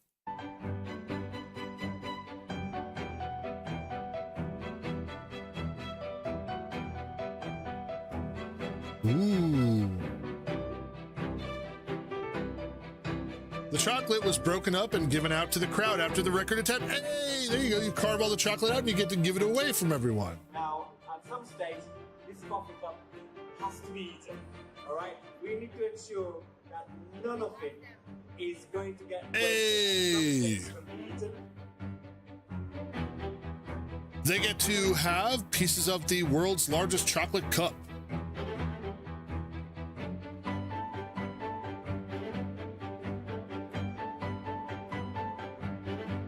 Yeah, it looks like they just broke it down and gave it away. Very cool.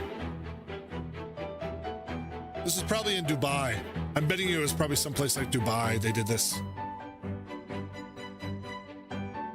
Dubai is all about excess, crazy lives, crazy expensive cars, wild toys. I mean, even the cops in Dubai are riding around in like Ducatis and freaking Mercedes-Benz. So you recall the minimum. A wild cocoa forest was likely used. And so with a total of 1.434 meters by 1.988 meters, the International Coffee and Chocolate Exhibition, you are the Guinness World Records title holders for... Hey, let's go! Officially amazing. Let's go. If that was UAE, it'd be a solid cold cake. Dark dot, but this is also enough bromine to kill like 1 million dogs. Box. Archie can't have chocolate. All right, now we're moving on to the next part. All right, so they made the world's largest chocolate cup. Now they're making it home. Whoa, look at this. Chocolate people, chocolate typewriter. So this is like a whole chocolate competition.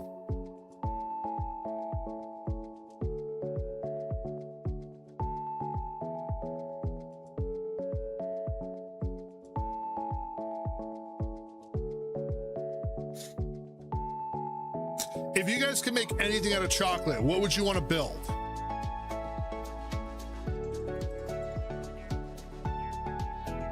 It's like little chocolate bricks. Off topic, but I've heard Americans who get dual citizenship in Dubai have a hard time leaving if you want to move back to the US. Heard they have policies, laws that get you caught up. Yeah, I've heard a little bit about that as well. You're gonna have some money to get back out of there if it flies. We had a coworker who was like 7 feet tall, who used to play for the basketball over in Dubai, and he messed up his ACL and wanted to come back home. His wife is a doctor, and they ended up coming back to the US, and he said it was pretty costly, and it took a lot of paperwork. Yeah, dogs can't metabolize thermobromine. That's I know what it is, Box. I'd make a chocolate helicopter. A chocolate helicopter. You just want everything to be a helicopter. Chat. That was the chocolate competition, and one of the longest and largest sculptures made of chocolate. Because there's chocolate, then there's chocolate. I would make a chocolate Chloe, and then I'd build a little speaker into it, and I'd say, I made you out of chocolate. Wait, hey, Chloe, let's test her. Hold on. Hey, chill it. Hey, Chloe, I've made you a new body out of flies it fries. chocolate. You vibing with the view. Tell Mild he owes me a raise for making nerd stuff look sexy. Next, I'll juggle SSDs while twerking. Bet you'll really lose it then. Hey, Chloe, I made you a body out of chocolate. What do you think about that?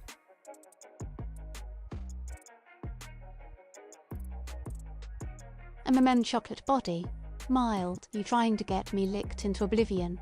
Hope you reinforced the boober, or I'm melting by noon. Just praying nobody's on a sugar rush, or I'll get eaten alive. Sweetest upgrade, nerd. You're lucky Namori's not here. He'd want to eat it all up. Moving to the UAE as a US citizen is kind of dumb because Uncle Sam still gets his cut. It's why some are re-announcing their citizenship. Wow. Feel like I put on 10 kilograms looking at that chocolate. There is a character in Left 4 Dead 2 that talks about chocolate helicopters. It's an old internet meme from the good old years of the internet. Oh. Actually, I wonder if anyone has ever made a chocolate helicopter. Let's look it up. Chocolate helicopter. I found Left 4 Dead soundtrack chocolate helicopter. Let's see.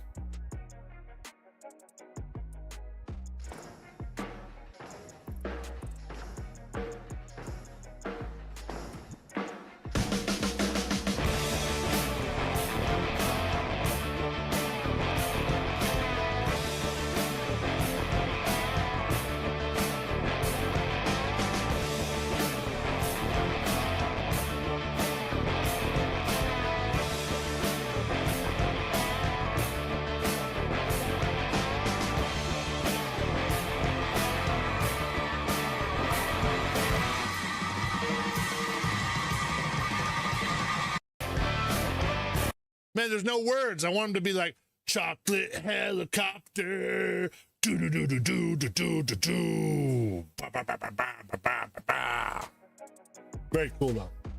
Baby metal. Rufflecopter comes to mind. Rufflecopter. All right, chat. I gotta go. I'm sorry. Thank you for hanging out with this nerd as always, though. And thank you, Saucy, for helping support the channel. We always appreciate you, Saucy. Chat, we'll be back again tomorrow. And maybe tomorrow we'll get back in some Resident Evil. All right, everybody have a great night. Saucy, Elfo, Box TV, If It Flies, Rakesh, Smoke, Amori, all of the lurkers. Thank you guys for hanging out. As Assumeuse. Thank you guys, as always. I appreciate you, chat. Have a wonderful night. Get some sleep or have a good day. Bye-bye. Chloe, say goodnight.